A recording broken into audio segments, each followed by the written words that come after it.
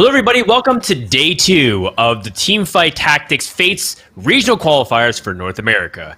My name is Frodan. I am your host this weekend alongside my esteemed colleagues Bryce Esports Law Blum as well as Wolfie Glick. And we'll be covering day number 2 with 16 players as we're down from 24 and 8 players were eliminated last night. Who will be the 8 players moving on and 8 more players experiencing that heartbreak as we had a very narrow finish last night. I'm excited for today. Let's go ahead and check in with gentlemen. Bryce, what were some of the highlights yesterday? What are you looking forward going to day number 2?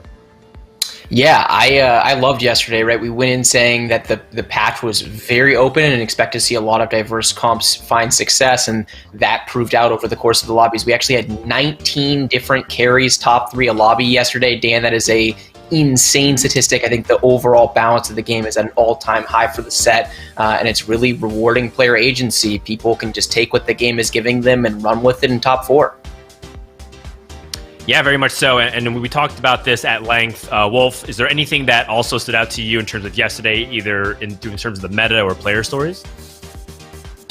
I would say the big thing, for me is just I love watching these incredibly talented players because they're able to take these situations that they've probably never experienced before and make really interesting decisions with them. And I think that really leads into Bryce's point as to why we're seeing so many different carries and so many different compositions in a meta where that's really, viable and where you can succeed with that. I love seeing what these players do with the cards that they're dealt and how they turn that into successful boards. So I'm really excited to see what happens today, especially as things start to heat up as we enter day 2 of our 3-day marathon here. You make your own luck a lot of times in TFT. No matter what you're dealt, it feels like you have something that you could potentially make of it. And so we'll see if that ends up ringing true for day number 2, as day number 1 certainly heated up. We played 6 lobbies with a bunch of random seeding as well as seeding by scores. Today, we're pretty much going to start off by seeding by those day 1 scores and then rotate every 2 games. Same kind of message, though. We're going to have the bottom 8 players cut off in the top 8, move on to day number 3, and then for Sunday we're going to have 5 games with the 4 highest scores advancing to the regional finals. And then regional finals is what we're really aiming for when you're looking at this qualifier, because ultimately we're going to be crowning the world champion for set 4 in its entirety. And we are going to see one of these, or actually let's go ahead and recap yesterday, as we are going to see these 16 players on the left, and we said goodbye to players on the right. And Bryce, I was pretty surprised to see names that won't be joining us, but at the same time, the field's so stacked that you can't always feel like a single player whose favorite is going to make it through. Yeah, absolutely right. When the field this loaded, someone is going to go, be on the wrong side of this thing, right? But yeah, very surprising. Robin Song's consistently a dominant tournament performer. Feels like every event you and I have ever cast, he is in the finals and competing to win it. So seeing him go home on day 1 was surprising. Also very surprising, we hyped up New Bow a lot yesterday, as well as DQA. I still think all of those are outstanding players. All of them have already punched their ticket into the North American Regional Finals, and for my money, I'll have a shot at actually being one of the 4 players to represent North America. So, for them, just got to have a short memory and go regroup for next weekend's big event. Very much so. And so we're going to go ahead and talk a little bit about what's at stake on top of the regional qualifiers, as the prizing, $5,000 on the line, $2,000 for first, $1,200 for second, and then hundreds of dollars from that point on. But, I think for most people, and I think actually we can even talk about this a little bit, but Wolf, when you're in this position, the money is nice, but it's really got to be the glory, right? The ability to call yourself the best and really be able to be better than all the other people in your region, and consequently try to pursue that world championship spot.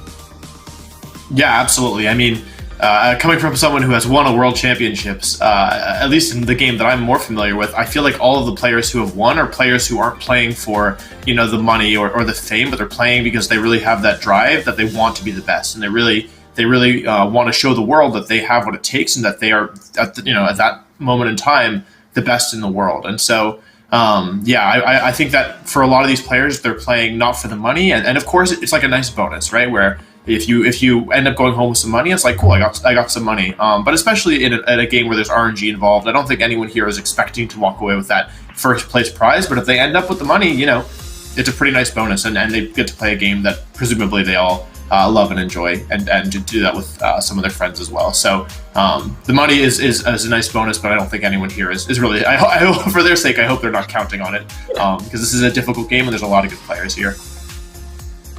It's a hard game for sure, and I like that you said presumably that they love the game. They very much do love the game. No one can get to this point in their TFT career and not enjoy the fact that they play it. I think it's more about the intensity, the frustration sometimes of feeling like they could be doing better, or it feels like the odds are against them. But that's pretty much the challenge of the game, risk versus reward. How do you mitigate some of these situations that don't seem very good in your favor? How can you capitalize when those moments do go in your favor? And so it's going to be interesting going into game number 2, see if that's going to happen. In the meantime, as we prepare for game number 1, let's give a shout out to our sponsor, Juked.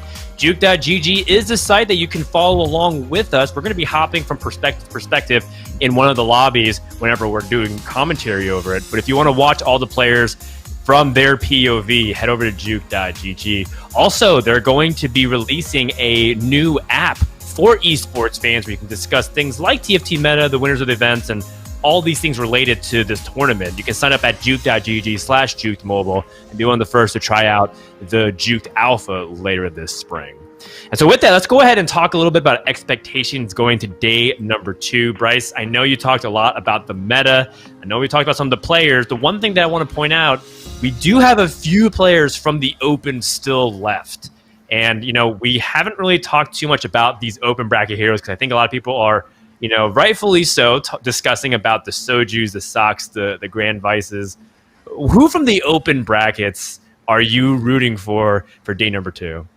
Yeah, I mean, we said goodbye to the majority of the open bracket qualifiers, but 3 advanced and one of them advanced, and then some, right? Sin 94 Tofu finished in 2nd place, right? So really consistent performance, like mostly top 4s, a couple of wins yesterday. So we don't know a lot about him, right? Under 100 games on the ranked ladder this set, and the question is just, was he high rolling a little bit yesterday, or is he for real? Is this a world class player? And right now is when we're finding out this person's name. So I'm excited in particular to follow his journey today and see how he does.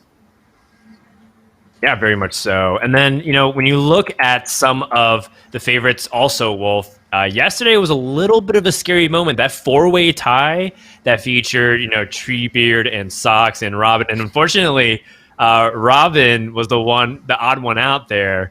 What do you think was the culprit behind that? Do you think some players were taking it a little bit too lax? Do you think that it was just that competitive and the edges are that small? It's hard to say, especially without watching all of them and knowing how they feel about the current patch and the multitude of other factors that go into it. But I would say that there's so many different things that could have played into it. Maybe some of these players are qualified already, and that took a little bit of the fire away. Maybe they just weren't having a good day. Maybe they don't love the patch. But what I'm really interested in as we jump into this first game here is those players who were just barely squeaking in, right? This Sox, Treebeard, Solus. How do those players do now that the second day is here? Are they gonna show up and say, "Hey, you know how I didn't do that great yesterday? That was a mistake. That was a fluke, right? I was having a bad day. I'm the least lucky TFT player alive." Or are they gonna continue kind of that trend? And I really want to see these players that we have high expectations for and how they do going into the second day. And I think this first game is going to be a really big statement there for them to show the rest of the lobby whether or not yesterday was something that is to be expected of this weekend, or maybe something that they don't intend to repeat until the weekend ends. And they have an opportunity right now. All right, so with that, game number 1, we are already in that lobby as Wolf and I will be providing coverage, and we're going to say just a temporary goodbye as Bryce will be reporting from the other lobby. We have 16 players today, 2 lobbies going on simultaneously.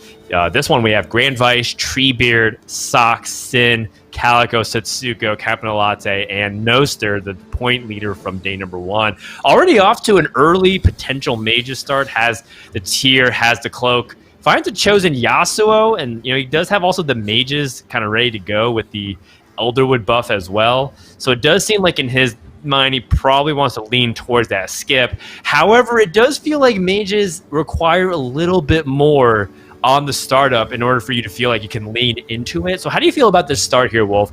We've seen Mages do okay yesterday. is this kind of the start that you're looking for if you want to go mages? It's not the worst start I've ever seen. You have your Vega already, which is a 3 cost, obviously a little bit hard to get, and you have a tier as well. So if you want to go into a mage based comp, you can absolutely use Vega as an item holder. And actually, I thought for a second that Chosen Brand was a mage chosen, which would have been very, very nice. But it is unfortunately the Dragon Soul version, which is still a very good unit. Don't get me wrong, but in this spot, you might have preferred the mage chosen there. He's going to buy the brand. I wonder if this will see a level here. We have a couple powerful mages.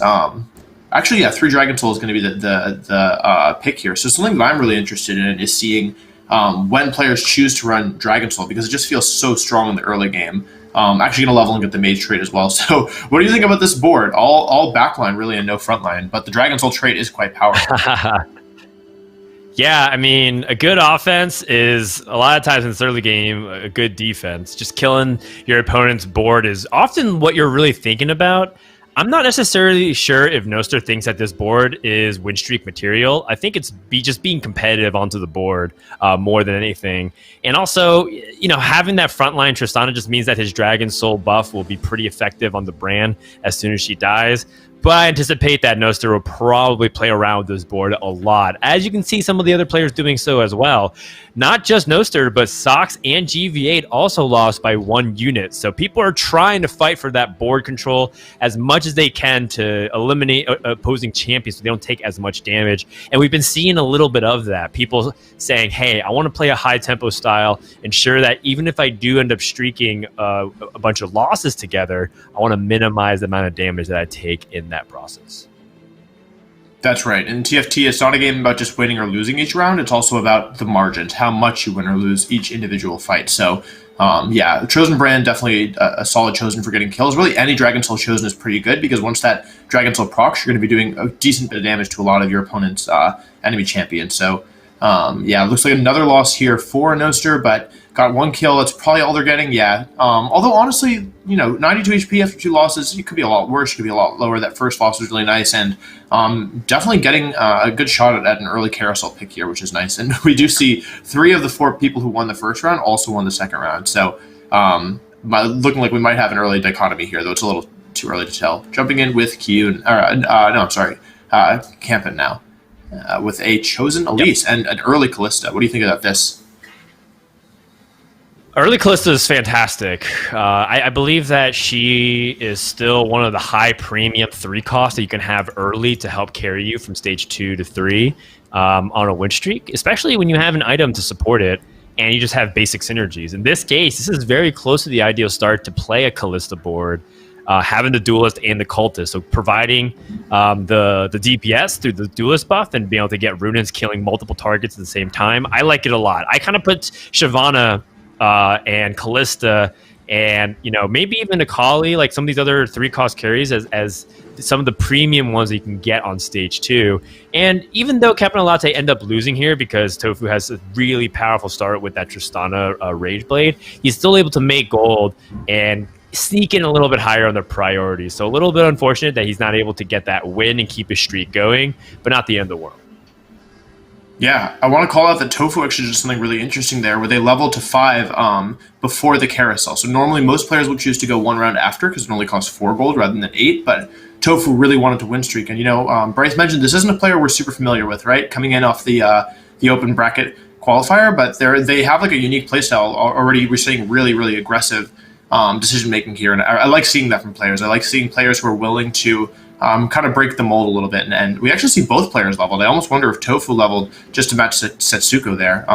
Having 2 players on 5 this early is definitely surprising. So they are definitely players who are prioritizing their win streak. Yeah, it's a lot of cultists. I'm seeing a lot of cultists here. I mean, you have 2 cultists already giving you 3 cultists because one's chosen. Then you find 2 others to complete the 6 cultist possibility. And I think, Capital Latte is like looking like, wait, do I have all the low cost cultists? Yes, you do. You're pretty much just missing the expensive ones, Sivir, Aatrox, and Zillion, and then you can have those 9 cultists. So I am actually kind of intrigued that the level here doesn't play another cultist. I guess because the Jax pair is really powerful, but and he's okay with if he loses, he can just sell off one of these units. But 6 Cultists is such a powerful thing to try to play early that it does feel like if you do, you're just going to be back on the streak trade. So Campion Latte just kind of has a lot of options at his disposal, ends up getting that win anyways, most likely going to part ways with a TF here in order to make that gold. And he looks like he's in prime position to be streaking all the way to the end of stage 3. Look at this, Jax 2, Pike 2. And if I'm Setsuko, if I haven't played Captain Latte already, which I don't think he has, given that it was Sin that beat Captain Latte, I am just praying that my streak stays alive. Avoid Captain Latte at all costs here. Yeah, seriously. I'm a little surprised that they didn't just level and play the 6 Cultists there, even over the Duelist synergy. Just that Galio with 6 Cultists is really, really powerful, and it's hard to imagine many boards to be able to beat that. But yeah, we see Sin actually running with that Tristana with Rageblade slammed, running here into the Duelist comp. I wonder what's going to happen here. We do have like Dragon Soul, obviously, which is really powerful. Tristana actually has felt like a really strong early game carry, but the backline is already under pressure here. It's going to be close. I think that Jax, is just barely going to clean it up. That was a close fight. And unfortunately, and Setsuko is actually 100 HP win streaking 20 gold. This is quite a nice position. And if you look, that's a lot of synergies on the left there, as you see there. That's quite a fair few synergies for this point in the game. Yeah, it's pretty clean, right? There's not much more wiggle room. He's got, the ability to maybe add mages over time, but overall, this is a great, excellent, balanced early game lineup with a pretty decent amount of front line, a pretty decent amount of DPS. And you can see that Setsuko's approaching it through an item slam perspective. Blue buff, it might actually be one of the metas where blue buff is one of its weakest points. Historically, throughout a lot of TFT sets, double tier, when it used to make Seraphs, or Archangels, or now blue buff, is pretty powerful for a lot of casters, and yet we don't really see it be that prominent. People say that they'd rather use that tier for a chalice, or they'd rather build a Hand of Justice. But in this case, with more rods and tiers dropping, I really wonder if Setsuko is going to continue to slam items, or is he going to pursue like the best in slot items from this perspective. Now, he's ahead, so this is definitely one of those discussions that I think a lot of players have. They debate whether or not they should be continuing to slam items, or they should be greeting a little bit more so they can transition smoother once they hit higher levels and better champions. Yeah, if Mage was in play, I feel like we might have seen a Luden slam here. Luden's brand is actually a pretty good unit, but yeah, we just see the rod for extra damage there. But without the Mage pad, without the Mage synergy in play, I don't really know if it's worth it to slam Luden's here, since you're only getting 1 proc per cast, which isn't that big of a deal. We actually see a Rageblade slam here, so a lot of attack speed items already built here between the Zeeks and the Rageblade. Fight is going down now. Nautilus down. Jax is going to go ahead and fall as well, but I think that this brand's going to be able to clean up here. Yeah, another nice win. And Calico actually, despite being rather low HP, put up quite a good fight there. I was impressed with how close that was, given Calico is now 40 HP below Setsuko. Normally when you have the lobby leader in the lobby, the person in 8th place at the moment, it feels like those fights tend to be pretty explosive, but that was a close one. Yeah, I think the most curious that I am is, how are players going to treat this level, this 3-2? In this case, you can see that Calico is going for what appears to be the Tristana reroll, staying at 5, rolling repeatedly, picking up a bunch of 1 costs in the process, trying to find Tristana 3. And if that's the case, I mean, right now it hasn't looked very promising based off the early rolls, but we'll see throughout the rest of stage 3 if he's able to stabilize.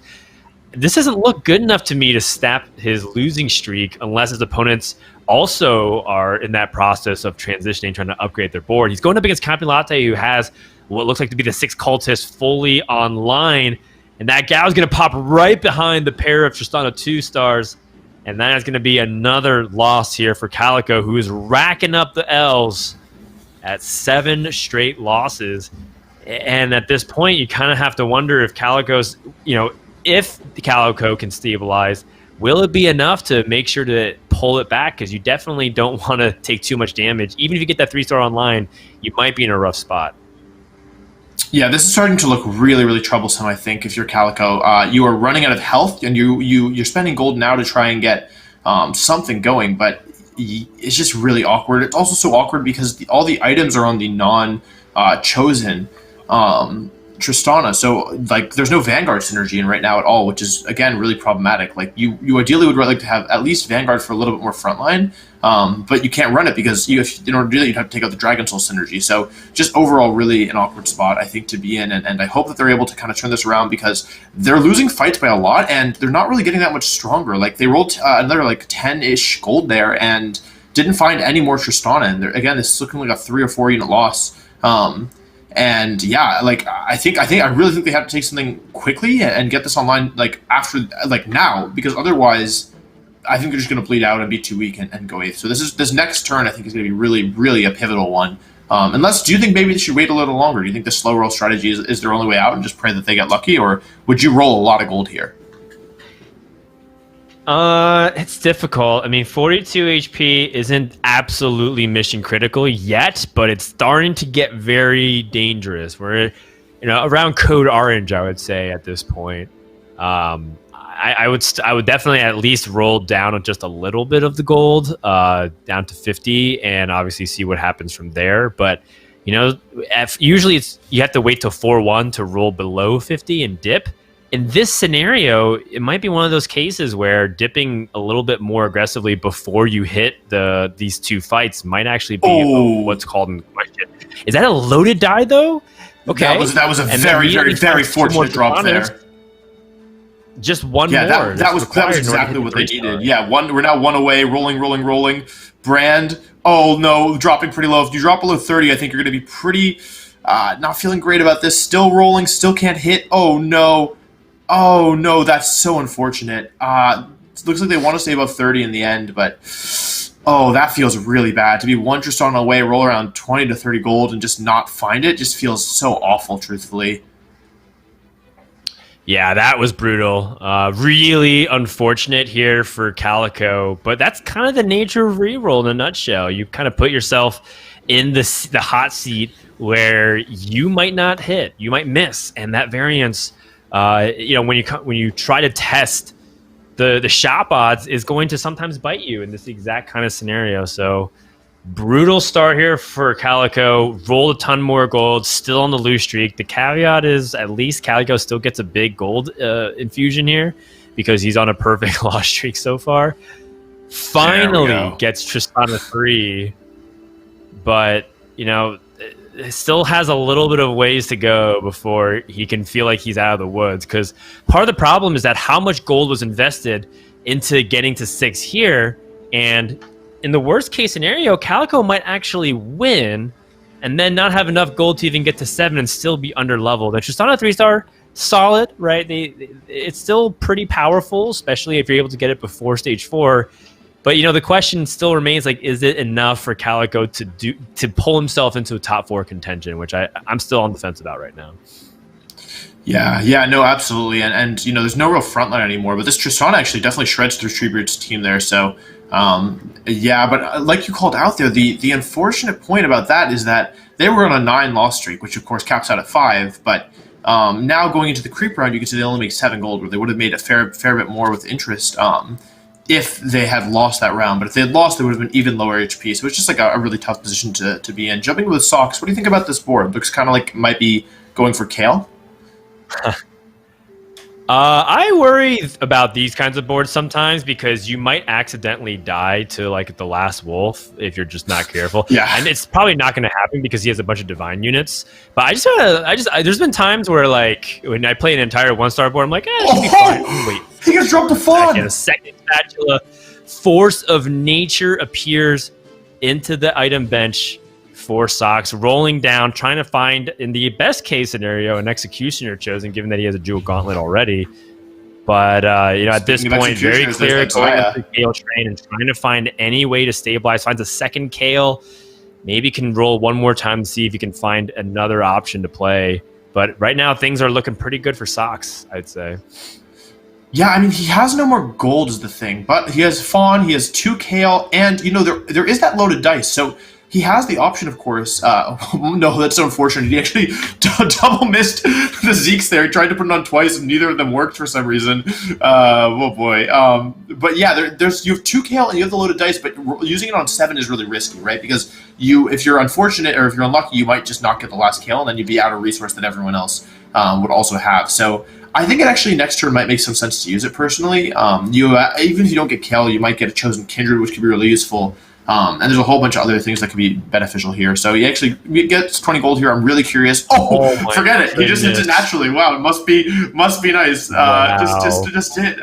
So, wow, that is getting dropped to Fawn and then a Kale 2 on 7 without having to roll. I mean, he rolled a fair bit, but nothing insane. So, it's a good day to be mismatched socks, I guess. Yeah, I'd say. I would say that I knew that he was in a pretty good position already. Oh wow, ends up using it and finding a 2-star Jax. But my main thing was that he already has Force of Nature. He can stay at 7 and keep rolling and not feel like he's just going to be behind the curve. And now that he found Kale 2, I mean, Sox is in a spot where he just has to pick up a couple of other items for Kale. The only downside right now is that he's a little bit under itemized, and his front line was looking kind of weak, but now hit Jax 2 and has that Aurelia 2 with the Shen in the front line. So he's looking like an opportunity to finish in that top 4 to start things off. And he's taking down Competent Latte's cultist board. So this is Sox making that big charge with this 4 Divine. But he doesn't have his Chosen still, which is a little bit scary for the rest of the lobby because his board still has a lot of room for improvement. Yeah, absolutely. Yeah, I think I'm not entirely sure why he used the loaded dice there without hearing him. It's hard to say, but maybe looking for that Kindred Chosen or just a Kindred in general. I don't think he's seen one since he's been rolling. So has the Chosen Nico here. I think that's actually, pretty good buy. You drop out of some Divine units, but you actually end up going up to 4 Mystic, which is just such a powerful synergy. So or maybe not the most powerful, but given the added tankiness of the Divine that you already have, I think it's quite strong. Probably still looking for that Kindred, though, if you can find one. So, and Nico actually gets the benefit because even though it's not itemized, the advantage of these items, Zeke's Herald and Chalice, giving these buffs to the partners, Nico kind of is holding, not an actual item, but effectively still getting some big buffs there. And actually see Calico, who was, we've been watching this whole time, down to 10 gold as well, still 10 gold level 6. I'm a little surprised by that. I'm not sure what happened there. We saw that they had more gold and Tristana 3, right? So I'm not really entirely sure what happened. Yeah, it's a little bit difficult to understand the context of it, but Calico looks like to be the first candidate to bomb out of this lobby alongside Noster. We're hopping onto the carousel at this point and seeing what Sox wants to get. Clearly beeline for a bow opportunity. Bows are what Kale really wants to truly succeed. And finding an opportunity to get a rapid fire cannon, in the worst case scenario, just any kind of generic bow to give her additional attack speed is good because the fundamentals are there. He has 2 stars across the board. He's got a lot of good aura items in the form of Zeke's and the Chalice. And, kind of as we mentioned, because he's at level 7 with the Force of Nature, he is ahead of the power curve having the extra unit. And it's okay to kind of ride this wave, even if the Mystics aren't the best synergy. Oh, finds a Yone in his shop as well. What? This guy's a yeah. It's quite a good day to be mismatched socks, I guess. But we were checking in with Campen now, who is level 8. I really like the aggressive leveling here, especially oftentimes I feel like players have to. Oh my goodness! After this, we should check in with Grand Vice 8 because that's a cannon 3. I just saw on the right there. But yeah, I feel like oftentimes players feel like they have to level and roll at the same time. But really good here, just leveling up, getting in that Janna solid unit, even though it isn't actually benefiting from any of the synergies here. It's still a good unit. Unfortunately, not the best Shroud I've ever seen. They do unfortunately miss pretty big here. But 6 cultists in the mid game is just such a powerful synergy that it's quite strong. I don't know if it's gonna be enough for the Tristana 3 now that. Now that Callista's down, but I guess you never know. Maybe Galio can pull this one out. Got an extra kill at least. Yeah, the only thing about Competent Latte is that I think that he feels a little bit stuck in terms of where his itemization could go. There's a few different directions, right? Because he has every open offensive item that isn't a tier. He's got a glove, a sword, a bow, and a rod. He could build Last Whisper and Infinity Edge, and even if you want to go Giant Slayer, which I think is definitely the weakest option, So it's one of these things where I think he's waiting to see what ends up happening first. He also has Item Reforger and a Warmogs, so maybe he ends up leaning towards reforging as well. Has a Kale pair, so we can lean into that direction and try to use the loaded dice to get Kale 2 online. These are all open and up for discussion, and I think that's a really difficult spot that a lot of players find themselves in. So I'm extremely curious to see how Competent Latte is going to be playing his level 8. He has full gold, and he has open items. He can go in so many different directions. Is he going to hard force to Kale, or is he going to stay open? That's the question. Yeah, absolutely. This is a really difficult spot to find yourself in, right? Like sometimes you might think, oh, like it's good to have more options, but sometimes it's nice just to kind of have some direction. And these items are pretty generic, right? I saw a Locket Slam. I mean, of course, the Hurricane is a bit committal. Like there's a couple units that use that better than others, but it's only one item. And then Shroud and Warmogs are also pretty flexible items here. So I think we're going to see the Elite sold here, and we're going to try and pivot out of these cultists. Swain is actually a pretty good holder of that Warmog's armor. I was about to talk about how maybe might want to think about reforging that item as well. But Olaf and Tryndamere looking like a Slayer's pivot here. What do you think? It's looking likely, given that we have Runins and a bunch of attack damage, or these kinds of itemizations. He does have a Kale pair, but I wouldn't be so married to the idea of Kale. We have one bow, and if you don't find the Executioner chosen, it's going to make it a little bit difficult to try to build that crit-oriented composition. And you can see that he's, Competent Latte is still trying to get a little bit of edge by rolling ahead of time. Finds a second bow, so I think that does give a little bit of clearance to play Kale. Finds a Chosen Shen with the Adept Chosen as a trait, giving the opportunity to just get that 3 Adepts immediately. Finds a 2-star Tryndamere as well, so this is looking very much like the Slayer's comp. And I'm leaning the exactly the same way as Competent Latte. Let's see what he chooses with itemization, because that is the last little hurdle. Like, how do you choose to outfit your last, how do you choose to deck out your Tryndamere with what items? And he's got so many options here. Personally, I love, the Ruden's Hurricane on the Olaf, but like anything else you can convince me of at this point. Yeah, it's actually interesting that even though Olaf is 1-star, he's actually opting to itemize Olaf for this fight rather than Tryndamere. Which I'm a little surprised by personally. But yeah, it looks like we're seeing the power of that 3-star Kennen now. I kind of blinked and the whole team was deleted. Kennen just mowing through that and actually holding a Locket as well, which is, I would feel like Locket is kind of redundant when paired with Keeper, but GV8 clearly disagrees, and it's working for him. We have that's a scary board. That is Kennen 3, upgrade, a lot of upgraded units. That's very interesting. Olaf 2 on the board now. I am pretty surprised that we're choosing to not itemize Tryndamere at all right now, especially given how much components that we have with the Reforge capability. So I am curious about it, but we did mention that Grand Vice has that Kennen 3 and is in a pretty prime position. GV8 has been playing a ton of Keepers throughout day number 1. If you look at his profile, it's something that he plays fairly often. But if you hear about his opinions on the state of it, he actually doesn't even really prioritize it nearly as much as you might think. It just so happens that I think he's been offered a ton of Kennens. Having a 3-star Kennen in the middle of stage 4, that's not something that you often get. But when the stars align, the game will let you know. And that is the case here, as GV has pretty good composition to scale very nicely into the late game. The only thing is that, sometimes this composition does struggle to win the lobby, but I don't know if that's what GV8 cares about at the moment. Just be very stable, find ways to keep upgrading your board, maybe even start pushing to 9 because he's pretty much done with his board outside of Janna 2 and Sejuani 2. Would love to find an Aatrox to pull everybody in. Aatrox tends to be the better Vanguard to play than Sejuani, since you pull people into the Kennen ability. But outside of that, I mean, he is pretty much locked and ready to go to level 9. Yeah, well, I mean, I don't know if he's going to get to level 9 this game, because he only has 1 gold, and his board, like, last round he has Sejuani with no synergies. He has Janna 1, and he had a Yuumi 2 on the board, and then Yuumi 1 on the board, and he is still missing that 6 Keeper synergy. I actually called it out incorrectly before. It was 4 Keeper right now, not 6, so missing some of those other synergies, not Aatrox, Azir, and also Rakan often pairing with Xayah. So Kennen hasn't been able to cast this whole fight. GA might... Oh my god, GA activates before Kennen casts a single time. What? And he doesn't even get to attack. This is a bizarre fight. I'm not going to lie to you. I'm really surprised to see that. And there's just so much CC here. wow, Treebeard just absolutely dominating that cannon, and that's got to feel real bad if you're GVA. You lose a lot of health there, and your 3-star 3-cost unit does. I wish I had looked at the damage there, because I think it must have been like 15 damage total, because that cannon was really just there for visual effect more than anything. All right, well. Yeah, I kind of thought that Grand Vice may have leaned towards the Azir, given that it is, a keeper that he can put into his composition and can even utilize things like the Luden's in a pretty decent spot. But trying to prioritize the Infinity Edge on the Samira.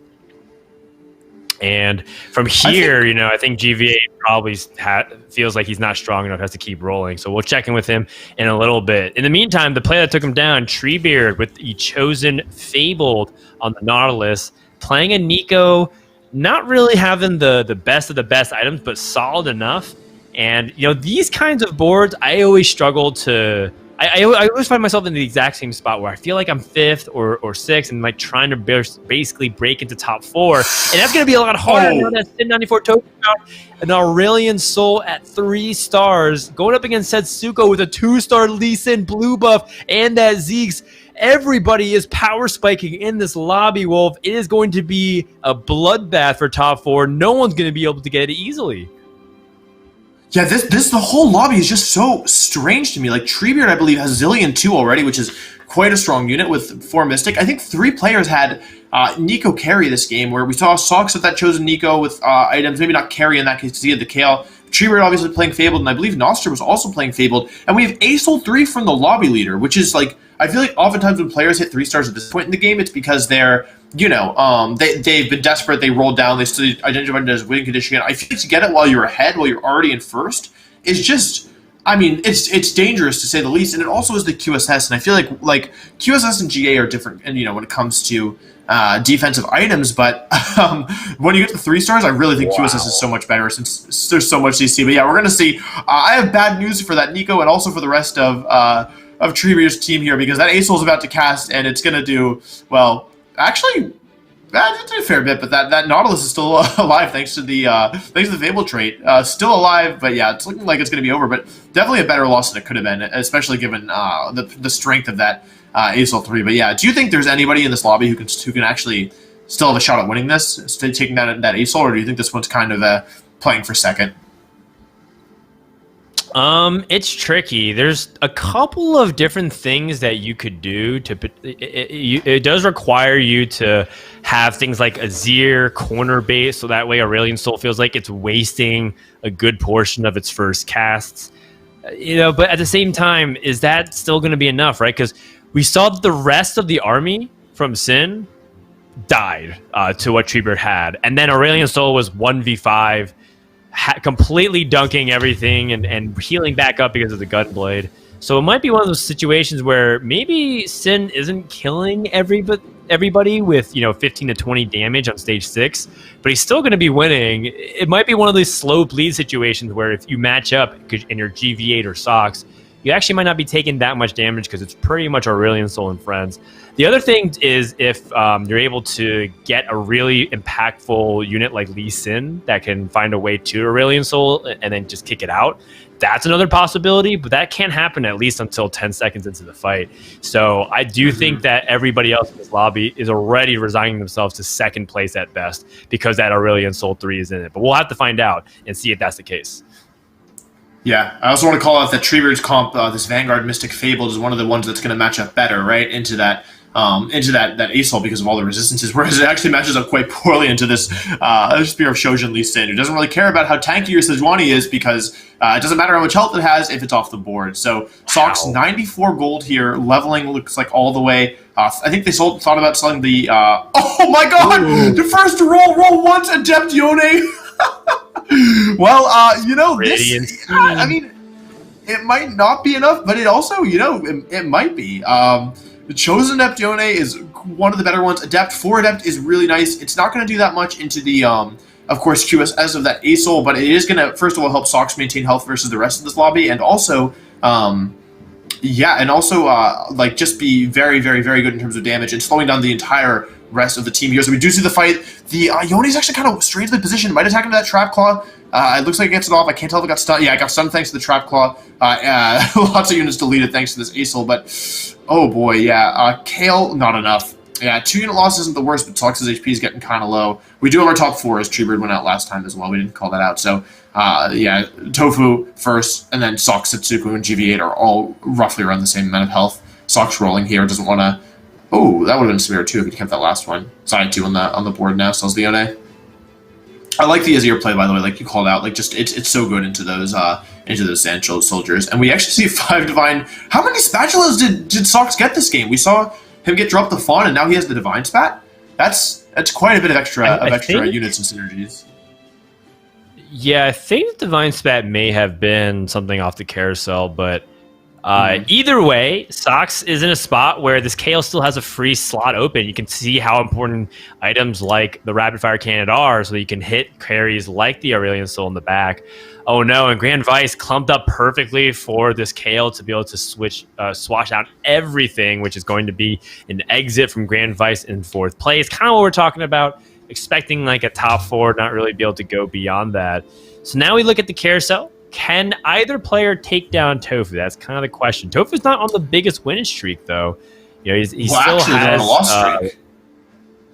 Yeah, so we'll see if maybe there's something that Sox and Tofu are able to do. Trap Claw taken away, you know, Warmog, stuff that's maybe gives him a little bit of survivability. But I am looking at Setsuko's board and thinking, what can we really do in this spot to really make it happen? As he has his own Azir, trying to find a way to continue to improve his board up against that potential fateful showdown against Tofu.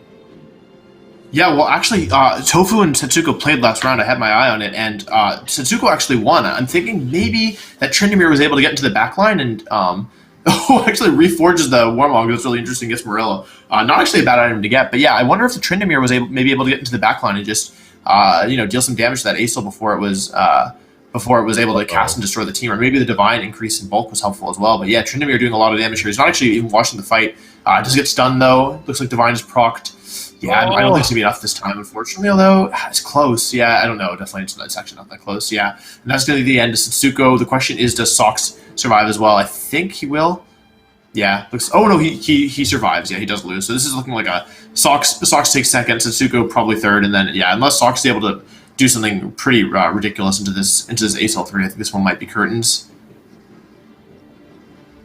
It's tricky. The Quicksilver, as you mentioned, is pretty much thwarting all the plans that Sox is looking for. He has a Trap Claw to potentially like intercept and maybe even Aurelion Soul get stunned if he was able to activate quickly, but that doesn't matter because the Quicksilver has a bunch of CC opportunities through Lee Sin and Jax and Azir, but it doesn't matter because the Quicksilver is just one of these situations where Sox may have resigned himself to 2nd place, a spot that he is very familiar with, and what could be the fateful showdown at 6-6 before stage 7, the Aurelion Soul going to blast half the army, and now with the Kale in its sights, I don't really think this is going to be enough here from Sox. And Tofu with the Aurelion Soul 3 going to smash the lobby with 40 HP to spare. So a really good start. Bryce was picking out Tofu as the player from the open bracket to watch, starting off day 2 on the right foot as well. Yeah, I mean, any chance you get it to 3-star or 4-cost carry, you do it. And you guys were talking so much about those items. I completely agree with the analysis. It's one of those things where if you have a 2-star Acel, those items are not that good, right? It's definitely not what you would typically build on an Acel carry comp. But if you're going to fiat that we get a 3-star Acel, it's awesome, right? Because the QSS basically guarantees the early fight safety. The Gunblade is going to, any DPS that has been thrown its way, it's going to heal to full and then some, right? It's over healing every time it casts because it's so powerful. So, really well played from him, and awesome to see him pick up right where he left off, saying, open qualifier players belong in this field, and he has proven it. Yeah, very much so. And, well, let's talk a little bit about that. Like, it's so important, as much as we love to see the established names succeed from all our favorite streamers or competitors throughout the entire year and a half, or coming up on 2 years now of TFT's short history. The open bracket hero, they represent the average Joe or the aspiring pro that also want to be able to compete with that best. So it's great to see them do well when they're put up against players of these caliber. Yeah, absolutely. I mean, I think one thing we have to kind of mention here is that some players perform better in tournament and some players perform better on ladder, right? Those aren't the same. Those are very different environments. And so I'm really glad that we have a format that allows players to kind of earn their way into these bigger tournaments, because maybe they don't have the time where they can be grinding ladder all the time, but that doesn't mean that they're not, that they aren't good and that they don't deserve to be here. In fact, I think Tofu's really showing us here. They're making a statement. They're saying, hey, maybe I don't, play, as much ladder as the rest of you, and maybe it's harder for me than the rest of you, but I'm still a good TFT player. And if you only focus on the ladder, you might miss people like Tofu, who can slip through the cracks and kind of say, no one was really prepared for me, and I'm going to make them regret that. I'm not going to let that happen a second time. Taking a look at the winning comp here.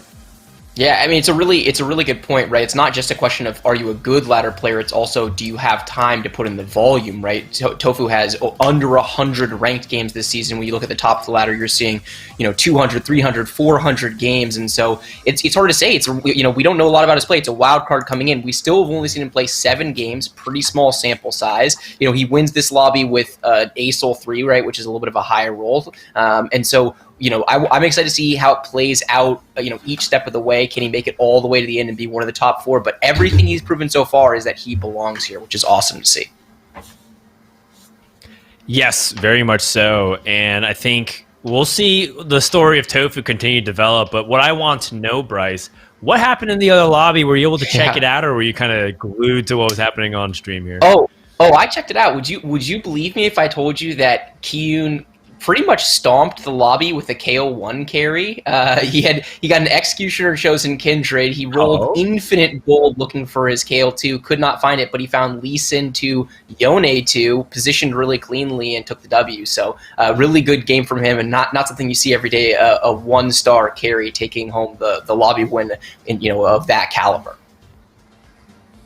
Yeah, I think people may remember Kiyun, of course, his claim to fame, being able to get number 1, hold number 1, do well in tournaments with Mech Infiltrator back in TFT Galaxies. But after, we saw us transition away from that meta, Kiyun also did really well back when he was flexing between Kale and Jinx as the carries in that set. And Kale, is very much similar to that type of carry from set 3. So Kiyun being familiar with how to play Kale in those spots is not news to anybody. But of course, a little bit sad for the rest of the lobby if it's like, wow, KO1 was kind of destroying me. I'm scared when Kiyun actually does hit his Kales too. And in the moving forward in the games, definitely a player to keep your eye on. Yeah, absolutely. Yeah, I was going to say. I thought that you were going to call out that Kiyun's claim to fame might have been his quick math ability, but absolutely a really, really strong player. And also, I got to say, I feel like a lot of the time Kiyun's just maybe like a slow starter in this tournament. For anyone familiar with Pokemon, that'd be more like Regigigas, but I love seeing him play from ahead where he has a strong first game. Like I really admire Kiyun's ability to not let one game phase him, and his ability to kind of say, okay, like, walk it off, it's another game, fresh start, right? And I really want to see what he can do with this now that he's ahead, because I feel like so many of the times, at least that I've watched him, he comes in a little bit slow, needs to warm up a little, maybe get some of those nerves out. But yeah, coming in with the first you couldn't ask for a better start. All right, so game 1's in the books. We got 6 lobbies tonight, and game number 2 is about to begin once more. Wolf and I will be providing commentary, and Bryce will be our sideline reporter as we load in another standard carousel. A lot of people contesting those offensive items, sword, bow, glove, and everything of that sort. I guess I never really got the chance to ask you, Wolf, do you prefer a certain component right now when you're in the opening carousels? So it comes from, again, my background in Pokemon, but I don't like to be contested on my item, right? I really like saying, okay, like I have like a set item. It's not very popular. I can get it 90% of the games that I play, and I don't have to worry. I don't have to worry about what anybody else is doing. So I typically just go for an item that I like, that's comfortable, that isn't super contested. So Rod and Vest are kind of my preferred starts here, unless I'm feeling frisky and I want to go for something like more contested, like sword or bow. But I think starting with an offensive component is definitely traditionally considered a wiser move, and that is a Sivir drop, right? Like that's got to be a good sign, right? That we were talking about this yesterday, but that has to be one of the best 3-cost units in the game right now. And yeah, Nidalee pair as well. What do you make of this? Are you feeling good with this with a Sivir? Or do you even stop for a second to think, should I maybe like consider selling this so I can have that 3 gold? Because it is tempting at this point in the game sometimes, depending on what's in your shop. Or are you kind of already thinking about how you can build, like, play into the Sivir and how you can build around it, and how, like, what kind of units you can pair with it? Yeah. I think Sivir is so powerful. Even if you don't end up leaning into any kind of sharpshooter composition or based on Sivir, I think she's just really powerful as an early unit because fights tend to be a little bit dragging early on. Does find enough gold to sell anyways and pick up everything in the shop. So a pretty powerful gold star from Ramblin', which makes me think that he's going to only get 2 components potentially here. That's right. Unless, so I'm missing something here just because he's gotten so much gold early on here. Yeah, I believe he's guaranteed 1 more, with the lowest cost orbs dropped, and then probably one component as well. So nearly 2 already. Kindred on the board. Kindred's another one of those really powerful 3 cost units. So I think, yeah, once you can get some frontline, this board is looking really, really strong. We'll have to see what the other component is here and what the last unit is, because there isn't Annie in shop. So if this is a Darius or a Katarina, yeah, you could have even potentially gone a Fortune Angle. But you're going to see a pre-level here, not worried about making 10, just going to try and probably get a win streak going on early. Still not chosen. Have we seen one, or for Sorry, chosen odds? I don't think so, and that's partially what has motivated Ramblin' to pre-level to potentially spike that a chosen that he really wants. But in this situation in particular, this has got to feel a little awkward. You start off with a lot of gold. You have couple 2-stars, or you have the 2-star Nidalee, the 2-star Yasuo is obviously not super important. So not exactly the best of starts, despite having all this gold opportunity. But we'll see how Ramblin' chooses to play it. There's a couple of ways you can go about it. Some people choose to lean into the gold and say, hey, I'm just going to lose a lot and have 50 gold even before the end of stage 2, before Krugs. And so, some people choose to go for that and feel really confident in it. And in this case, it looks like Ramblin' was at least hoping to give himself a chance to potentially win streak. And this Nidalee still has 1 more spear to throw, but because she died just beforehand, 7 HP, less than 50 HP for the Garen, it was a very close fight. Ramblin' has to be a little disappointed about that one. Yeah, we used to the Fiora hit the board, but Soju with 4 Brawler, 6 Maoki at this point in the game. And Vi too, which is, Vi definitely falls off towards the later game, but in the early game, give her some AP items, give her the Chalice buff. She can actually do quite a bit of damage. So, this is looking for like a strong start from Soju, who I believe went either 5th or 6th in that first game, so probably looking to turn things around here. Not a ton of gold to work with, but I mean, you don't need gold if you're winning anyway. So, I'm curious to see how these games go. Probably going to get the better of Spencer here, if I had to guess. Yep, Soju with 6th place in the previous lobby. Ramblin' with that 4th. And we'll see how the rest of these players are going to continue to shape out the rest of the lobby here. Taking a look at the 4 Brawlers and the idea that he has 6 Maokais, I think a lot of players in this position would be asking Soju in his chat if he's going to consider re-rolling for Maokai 3. And I don't think that's going to be the case, but I am curious if that's a possibility that's on his mind, just because he has so many. He might even natural it by the end of this stage. What happens if he does that? Do you just hold on to it and keep playing Brawlers, or would you end up selling it and pivoting off of a 3-star Maokai? That's such an interesting thing to think about. That is a possibility in this game. Yeah, I remember watching Soju yesterday, and there was a moment where he had chosen Fortune Kenshi, he had 3 Fortune in, and then he had 2 of the remaining Fortune he was missing, including Sejuani in his shop. And I can't remember if I was casting with you or Bryce, but we said, hey, is he even potentially considering 6 Fortune here, right? Is that something on his mind? I don't think Soju thought about it for half of a second, truthfully. I think he was, I think these kind of high variance, high risk, high reward compositions probably aren't, I don't think they're on his mind right now, right? Because they're very, very risky. And so I imagine that maybe if he gets 1 or 2 more Maoki, or a Maoki and a Nico, maybe then he starts thinking about it. But we actually see him pre-level again here to get to level 5 a bit earlier than he would otherwise. And I think that unless the game literally says, hey, we're giving you this, unless the game kind of not forces him, but strongly encourages him to take it. I don't think we'll be seeing Malky 3 here, especially that he pre-leveled again, right? Although there is that, there is, speaking of Malky, there is one on Carousel, so if Soju's feeling it, he can go for that, maybe triple chalice Malky 3, which I've been hearing has been dominating the top of the ladder. Yeah, that's right. He is last pick. It's like he's leaning towards, I don't know, actually, at this point. Maybe he does have a sword open, so he could play like I thought he was going for it. Pretending like he's going to go for it, but I like this. I like staying open. I like the belt also because, let's say he ends up finding this 3-star Maokai. He could end up using it for a opportunity to find Sunfire Cape. He does find a Shyvana in his shop, so that's another brawler that can go into the mix. And at the very least, can just use Shyvana as an item holder, right? Like it could be Slayer still with this kind of start, and it can totally still just play Shyvana. So I am curious to see how Soju plays this mid game. Right now, stage 2, 2-star quality brawlers, really powerful start. The only thing that's on his mind is, will he end up losing potentially to the other person that is on the verge of streaking in Liu Chen? But he's going up against his old buddy Solus here instead for one round, who looks nowhere near as strong. Only 1 2-star unit.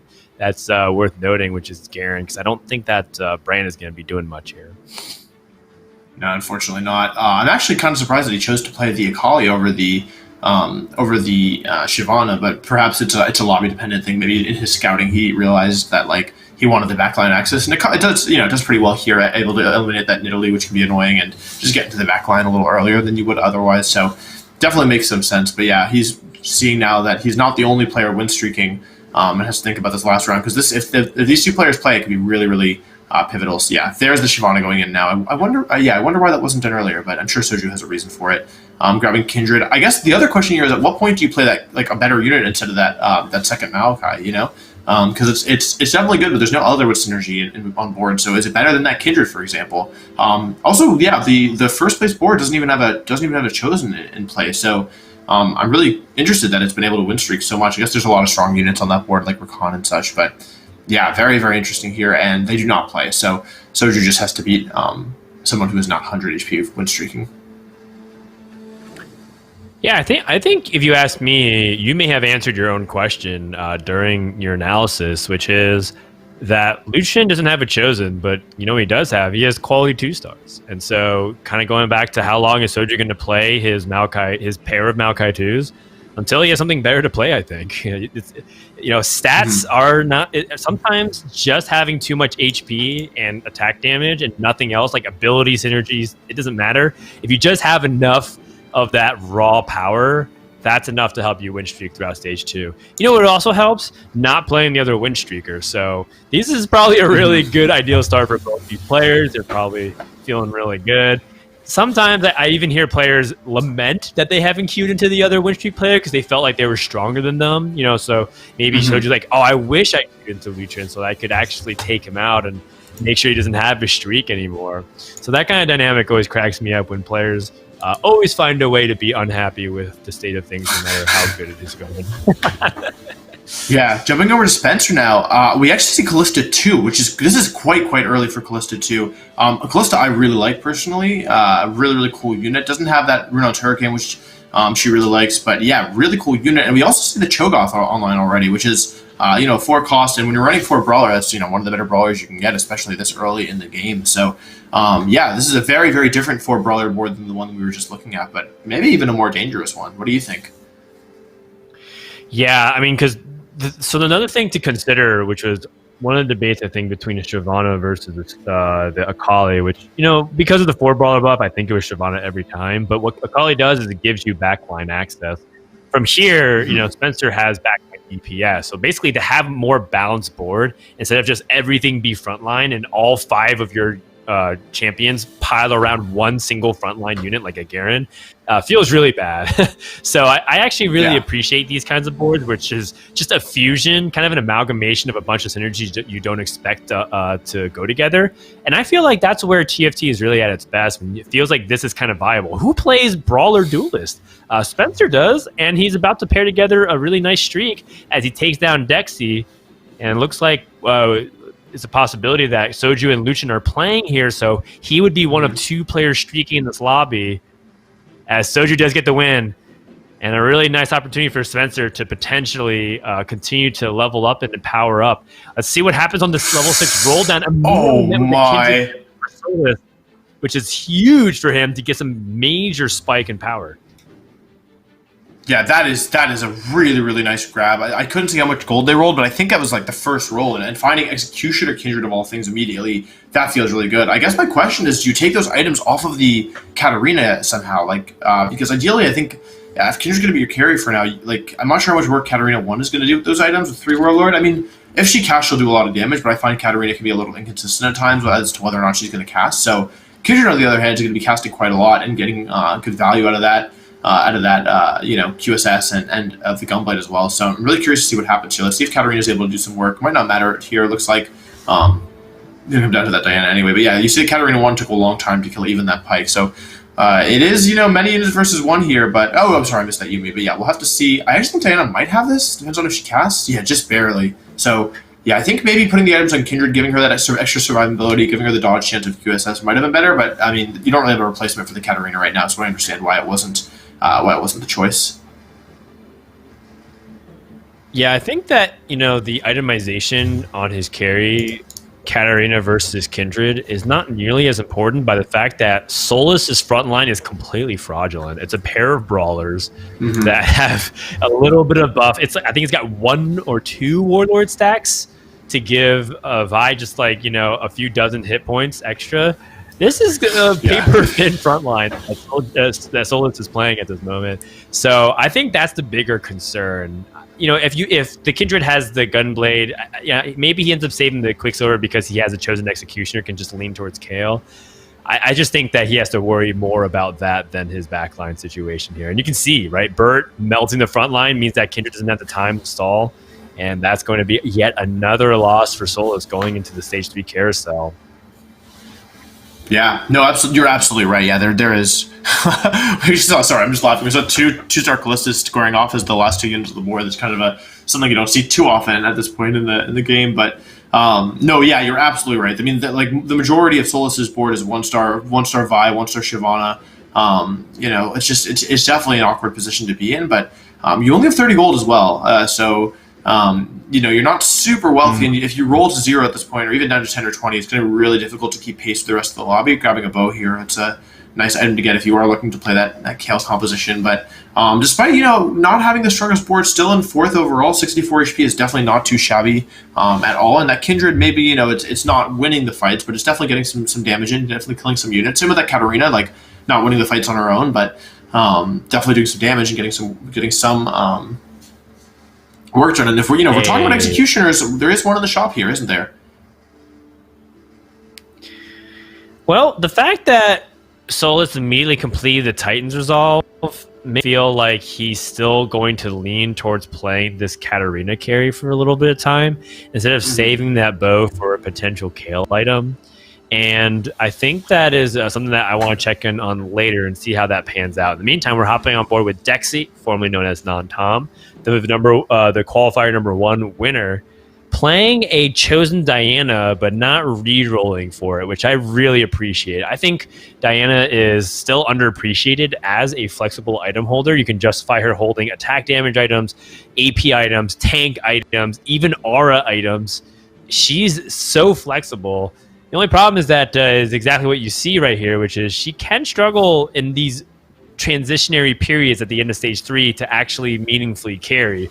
So it's one of these situations where Dexy is just trying to minimize the amount of bleeding that he can get all the way to level 7 and then try to find a solution there of where he wants to build to late game. Finds a Kale in the shop. Still not the best setup for Kale, but it's at least giving him a little bit of direction of potentially where he could go here. Yeah, I feel like this spot feels really bad. Oh, actually selling the Diana there, but what I wanted to call out is that this spot feels really bad for me at least, because you've slammed these items that a lot of players would consider suboptimal, right? You have the Rabbit on Death Cap, which isn't a terrible item, but not a great one. Bramble Vest, most players I don't think really love in this current format. I don't know where that Nautilus was going, by the way. Walked straight to the right away from his team. But normally when you slam items, the goal is to win and be strong, or at least conserve HP, right? But in this position, You know, he's pretty low. He's the second lowest in the lobby. His board looks relatively weak as well. So you've slammed items and not really gotten the benefit of slamming items, which is like ideally you'd be stronger than you would otherwise. So yeah, another not great loss here. It's taking quite a few unit losses. So 38 HP, 3 items slammed, a cloak on the bench. This is looking kind of difficult. I think they're gonna have to find a way to turn this around pretty quickly, or this could be a fast. Yeah, chosen assassin at Kali here with Pike 2. I wonder, would you take this or would you hold? You know, I'm tempted to do so. The only problem is that I think that one item you really want on a Kali is rapid fire cannon, because it really improves the amount of effectiveness she has as a DPS unit. And also, I don't think that Dexy has the health to be able to play that, because part of what makes that comp really powerful is that when you're able to like start win streaking with a chosen Akali. Ah, man, you've got so many powerful offensive items. It's still very open-ended where you can go. Looking for a chosen to potentially give him that direction. Still passing up on a bunch of opportunities to make a 2-star Pike, but finds a chosen keeper on a Zaya. So I guess we're just playing this executioner comp and slamming that duelist spat. The only thing is we don't actually have another duelist in our composition here, Dexy. It's for morale. I think more than anything. Yeah, I was also surprised because I believe there's also a cloak on the bench still. So definitely could have been an Elderwood spat as well with chosen Zaya, but duelist kill is just so strong. Yeah, duelist kill is very strong. That being said, it's just a recurve bow that's on the scale right now. Yeah. But there's a warlord duelist in the form of Tryndamere, so an opportunity to put that in later for Dexy. So, and the most important thing that he needed to stop bleeding. So I'm sure he can optimize his board now that he has a second to breathe. Mm-hmm. Yeah, maybe take out one of the vanguards for now, because I mean, if you're going to play this kind of board, I guess you do want that Wukong in, even though it's worse than the Sejuani or the Aatrox. But actually playing 3 Vanguard and taking out Kindred, it looks like, or maybe taking out Divine, it's an awkward spot. We also have the loaded dice, so I'm curious at what point Dexy chooses to use that. But Soju, who is 100 HP, level 7 early, is now down to 77 HP. Still relatively wealthy, still playing this Brawler board. 5 Brawler, 2 Mystic, 1 Ninja. 5 Brawler feels a little awkward, though not as much since they weakened Brawlers a little bit. And this 2-star Shyvana should be doing a lot of work, I think. So going up against Spencer here, Soju probably is trying to go fast 8 to sell his chosen Maokai, who unfortunately did not turn into a 3-star version for some reason, but maybe next time. And yeah, like we'll probably have to go from there. So I guess from Soju's perspective, you're probably just looking to not bleed out here. Like win fights when you can, but if you lose, since you're not in a streak anyway, you're not too worried about it. Actually, just pick up the win over Spencer here. So yeah, do you think Soju will go level 8 at right after Carousel here, or would you think he'll maybe try and take it a little bit slower? There's the 6 brawler that he was looking for. So yeah, not bad at all.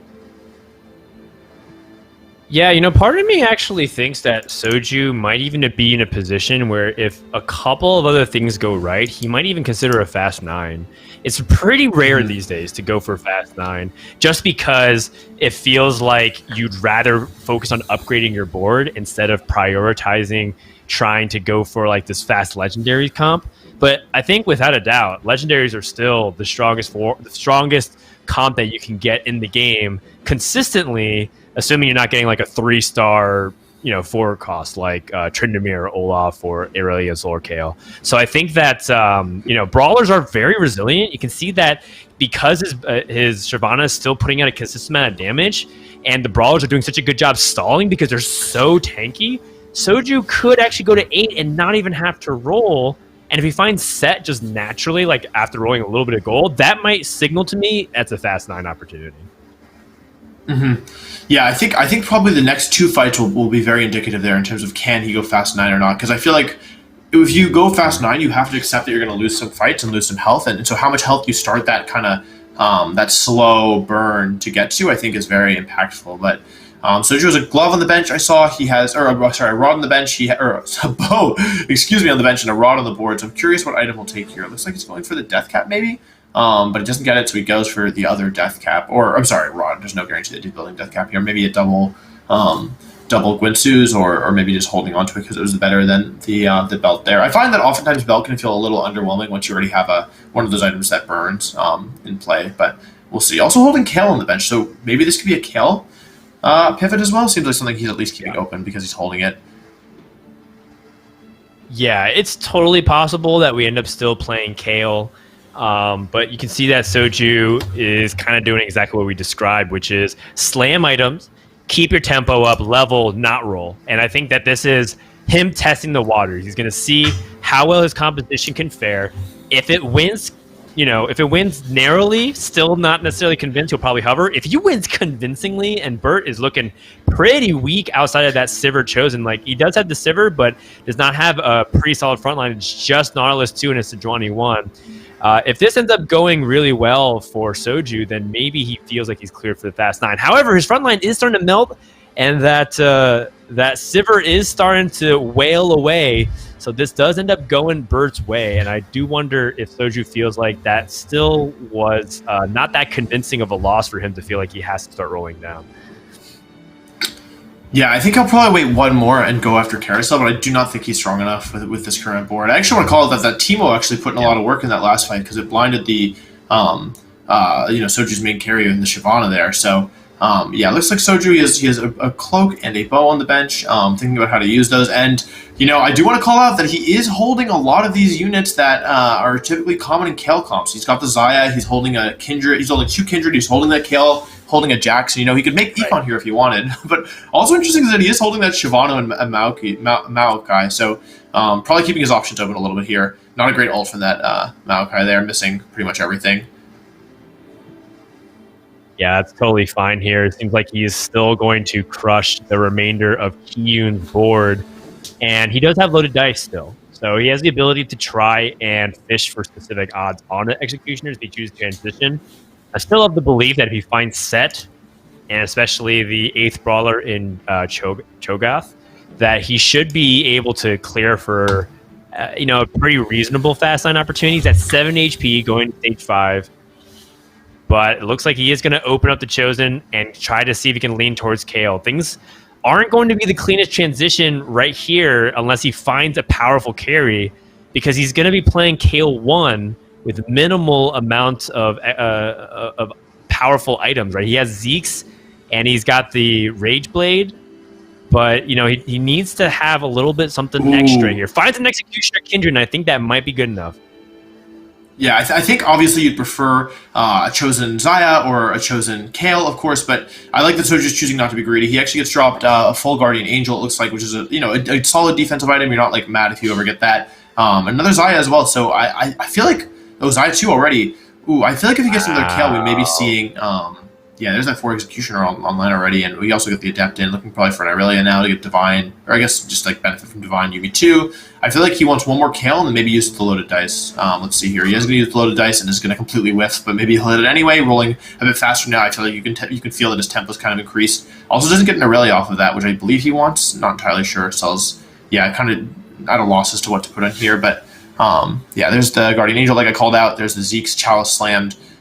Red buff on the Lee Sin, actually. A little surprised to see that. Maybe doesn't intend to keep it. And Declaw. I actually really am liking Declaw right now. Feels like there's a lot of magic damage in the meta. And Kale's still a solid unit. Not her best items you have here, but you do the 4 Executioners, so you're getting a lot of crits. And when she's on Sun, she's been doing a lot of work this fight. So it looks like this is going to be a win, even though it is only Kale 1. So yeah, it feels like Kale's a really popular unit right now, from what I can tell. There's a Lee Sin pair, but we're jumping over to Ramblin', and we actually have our first elimination as well with Dexy going out in 8th, and Solus, who we were watching earlier, and I believe we said we want to check in with later, is also getting pretty low.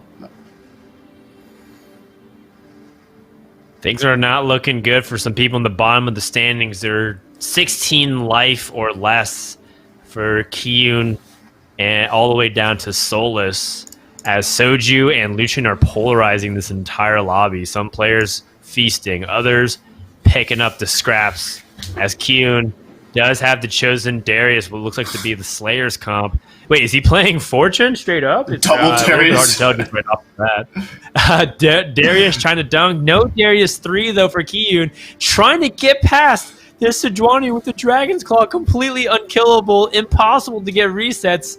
Bad loss here for Kiyun. Is this potential death for him? There's still 5-6 units alive. Looks like he's going to barely survive with 3 HP, just enough to outplay Solus, who wins out in 7th place. But definitely not a promising situation for our previous lobby winner. Yeah, I mean, if you're Q, maybe you're just saying, okay, like this is looking like a 6th, and I'm happy with that. But yeah, that was not a good loss, to say the least. We see another one of these Fabled compositions. You know, I like it feels like Fabled has actually been picking up. We've seen a fair bit of it this tournament. 2 Nikos off feels kind of bad from that Nico 3, but you do have that 3-star Nautilus, of course, which is so tanky, especially with Fabled. This is a very interesting composition. I'm curious to see how it does. Zephyr is holding on the back, but can't reach that Nico. Aims for the Sejuani instead. Probably a good choice. And I feel like Lee Sin's got to be one of the best, by the way. Yeah, that's going to be so painful. And this is going to be a potentially really nasty loss, because now that Tryndamere finally is getting a little bit of stun because of all the front line that's finally access to it. The Nico with a huge explosion, able to actually get a kill. But Last Whisper against Vanguards is just so effective. Ramblin could be in one of those scenarios that we described, which is you hit Vanguard Mystics, you're pretty stable, but you're just barely squeezing out a top 4 despite hitting almost everything that you need. The real big key is exactly what you said. Can you find Nico and put him 3-star before this game ends? Because that's the only ticket, I think, for Ramblin to get to top 4. I absolutely agree. I mean, maybe if Burt is way weaker and Spencer's way weaker with some nice like matchup RNG and maybe a little bit of good fight RNG, you can do it. Like, I think Ramblin's board is definitely capable of winning some fights, but it's not strong enough that I think you're. I don't think you're aiming for a top 3 at this point unless you hit that Nico 3. Kyun, by the way, does go out as we maybe alluded to a second ago in 6th place, which, given the strength of his board, I think is probably not too bad. I don't think you're too upset about that if you're Kyun. And I actually really like the Gargoyle Stone play pickup here. Nautilus is one of the units that's most likely to survive until the end, right? And so, yeah. Oh, Sivir 3. Okay, this is going to be interesting. I'm really curious to see how that does on Bert's board. Haven't actually seen a ton of Sivir carry this tournament, it feels like, unless I'm much mistaken. But yeah, for Mystic, also not really great into these AD-based comps, especially if you don't have the 6 Vanguard. And, you know, I asked, and I guess I got what I wanted. Let's see what the Sivir 3 does with Chalice buff and a whole lot of nice items here. Oh, boy. Yeah. I'll give you a little hint. Last Whisper against the Vanguard frontline with Sivir 3 and a rapid fire cannon and QSS to prevent the ability. You usually don't need both, but having both that is very effective against this comp in particular. Ramblin takes another loss. Spencer wins, and we kind of talked about how this Vanguard Mystic comp really good at getting you at the doorstep, a little bit struggling to fit through the actual door. Just because there's so many things that have to go right. Finds an opportunity to make Yuumi too, but has to sell something in order to get it, and doesn't want to sell any of it. You know, doesn't want to sell the Aatrox pair, don't want to sell the extra Nikos that you're trying to stockpile for Nico 3. Tough spot for Ramblin, and Spencer trying to see if he can use that opportunity to sneak into that top 4 with this Slayers comp featuring Tryndamere carry. He's got the fundamentals. This is one of the comps that people look at to be some of the strongest that you can consistently play for if you get the items. And it's looking pretty promising here for Spencer, given that he's been piecing together a 3-round win streak at the moment, looking to add a 4th.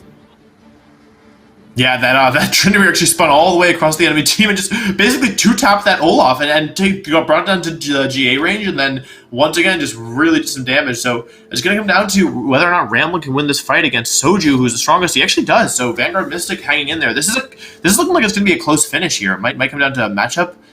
Hey, do you want a free Callista too? Because we've got one in your shop here. Sure. The duelist isn't the most important aspect of Tryndamere, but you do want to activate to a duelist. If you didn't have Lee Sin, I'd probably say like sure, a Callista 2 in the back line wouldn't hurt, especially if you're able to activate a cultist synergy with it. The more important thing is scouting around the lobby, sees that Burt has a 2nd Zephyr. That is going to be a headache and a half. Has a Titan's Resolve, which is okay. In fact, you can just put that bad boy onto Aatrox again and just have him be full on tank. And that would be nice. But overall, definitely a little bit of an awkward spot for Spencer because it seems like other people benefit from that round a lot more than he did in terms of the itemization. Oh, yeah, absolutely. That's quite nice. Yeah, let's see if Samira actually doesn't buy it. Maybe feels like they can't use it. Buys a Lee Sin here. I'm hoping for Lee Sin 2. It's unlikely. Would you consider selling that Lee Sin and maybe selling one of them, putting the other one in so you can remake the Zephyr? We actually see Lee Sin 2 on the board, which we are pretty scared of. There is both Zephyr. Wait, is that double Zephyr? Oh wow, that is double Zephyr. Double Zephyr On gets the two that hold 6 items collectively. That's such a big deal. Bert trying to squeeze out the other player that is likely to be eliminated out in 4th place. And Tryndamere spinning to the back line, getting access, finding the Sivir. Aatrox pulls it in. And Tryndamere trying to finish what he started. But the CC chain is too much. Thankfully, able to stay alive as he's able to kill off 1 extra unit. Keeping the dream alive, but boy, was that a close one. Spencer has to be careful. And we talked about that double Zephyr chain being really powerful disable to potentially swing the fight in a very dramatic way. Yeah, I mean, that feels really bad. It almost feels like kind of like bad manners in a sense, right? You got both the Zephyrs on before the fight started. There we do see the cell there. And I actually saw, so Lu Chen is at 6 HP, 1 life, obviously. However, they just hit level 9, so I'm wondering if that was kind of one of the situations where they decided to invest a little bit, kind of sack their HP and then go from there. Ramblin', who we were just watching with that Vanguard Mystic comp, nice, really good last-minute Zephyr positioning, grabbing that Sejuani, who's such a powerful early game disruptive unit. Cho'Gath ulting the whole board. Ooh, Sejuani! Oh, no. I couldn't tell if she ulted. Yeah, this is interesting. Yeah. It's interesting, but it's just too little damage. Ramblin' has all the tankiness in the world. Like, there's none of those 3. Just kind of not dying, and things are getting knocked up, but where's the DPS? What happened? Carries? What happened to you? Where'd you go? Ramblin's still alive! What? Complexion. Look at the scores! 6 life for 46 Bert, HP. 6 life for Lucian. 2 life for Spencer, 1 life for Ramblin'. This is as close as it can get. Everybody outside of Soju is at 1 life here, Wolf. Checking in with Soju here. Soju's chilling. He's thinking to himself, man, this game's so easy. I just have to win or lose. Like, I'm pretty much guaranteed. I know, I'm almost certainly guaranteed top 3. It's a good day to be Soju, or it's a good game to be Soju, I should say. And you actually see Lee Sin 2 on level 8, which is... Wait, Lee Sin 2 and Azir 2. That's, yeah, this is a powerful board for sure. He's going up against Bertosaurus with his double Zephyr. Couple units get grabbed. It looks like Sivir's going to melt through this Lee Sin before it can really do anything too major here. And looks like a win for Bertosaurus. So, yeah, that Sivir 3 is putting in a lot of work. And the Last Whisper seems to be such a really good call in this current meta. There's still 3 rounds going on here, so just flipping through them quickly. It looks like it's going to be end of... oh, Spencer running has to go, so only 1 elimination this round, despite 4 players being on the verge of being eliminated. Kind of surprising, if you ask me. Wow. Ramblin', unfortunately, out in 5th after a hard... That was a hard-fought 5th, though. Hung in there for a long time, excuse me. Absolutely brutal for Ramblin'. Just given that no one else died. Not even a chance to play for health tiebreakers for a top 4. I was kind of expecting 2 players. You even said 3 players might have been eliminated there. It's one of those situations where it's really difficult to swallow when you're like, I'm the only player that died that round. But Bert did end up getting that win, showcasing you why it's important to have that rapid fire cannon onto that Sivir, because you can go toe to toe with those carries like Kale, especially when Kale doesn't have that rapid fire cannon to be able to return that fire. So Soju can't rest too easy. Sivir 3 is still very scary, and finds a Did you see that? Immediately slam in.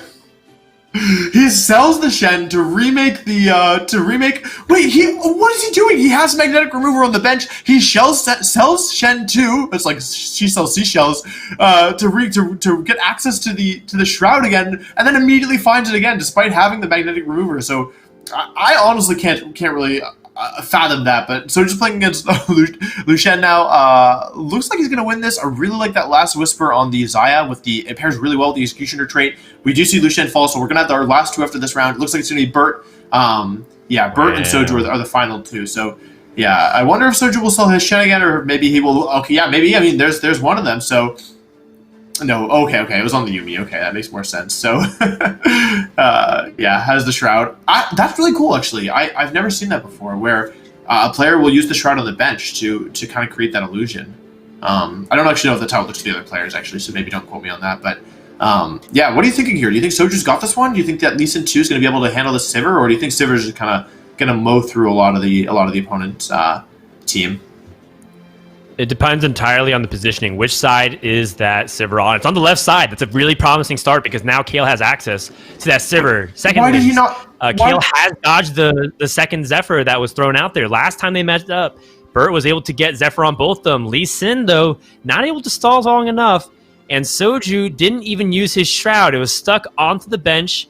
He did not actually end up implementing it. And so my thought was that Soju was originally going to be saving the magnetic remover for the final Shroud.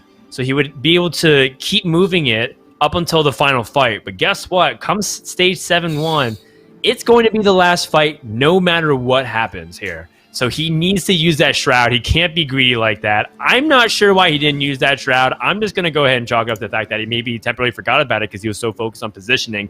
And it happens, but it can't happen anymore. No more charity, Soju. It's time to get serious and place that Shroud down. Yeah, I mean, that blunder, I'm going to call it a blunder. I think it was. Like, it might cost him the game here, truthfully, if Burt benefited more from either the fight RNG in the previous one, or if he benefited more from maybe the drop and what item was dropped. Soju got dropped an item, which is decent, I would say. Like, I mean, Rune Turrican isn't bad here since you already have the Last Whisper, and it's nice with the Executioner trait. But yeah, I'm really curious here. I think this one's going to come down to positioning, going to keeping the Kale safe. It feels like she keeps getting damaged pretty early. Azir also you want to keep safe because the Sand Soldiers are nice. He does actually remember the Shroud this time, and he puts it on the I think he hit it. Yeah, he hit it on the Sivir. Yeah, aims the Sivir. Once more, Kale's this effort goes down to Lee Sin, but this time it does feel like the front line's a little bit safer. It's not going to be enough, though. Sivir is just unstoppable with these items. Game number 2 going to go to Burdosaurus over Soju as the BG's thrown out between these two players. And, Soju, if it's a BG, you got to slam the Shroud. I don't think you get a chance to type that. I think the B key should be disabled if you didn't use Zephyrs and Shrouds at least in its entirety. So, Bryce, we welcome back in Esports Law. Any thoughts and commentary you want to add to that game that we saw there at the end? I feel like I'm having deja vu, to be totally honest with you, so apologies for looking down. We're in the final fight on the other lobby, and they are mirror images. We have a Sivir 3 that has been on... Suko's won like 10 fights in a row, although it does look like he actually is going to lose out to Sox. Sox playing a 6 Brawler, 3 Dragon Souls, Shyvana 3 variant, so this Sivir was not quite good enough to take the lobby, finishes in 2nd place. We also had really similar lobby complexion in terms of the HP. On 6-5, there were 5 players still alive under 10 HP. You had 7, 6, 5, 5, 4. So it was just an unbelievably close lobby, 3 eliminations in that round, and I guess Sivir does not reign supreme ultimately in both, but it was a really similar kind of a game flow, so kind of cool to see the meta starting to shape out around this tournament. Maybe we're going to see Sivir become more prominent. Not a unit we've actually seen a ton of so far in the tournament, so maybe just 2 players high rolling it, or maybe we're seeing a meta shift before our eyes. Yeah, well, I mean, that's a really good question, right? Like, what could be working yesterday won't necessarily work nearly as well today, because let's say theoretically everyone's like, well, keepers are really good. I'm just going to try to force the cannon. The people who can think one step beyond that say, if everyone thinks that these are the good comps to play Nico and Kennen and all these other comps that were doing well yesterday, I'm going to go one step further, prioritize Last Whisper, and try to see if I can play things like Sivir more consistently. And then there's other people who say, well, you two camps can keep doing your thing. I'm just going to keep playing standard, Kale and Tryndamere and win lobbies anyway. So this is kind of the real interesting rock, paper, scissors, the wheel of counters that exist in TFT. And the most important thing is exactly what Esports Law has been beaten to his drum, which is stay flexible, keep an open mind, and make sure that you know what you're doing at all phases of the game, because there's sometimes we're looking at players' POV and they look lost, even today, because there's some tough spots where it's 50-50, right? We saw Captain Latte have 2 very viable lines that he took, and he just wasn't sure, so he played halfway between both for a while. That situation, I think you need to be a little bit more decisive at times to make sure that you're at least not stalling and bleeding out HP unnecessarily, which could end up being that difference maker.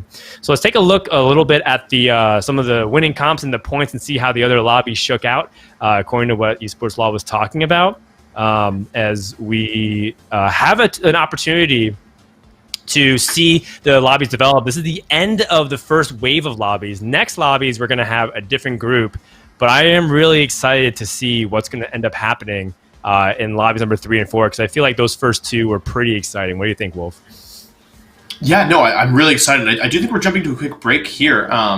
Just before we kind of take a look at these comps, I'm really excited to see, now that the players have gotten more comfortable with the lobbies they're playing with, we're going to kind of hit them with a curveball and switch it up a little bit. So I personally am really interested to see if these trends of the Last Whisper and the Sivir comp, which, like you mentioned, did first and second place, I want to see if that's going to be a continuing trend, or maybe just like one little note in our song of a weekend here. But yeah, we are going to throw it to a quick break here. I believe we'll be back in about 5 minutes with the winning comp and some more TFT gameplay. Do you know when the next TFT event is? I do, because I use Juked. If you're a TFT esports fan like me, you'll love Juked because they've got everything you need to stay in the know, such as schedules, streams and live scores, pick'ems and leaderboards, and news and original content. Sign up now at juke.gg/TFT and get everything you need to know to follow TFT esports. Juked, your home for TFT esports.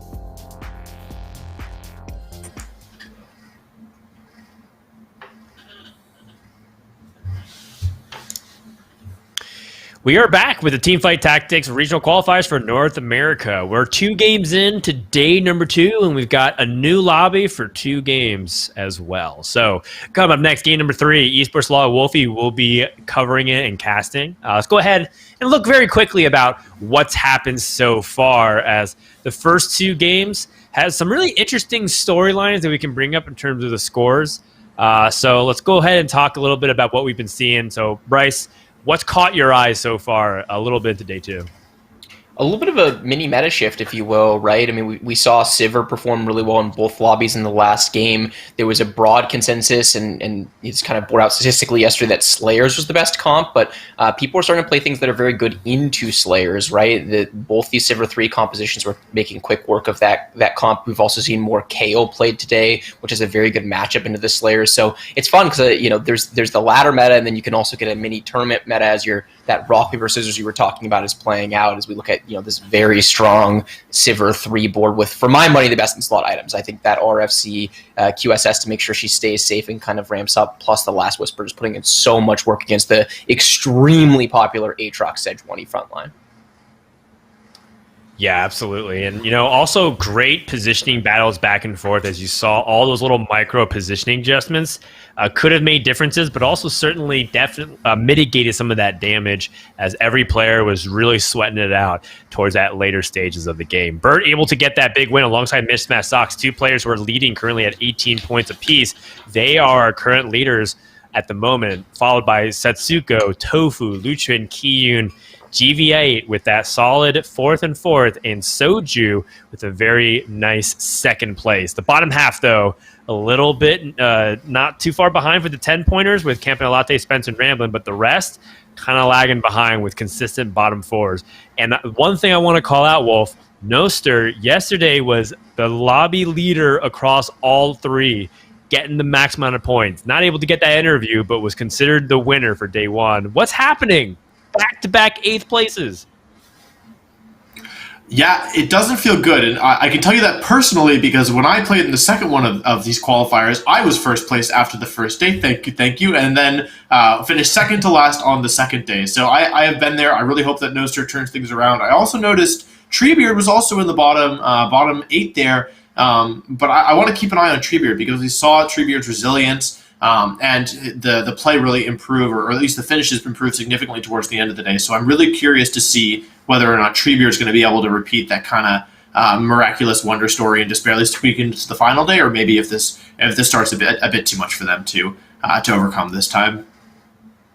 It's true. And if there's one thing that we know is that you can't really count out the players until the very last games are played. Yesterday, the final lobby ended things in a 4-way tie. And that was so difficult that we actually needed to stall for a few extra minutes because the admins wanted to triple check just to make sure they didn't declare the wrong winner and the wrong loser, because one of those 4 players was not making it to today. So the ending should be just as exciting. And if you want to follow along with us, you don't have to just watch this stream. You can also go to juke.gg and pull up all of the players' perspectives, as they are the title sponsor of this event.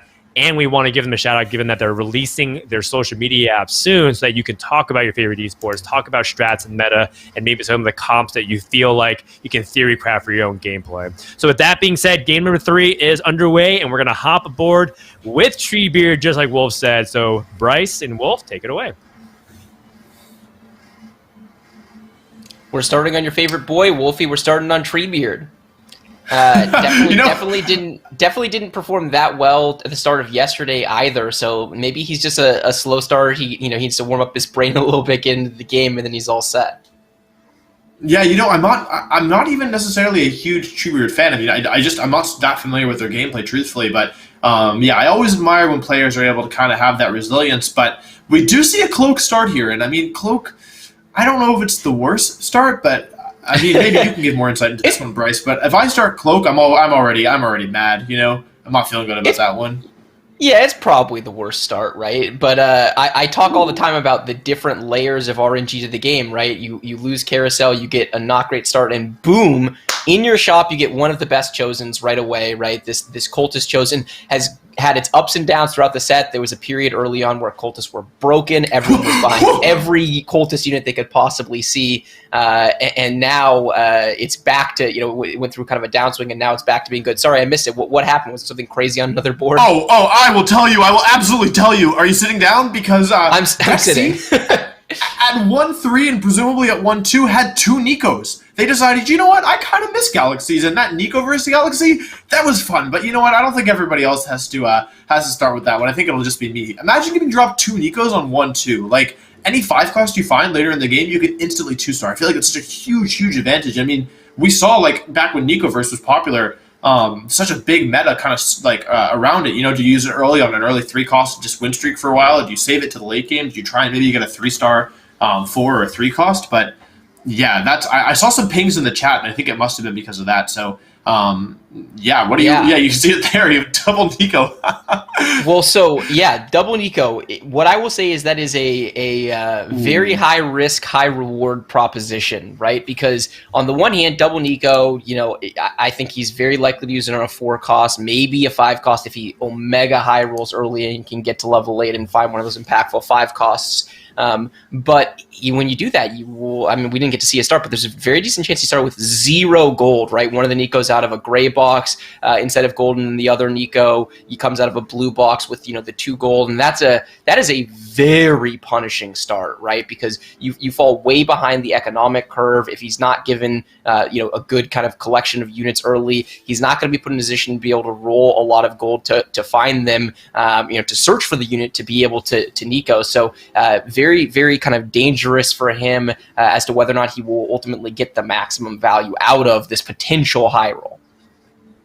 Yeah, really interesting stuff we see here. And actually, your point that you kind of made about early game, different stages of RNG in the game comes true almost immediately, because starting with Cloak, really probably one of the ones that most players would prefer not to start with, right? Gets chosen Elise, gets dropped a Sivir from an Orb, one of the best cultists you can find, and the 2 other components make a Zeke's Herald a very, very good, very flexible item, especially in the early game. And so, despite that Cloak start, I think I feel like this is something that I learned while playing TFT. A lot of players will just, pretty much no matter what happens, they'll just say, oh, it's doomed. This bad thing happened to me, it's doomed. And, that's quite a strong start. And I think the players who might have claimed that it was doomed after a Cloak drop, it's looking like it's not. 6 Garen already on the board, though I don't think this is going to be a Garen reroll comp. What are you thinking about this one, Bryce? It sucks, so all bets are off, baby. That's part of the fun of watching this man play TFT, right? I mean, look, you saw in the last game with Soju having, similar spot, the chosen Maokai plus the other 2-star Maokai, and you're saying, does he go for us? Is this a thing? Well, Sox is open to it, right? I mean, there's some world in which he makes Garen 3 and kind of builds a composition around this, and there are other worlds in which he doesn't kind of natural more Garens, and he winds up selling this chosen at some point. For now, this is his strongest board, right? 4 Vanguard Synergy, very powerful early. Garen 2, very powerful unit early, so he's comfortable playing them. Whether or not Sox goes for Garen 3 here is just going to be based on what the game gives him from here. What items, how many more Garens is he natural along the way. I don't expect to see him rolling a lot for it, but he's one of the players in this field that is, willing to go in a direction that he has never gone, even in a high-stakes tournament, because he trusts his instincts around building the best possible board. He's kind of standing up in his chair a little bit there because the 7th Garen is online. I want to call something a little interesting, in my opinion, is that we've seen a lot of 2-stars. In the last fight, we had a 2-star Maokai, we had another 2-star unit there. We saw Kyun's board earlier, who had 2-star Fiora and 2-star Yasuo, not chosen. A lot of interest. Like, it feels like this is like a pretty, not like necessarily, I wouldn't call it high roll necessarily, but I would say there seems to be a lot of upgrades. Double Maokai on that board as well. So I'm curious to see kind of what that does to the rest of the lobby, right? Is that going to put a lot of pressure on the people who aren't high rolling that hard?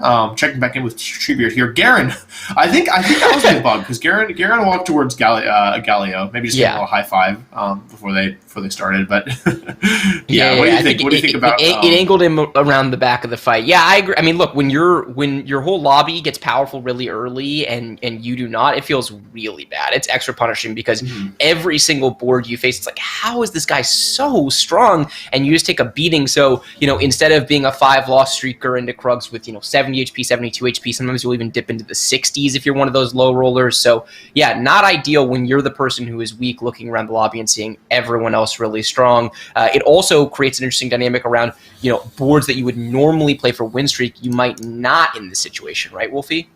Mm-hmm.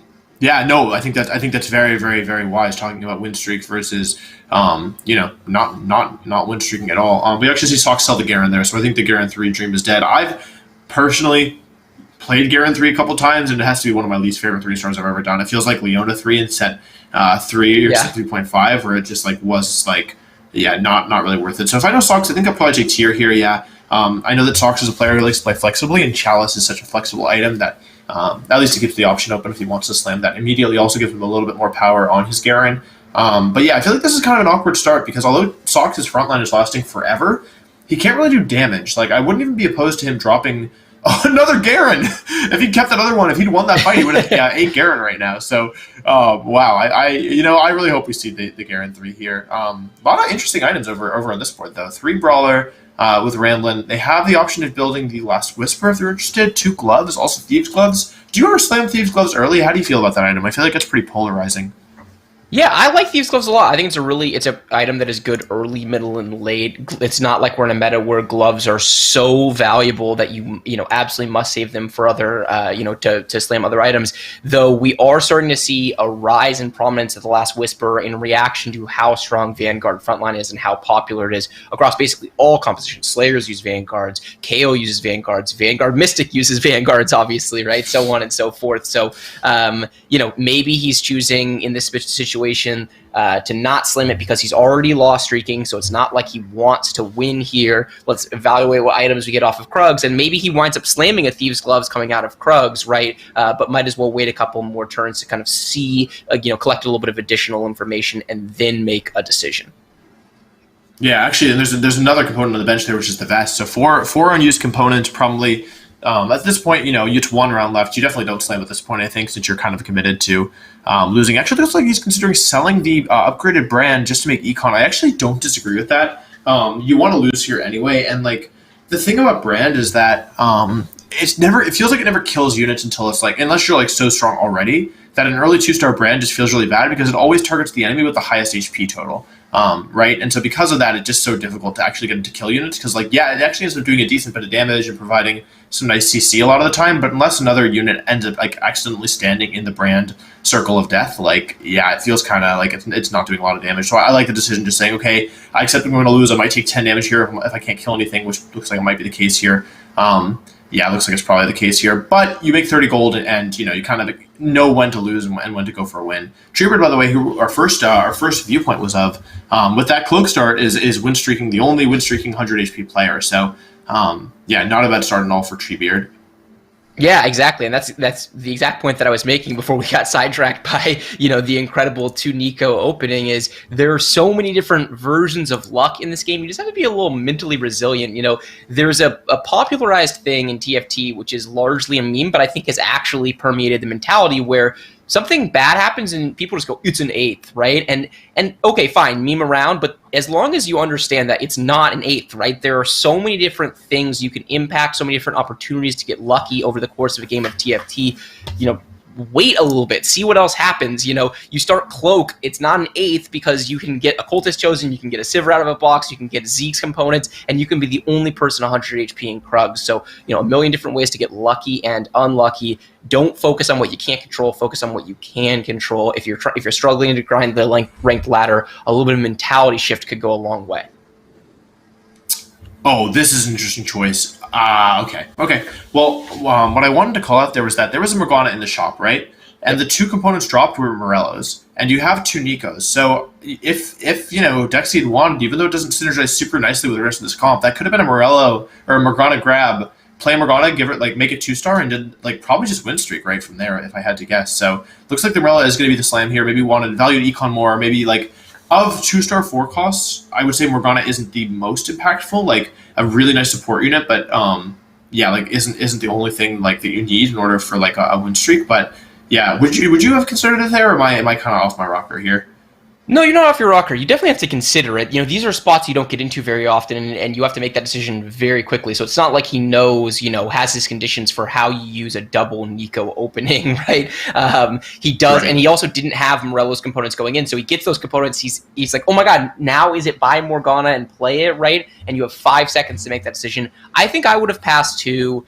I would, when you're in this spot, my belief is that you need to use these double Nikos to build your carry, right? This is guaranteeing him one Tryndamere, one Olaf, one Kayle, and all of a sudden he's got this incredibly powerful 2-star carry. Whereas, as you were saying, Morgana more of a support unit, a lot of value in that unit, but not necessarily something where I think you're going to get the prolonged spike. You double Nico and Olaf or a Kayle right now, that is your carry for the entire game. Morgana not really bringing quite the same power to the table. So I agree with Dexy's decision to wait and kind of look for a different droid to ultimately double Nico.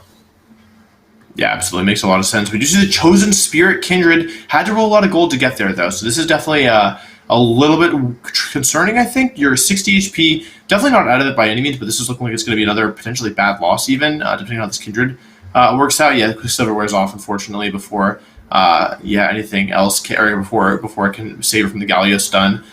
This looks like it could be kind of a rough position. You have 20 gold, you have 50 life, and you do have Chosen Kindred, but this board is kind of awkward. I think we might be looking for a Yuumi here to maybe try and get Yuumi in for the 4 Spirit buff, and that also allows Janna for and Morgana as well as a nice unit. So we're rolling here.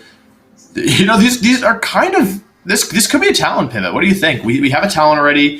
We have QSS. We have Last Whisper. We have a Glove. What do you think about possibility of Talon coming in here?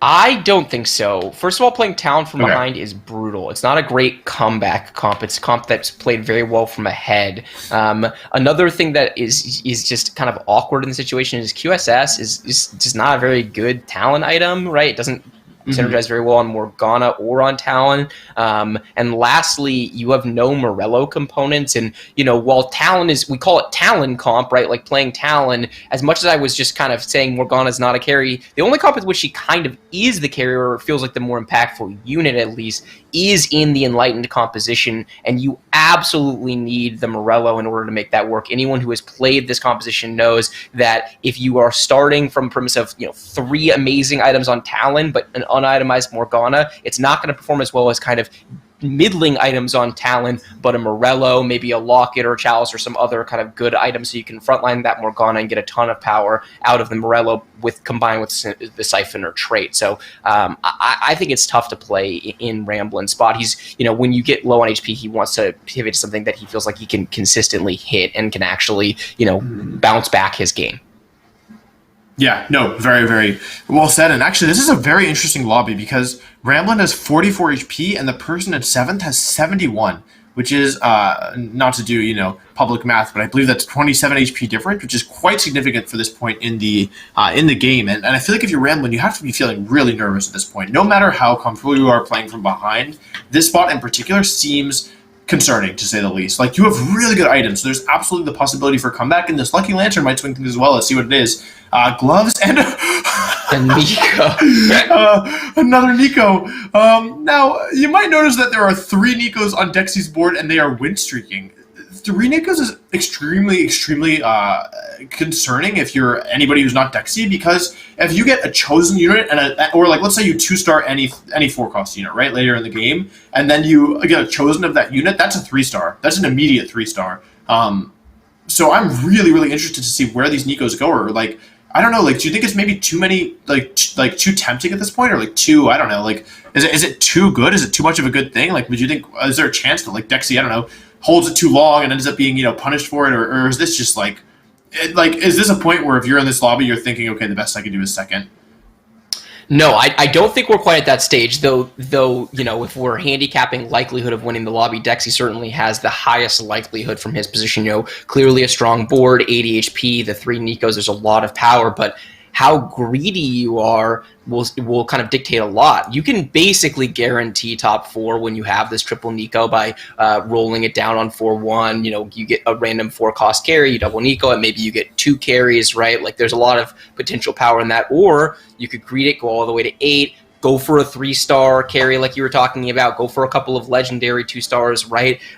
There's a lot of different options, and depending on how greedy you are as a player, you might take these triple Nikos and say, let's play it safe, give me top 4, or the flip side, let me just play for first, right? The true first or eighth mentality. If you were in his shoes, in that spot, how would you be thinking about the proper way to use this unusual situation?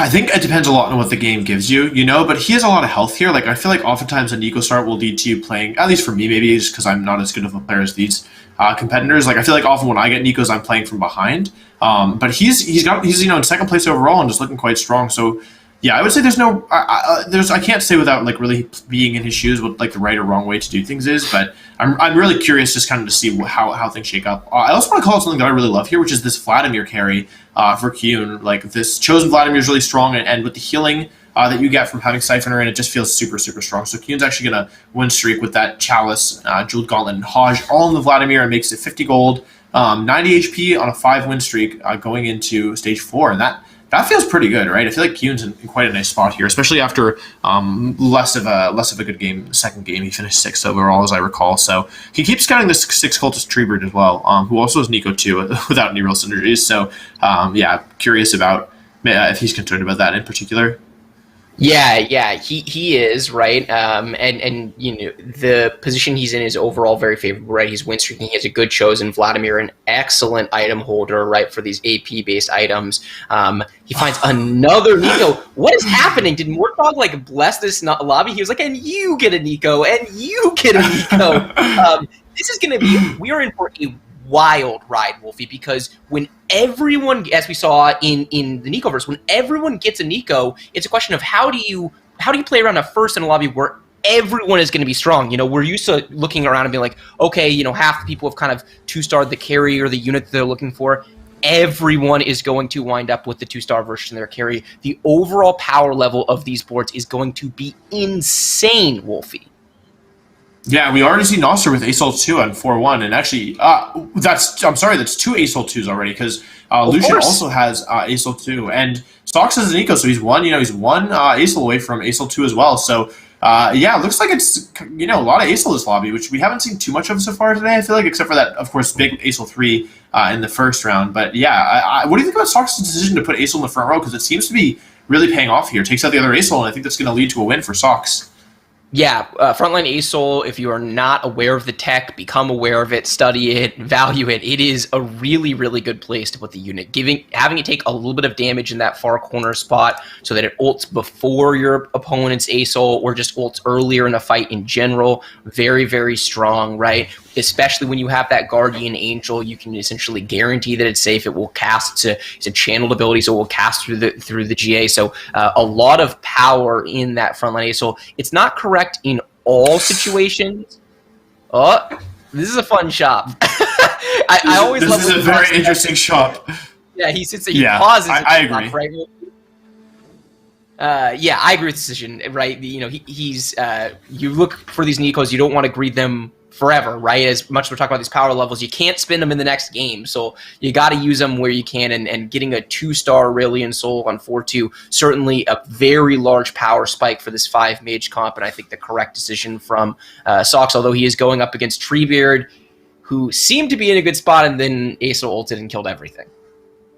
Yeah, there are 3 Ace 2s on the board, and it is 4-2, by the way, or in the game, I should say, not on the board, which is kind of ridiculous. I also want to call out that Dexy.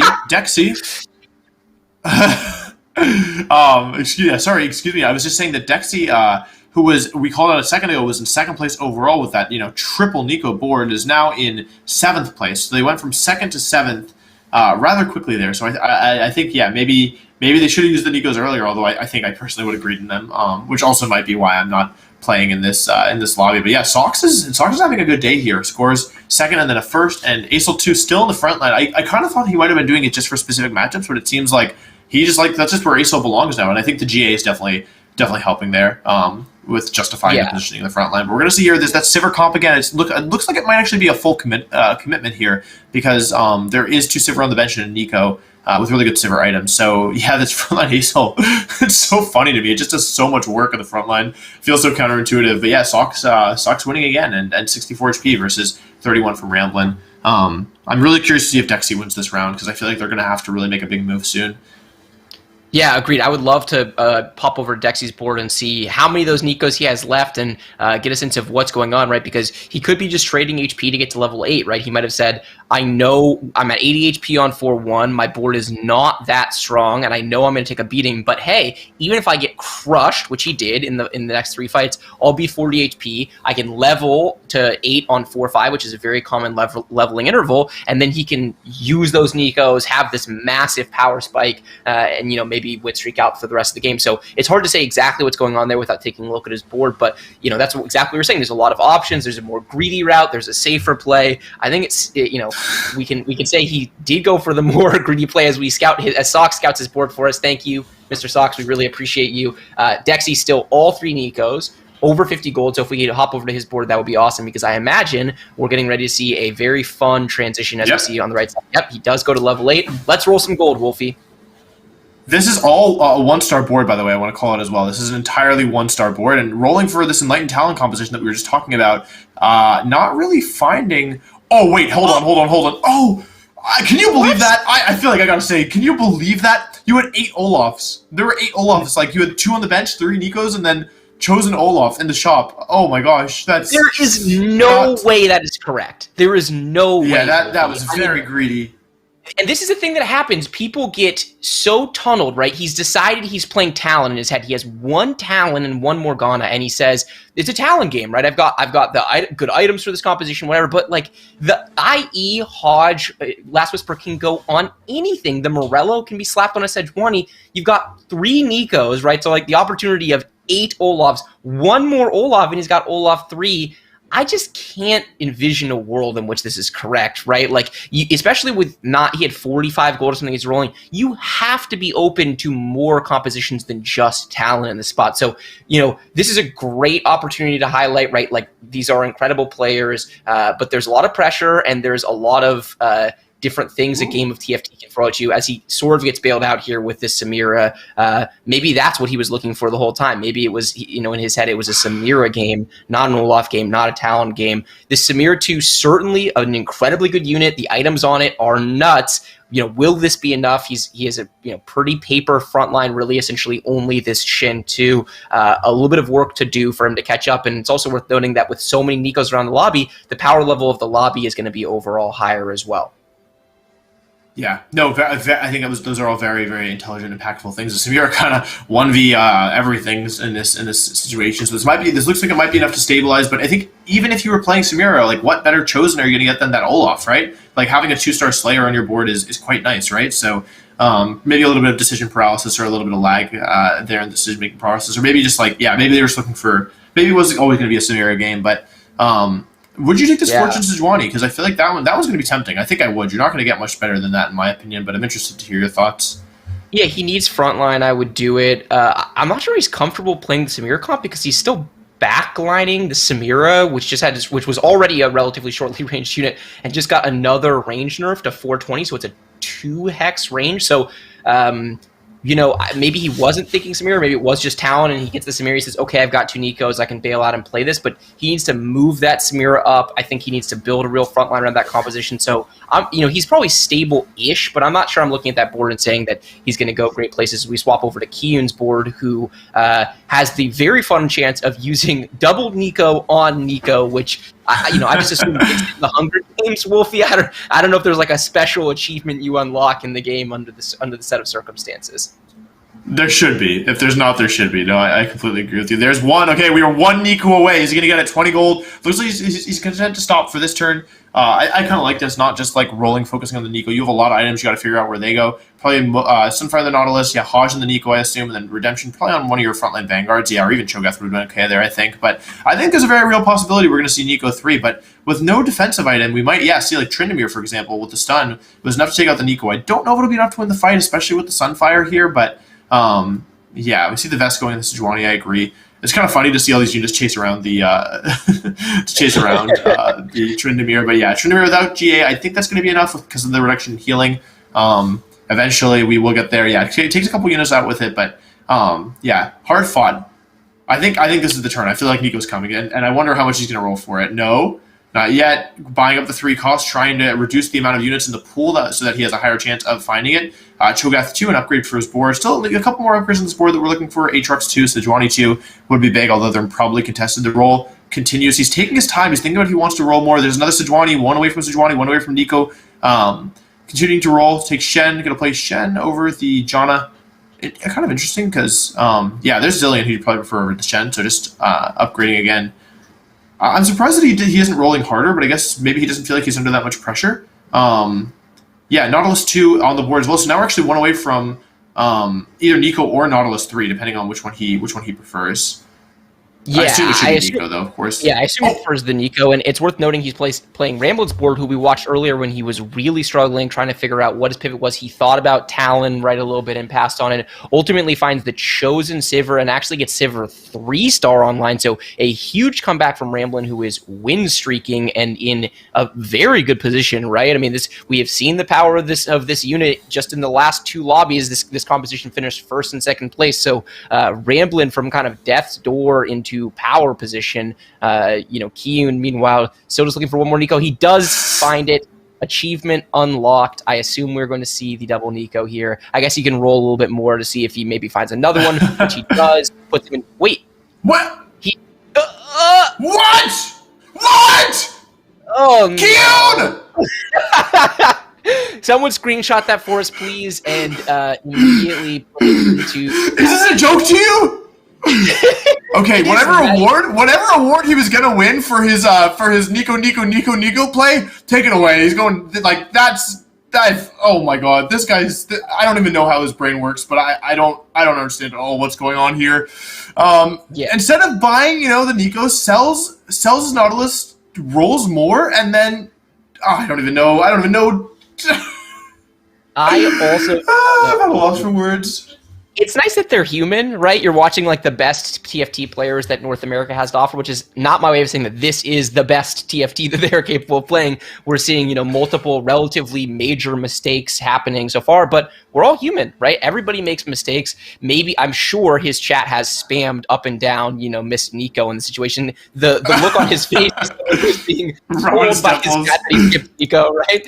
So I'm sure he's aware of it, but there's nothing you can do about it now, right? You skip the unit. He still has Nico 3. He's still in a decent spot. So how do you mentally recover? You're a world champion yourself, Wolfie. I'm sure you've been in spots where you've been kicking yourself for what you've done. How do you bounce back? Well, okay, there's a couple things I want to touch on there. Number one, he's still in a good spot, right? Like, yeah, he wasted a Nico. He'd have Sejuani 2 maybe instead of Sejuani 1, which I conceded there. He hits anyway, so maybe it wasn't that impactful. Also, there's a chance he just didn't realize, right? Like, if he's not looking at chat, which, I mean, if you're playing a tournament, there's a good chance I think you're not reading your chat. Like, he might not realize until after the game. But I think that illustrates a really interesting point that I want to make, which is that, these tournaments are a marathon, right? You're playing a total of 17 high-pressure games against the best in North America over the course of 3 days. It's a lot of games, and there's a lot going on. And nobody, no matter how good you are, no one's playing at their peak for this whole time. Everyone's going to make mistakes. Kiyun's unfortunately just had to be on stream, whereas all of us watching got to see it. But it's okay, because everyone else also isn't going to be playing necessarily their best TFT either. But these players are still so good that even not their best TFT is so incredible. And the mistake that Kiyun made, he wasted one Nico. If he wins this round, he'll be in first overall in the lobby. He's not, but he still has a 3-star Nico on the board. He's still a phenomenal player. He's still in a great spot. He's already won a lobby today. I think that really it isn't that impactful. Like, of course, you can win or lose games in the margins here, but just like being able to walk it off and having grace with yourself and saying, you know what, like that was a mistake. There's no other way to put it. That was a mistake, but it happened, right? And even the best in the world make mistakes, and I think that's something that you just have to understand and accept, and that's okay. Not everyone can be. If you expect to be perfect all the time, you're just going to be disappointed. So, speaking of maybe making mistakes, I think I would Nico the Zilean at this point. You have 4 pairs in your bench and a Nico on the board and 16 health, and that can make a really big impact in a fight like this. What do you think? Yeah, it's always tough when you're in a situation where you have so many pairs because you want to get real value out of the Nico, and there's no worse feeling than using that Nico and then immediately finding that unit in the shop. You know, on a macro level, I think that he just has an items issue, right? Like he just has way too many tanky items, which, you know, Dusk is no longer a comp anymore, and there are very few compositions that can actually make use of this set of items, right? Maybe KO would be slightly better, but you know, trying to make the most of it. This is a composition that under normal circumstances, maybe you're finishing 5th, 6th, even trying to push for top 4. But as we've talked about, the overall power level of the lobby, because everyone got a Nico out of the early Lucky Lantern, and we've seen so many people just natural Nikos out of their boxes that it's tough. And you know what it's produced for us, Wolfie? It's produced an incredibly fun finish. We have all 8 players alive heading into Stage 6, which does not happen every game, and we have them spread out by 22 HP in total. It's going to be a wild finish. Yeah, this is going to be a photo finish, as the kids are saying nowadays. And I didn't realize that Ramblin's in second in this incredibly tight lobby and was on level 7 that whole time. I mean, Silver 3 will definitely help with that. But, yeah, really interesting. Rolling here, has that Trap Claw on the Yone, which I guess I'm not really sure how long that's been there, if that's a new addition or whatnot, because it wasn't the bench. I think he just got it off. He just got it off of Carousel, right? That was... Got it. Oh, Carousel. Right, but that was the creep run that we just had, so that's what I was confused about. Yeah, but yeah, good point. I don't know. That's a good point. Yeah, but yeah, I mean, clearly it's been working because they're still so healthy. Really interesting positioning, taking Sivir out of the locket value. And Dexy, by the way, who we were kind of questioning the Samira play, is since stabilized, is on a win streak, though HP is still kind of low here. So Sivir 3 versus Samira 2. This is going to be a close one. Without the RFC, I did see that Sivir have to walk, but he's still melting the Samira. It's going to be enough here. I think Dexy, despite having so many Nikos, despite, I personally thought they were in a good spot to win the lobby, went out in probably 7th or maybe 6th or 5th if they're lucky, but it's going to come down to it. Yeah, it looks like it's at least a 5th overall. So it could have been worse, but maybe not as good as they were hoping. And this lobby is still incredibly close. 22 HP in 1st, 8 HP in 5th. This could be anyone's game. You win 2 rounds in a row, and you could feasibly take this one home. So yeah, I love seeing, by the way, how these pro players position, how they like this real micro stuff. Now that like it's really, these fights matter so much, each unit matters so much. Yeah, so fascinating here. What are you thinking if you're rambling? Are you thinking about moving your Sivir out of Shroud? What's going through your head in this position? He's just trying to figure out how to keep it safe, right? So you see him scouting that position. He sees the ASOL swap, and he says, okay, I can leave it here. If the ASOL had swapped, he would have moved it to the other side, but since the ASOL's on the other side, he knows it's not going to be attacking his Sivir, which is all he needs. He needs that Sivir to stay alive, safe in the back line, ramping up the DPS. He's into the counter matchup, right? Although the Nico, with brilliant targeting, insta-gibbs the Sivir 3. Sivir 3 is no more, and just up for a Kyun to clean up. The question is whether or not this would be fatal. I think not. Rambling with 22 HP is safe. He will live to fight another day. But Kyun, as you're talking about, really win 1 or 2 fights, and you can wind up in prime winning, the lobby positioning because everything is so close. So Kyun in great shape. Bert Source, a board we actually haven't looked at. I would love to take a look at his board. He is the only one still actually win streaking in this incredibly tight lobby. We have rounded out the top 4, though. Noster with another bot 4 to open the day, although a little bit better. He's gone from 8th to 8th to 5th, so maybe we're heading into the top 4 for the final 3 games of the day. Yeah, absolutely. And Sox, who's had, another top 4 for him. He went 1st, 2nd, and now it could be, 4th, 3rd, 2nd. But regardless, it's looking pretty good for him. So I'm proud to see Sox do so well here. And Sivir actually going all the way up to the 2nd line. Let's see how that pays off. Against Sox, yeah, I guess that was, if you're trying to dodge an ASOL, moving up your carry is a really good way to do that. Sivir might cast, unfortunately does not cast before that Sejuani ult, but the QSS will keep the Sivir safe. Actually, the ASOL still targets, so good positioning by Sox there, because the ASOL still ends up targeting the Sivir, and it looks like Sivir's going to be deleting this ASOL. Well, maybe I spoke too soon. This is a close one. Wait. Oh, just barely. Sox loses. Is he eliminated? He's not. 1 HP left on this match. Sox. This is going to be a big loss. It looks like if I think this is Bert. I can't entirely tell. There's not that much offense here left. Looks like Kyun's going down to this Warlord comp, and Kyun actually goes out in 4th. So, a bit of a surprising finish for our Nico is dead. 3. Yeah, Nico is dead, and kind of to celebrate, Nico with Spatula on the board here. Let's see, Ramblin' 4 HP. In a really nice spot here. Looks like they're considering the Frozen Heart Swain. Grabs the Frozen Heart Swain. Good unit, in my opinion. I actually really like Frozen Heart. I seem to be alone in that, but it's so good on Assassins, the set, that I personally really think it's a cool item. Yeah, it looks like, if you, in theory, any one of these players could still win this lobby if they win 1 fight. So match RNG is going to play, of course, a factor here, but also positioning. I think it's a bigger deal. than really pretty much anything else. I think having 2 shrouds in this position is a pretty big deal. Just gives you so much room to work with, and a bit of error tolerance as well in case you're wrong. Yeah, absolutely. I mean, Shroud, one of the best late game items for a reason, right? Late game fights are fast and furious, and the Shroud will delay your opponent's ever important ultimate abilities as he goes up against Bertsaurus's board, which is nice to see. It's a kind of classic Warlord Katarina 3 comp. This is a comp that we have not seen perform super well. So yet another carry is performing in this incredibly diverse meta as the Sivir is kind of chasing the Katarina. She auto attacks the Katarina and kills it before it ults, which nets a win. Unfortunately, he was playing against a ghost, so not able to kill Bert. Sox wins and lives, so we have 3 players all alive at 1 HP. It is possible we will get a winner here, but it is also possible that if the person beats the ghost or plays the ghost, that we wind up with stage 7. Man, this lobby is tight. I'm going to say it. I think this is the closest lobby we've had overall this tournament, and I'm so excited. This is one of the closest lobbies I've ever seen. I mean, this lobby is nuts. Yeah, I mean, and what's so crazy is that it's been this tight for so many rounds now. When there was like 7 or 6 players left, we were still in this position, right? And so, I'm so interested to see what shakes out here. We're jumping into what could be the last round. Katarina 3. Oh no, Katarina 3 versus Sivir 3.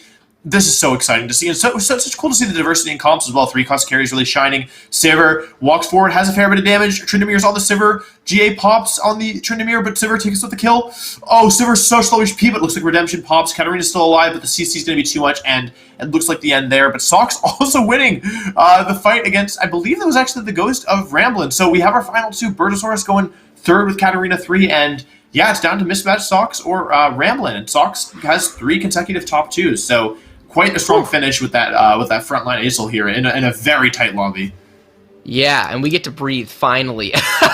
I have been edge of my seat. This is very nice cadence, right? We get the neutral round. Everybody gets to take a quick breath, mentally reset themselves. They get to really focus in on their matchup, and this is all going to come down to positioning. Either of these boards are capable of beating the other one. The big question is who is able to get their carry in the position they want, right? We're gonna have Sox, who's gonna try everything in his power to get his Acel on opposite side from that Sivir, so that it blows it up with those ultis. So much power in the Acel too with 7 mages. Meanwhile, you're gonna have Ramblin', who basically says, most of this doesn't matter. I have 2 shrouds, so I'm very likely to shroud the whole board, right? So it's hard for him to dodge my shroud. I just need to get my Sivir in a safe place.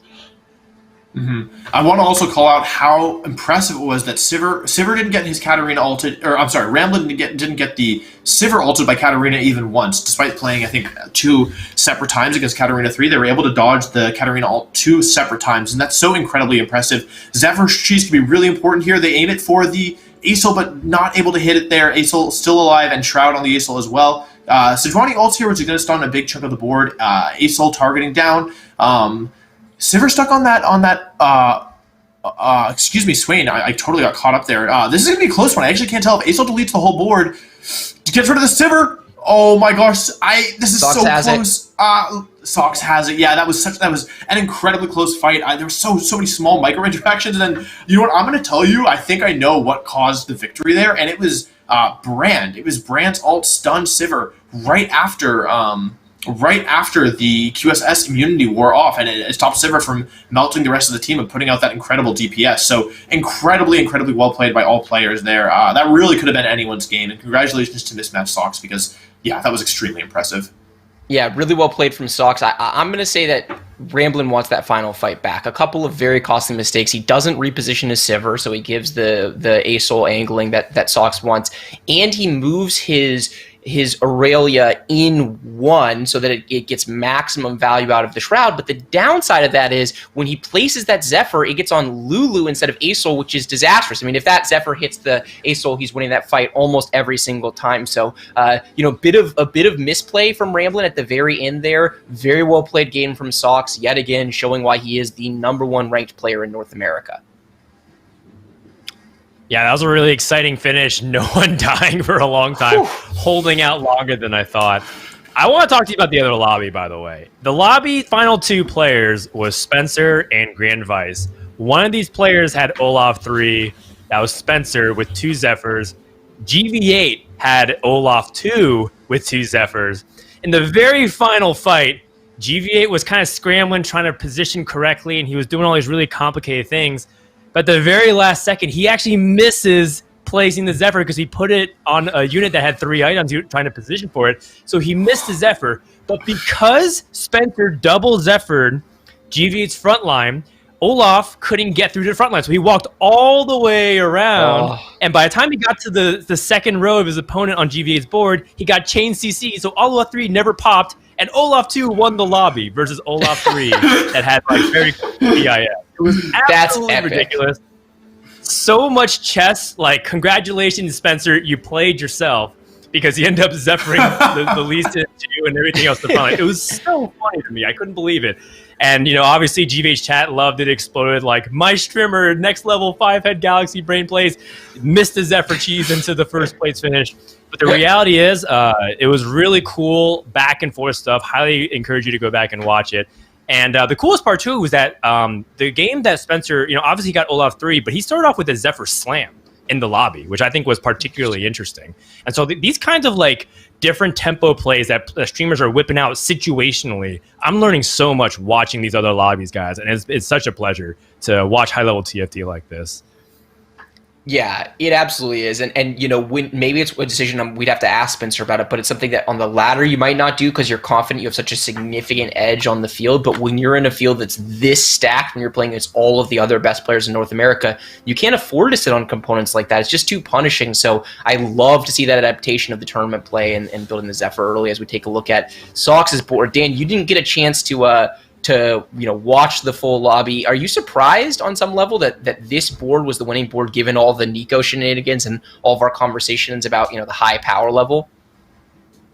Yeah, you know, I think, you know, there's anything I've learned is to, when my opponents know to place Aurelion Soul in the front line and they have these kind of aura items, I'm really afraid. I've seen it happen so many times where I'm like, whatever. It's like a 1-star mage board in the front with an Aurelion Soul too. I've got this. And then ASOL just completely deletes my front and back line. So I think I've unfortunately been on the receiving end a few too many times of this to underestimate it anymore. But it is cool to see, you know, Sox be able to do well with primarily aura items as the majority of his play and flexible items like Guardian Angel and Hand of Justice. It's almost kind of patent to him now. So really cool that this style is working out. And overall, I've been really happy to see just the quality of play today that we've been able to witness. I got to say, I watched that lobby, and I'm surprised that Sox won, despite watching it happen. You know, there were some really powerful carries there. We had 3-star Sivir, 3-star Katarina, and a whole bunch of stuff. And Sox's board didn't have anything that, like, on its own, on paper, really stood out. But I guess the power of that 7-mage, double Chalice and single Zeke's with, you know, all of the power there, I think really definitely paid off. But that was a pleasure of a game to watch. And once again, we see Sivir, by the way, Bryce. You were talking about how maybe this isn't just a fluke. Maybe this is something that the players are actively trying to do, and that's our third Sivir 2 in 4 games in the last two rounds. So I wonder if we'll continue to see it. Yeah, I mean, it's a composition that is rising in popularity on the ranked ladder and definitely coming to show, you know, how strong it can be, beating some of these really high power level compositions. As we look over at the scores, Mismatch Sox at the top of the ranked ladder, at the top of the tournament ladder. This dude's a beast. Look at that. 8-10-10. Second, first. As Sox is very much a prime candidate to make it to tomorrow. So reminder, we're taking the top 8 players out of these 16 that we have today, advancing them to Sunday. The bottom 8, we're going to say goodbye to them. And it's starting to get a little bit close around that band, right? You have that Ramblin', Spencer, Kiyun, you know, that dynamic where it's pretty much in the high teens, and then just people right behind them in that mid-teens. Sin, Campia Latte, and Soju lagging behind. But once more, the questions become, the people who are taking bot 4 consistently, can they turn it around? Noster with a back-to-back 8th, finally able to at least get into that 5th place spot, but other players that we've come to expect great things from, you know, Soulless, I guess he's on the uptrend, 8-7-6. So based off of this, Soju will end on a 3rd place by the end of the day. I guess he's trending upwards. But, you know, we know how great these players are capable of taking lobbies and being consistent. Soulless has actually had one of the most consistent streaks in TFT tournament history. And so, like, I'm pegging these players to really got to pick it up, because I think we've come to expect really good performances from them. So I'm sure that if anything, they're the ones who are disappointed as well. Yeah, absolutely. But you know what? We're only halfway done, 3 games left, a lot of comeback potential. So even if you are at the bottom of the ladder here, you don't need to get first today, right? Just survive in advance. So can you squeak into 8th place, show up tomorrow, and bring your A game? That is the key question as we start to load into our 4th game of the day. I do think the players at the bottom of the ladder, especially Dexy and Noster, have an enormous amount of potential. These are 2 of people who are arguably the top 10 players in North America in general, and on this patch specifically, both of them climbing a ton. So you know what? Shake it off. Sometimes the game just doesn't get you what you're looking for a few games. You got to bounce back and put your best foot forward in the final 3. All right, so with that, game number 4, I believe the players are queuing up for it. We focused on Lobby A to start off game number 3. We're going to head over to Lobby B with some of those players that we mentioned. Of course, we talked about Grand Vice and Spencer, but Lobby B has some spicy matchups once more. So once more, Esports Law and Wolfie, take it away for game number 4. Thanks, Dan. Yeah, I mean, I think one thing I want to talk about here is that these players, it doesn't matter if you went 8th in the last game. Like, this is a whole new game, and I think the ability to kind of take a step back and forget about what just happened, as we see the options here on our screen, I think that's a really big deal in tournament play, and being able to say, you know what, this is a new game. Like, it doesn't matter what happened last game, because just like how you can't take the Nikos that you don't use, the items you don't use, etc., into the next game, you also shouldn't take kind of any negativity or any bad RNG, because it's a fresh start, right? So I'm really interested to see if these players who are at the bottom of the ladder are definitely starting to feel a little bit of the pressure, I'm sure, being in those 9 to 16 spots, if they're able to kind of turn things around, as we know many of them are capable of doing. And we saw even some of them do yesterday. So yeah, Bryce, what do you think about the belt start here? I personally like it, but I'm curious about other people's thoughts. I'm fine with belt. I'm not excited about it. I'm not angry about it either, though. Sunfire, one of the best win streaking items early. So it's one of those things where if you get a belt and you high roll and you get one of the good slams, which primarily are Zeke's and Sunfire, there's an enormous amount of item power on your board right from the get-go, and you can turn into a win streak. But if you get tier and let's say he gets bow here or gets Rod here, it's not like there's a lot of great slam options available, although Morello Nomicon is rising in prominence, so maybe there is a decent slam there. I would say belt is solidly in the middle of my pack. Do you rate it more highly than that? I don't mind belt at all. If I ever start belt, I'm not upset. He actually does end up with a sword there, so he could slam the Zeke's if he so chooses. I like belt because I like Sunfire. I like Zeke's. I personally like. I really like ZZ Rot as an item, and Morello's is also really nice. Like, if I get either Sunfire or Morello's, I'm happy. What about this keeper release with Rakan and Chop? It seems like possible you could end up with an early 4 keeper, and you already passed a chosen here. Are you thinking at this point that you might keep holding it, or are you kind of taking this keeper and then rolling with it? And what do you think is correct here, personal preference aside? I think it's a pass, and although he does get the J4, so now he does have 4 keepers. Yeah, there we go. Maybe it's a cop. The tough thing for him is he has no damage, right? So he has this. Yeah. He has a frontline chosen. He has no damage units basically whatsoever. He is very likely to kind of lose streak through here. I think it's a situation where a lot of players, generically, you get these components, you're slamming Zeke's. I think it would be a mistake to slam Zeke's here once you take this keeper release, because you absolutely need Sunfire. You're going to have a ton of shielding, ton of tankiness on this composition. You need to find your way into a damage source, and Sunfire is a great way of kind of stop-gapping that in the early stages of the game. So I'd be surprised to see him slam an item here, because my guess is once he takes this, he says, okay, I think I can get a armor, not the most contested item. Let's go for that early. Okay, Sunfire, or are we trying to get a Kennen, I'm trying to get a Kennen and maybe getting, you have half of a GA, half of Morello's. Like, you already have a chosen keeper. Maybe that could be like a nice early direction. Or is that a comp that you think you only go like towards the mid game, or maybe even towards like the late game? What are you thinking? No, I think you could play it. I mean, you could front if you had he doesn't have a Kennen, right? So like, I definitely am not taking Rod without having a Kennen. But like, if he gets to Carousel and there's a Rod Kennen available to him, sure, why not? Like, there's a lot of potential power. his board, I'd say, is like pretty middling. He'll win some fights, lose some fights. He's unlikely to be 100 HP going into Carousel, so maybe he gets the item or unit that he looks for as we transition over to Campion Latte's board. This is a very strong board. He has chosen Garen, one of the strongest one-cost chosens in the game. He has a natural Teemo 2 with blue buff, so this is pretty scary. This is a board very much capable of winning through Krugs, though he does get outpositioned here a little bit as he leaves his Garen up in the front line and lets these assassins from Soju get full access to the back line. It is a fight that Soju theoretically can win as he's tearing through the back line. He does kill off the Teemo, so now the question is, can he get through the Garen? Garen is an incredibly tanky unit, but he's going to have 3 units overwhelming it, including a lot of AD. Garen reducing magic damage in his ultimate, but not physical damage. So we see that ultimate doing very little, but the auto attacks with the IE able to kill it off. So so much for Campion Latte's hopes of winding up, win streaking all the way through Krugs.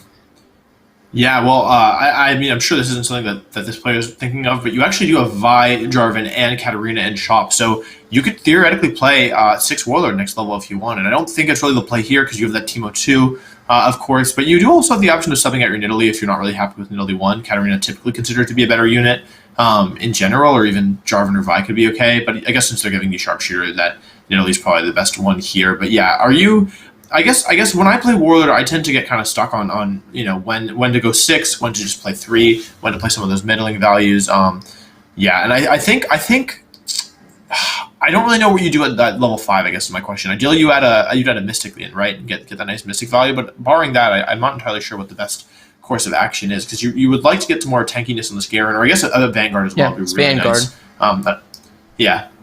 I think I missed that. So we're gonna see pre-level here. Yeah, pre-level, I agree with that, right? His board is really strong. He's not really looking for a ton of one-cost units, though he would like to upgrade this in Italy, certainly, but putting a little bit of high roll, the possibility of getting a 4-cost unit in his next shop. Yeah, I think he rounds it out with a Vanguard. I think it's very hard to go 6 Warlords from this position because he doesn't really have good items for Warlords, right? Blue buff is not an item that you typically see in Warlords. There's really no good Warlord units that hold it. He also has the Teemo 2, and it's just hard for me to envision wanting to get away from Teemo 2 with blue buff under these circumstances. So I think he, correctly, it's a tempting shop, but not probably the shop that he really wanted in the end there. Yeah, very fair, I think. Going for an item here. I didn't actually see what was on the bench, but going to go try and take belt. Oh, no, you got the belt. Yeah, okay. So Zeke's Herald is an item that can be slammed immediately. You can also save that for a red buff or a Morello's.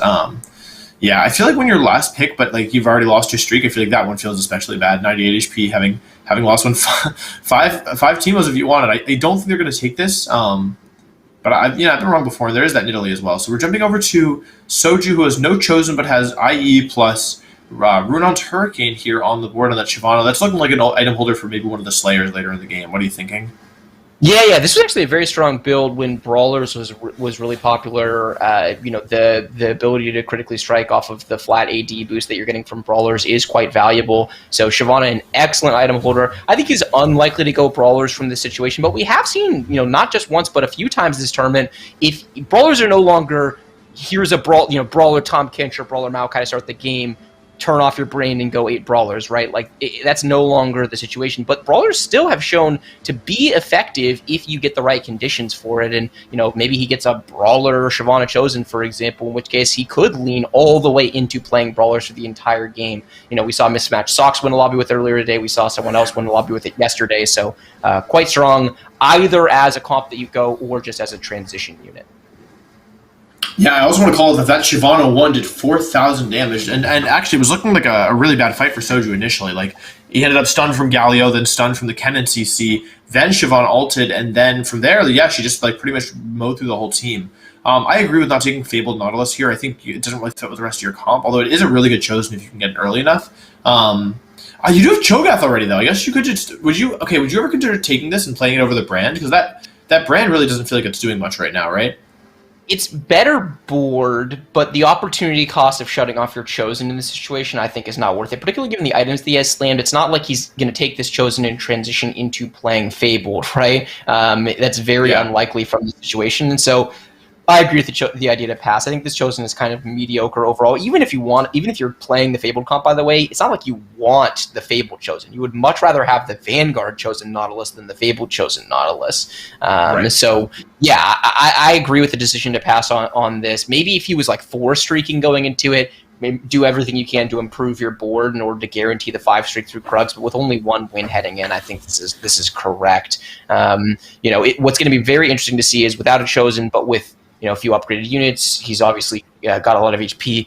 Is he going to roll significantly on 3-2 in this spot in order to find that Chosen, or what would you do if you were in his shoes?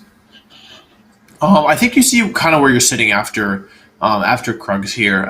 You have a couple strong units on your board, but those last 2 fights were pretty close. Like, I'm not gonna lie to you. Like, I wouldn't feel super comfortable if I'm Soju at this point. Like, it definitely feels like Shyvana was really carrying there, but she spent a lot of the game that's done, and if she had cast a second later, she might have just missed it. So probably gonna see if you get any gold here, what your econ's looking like.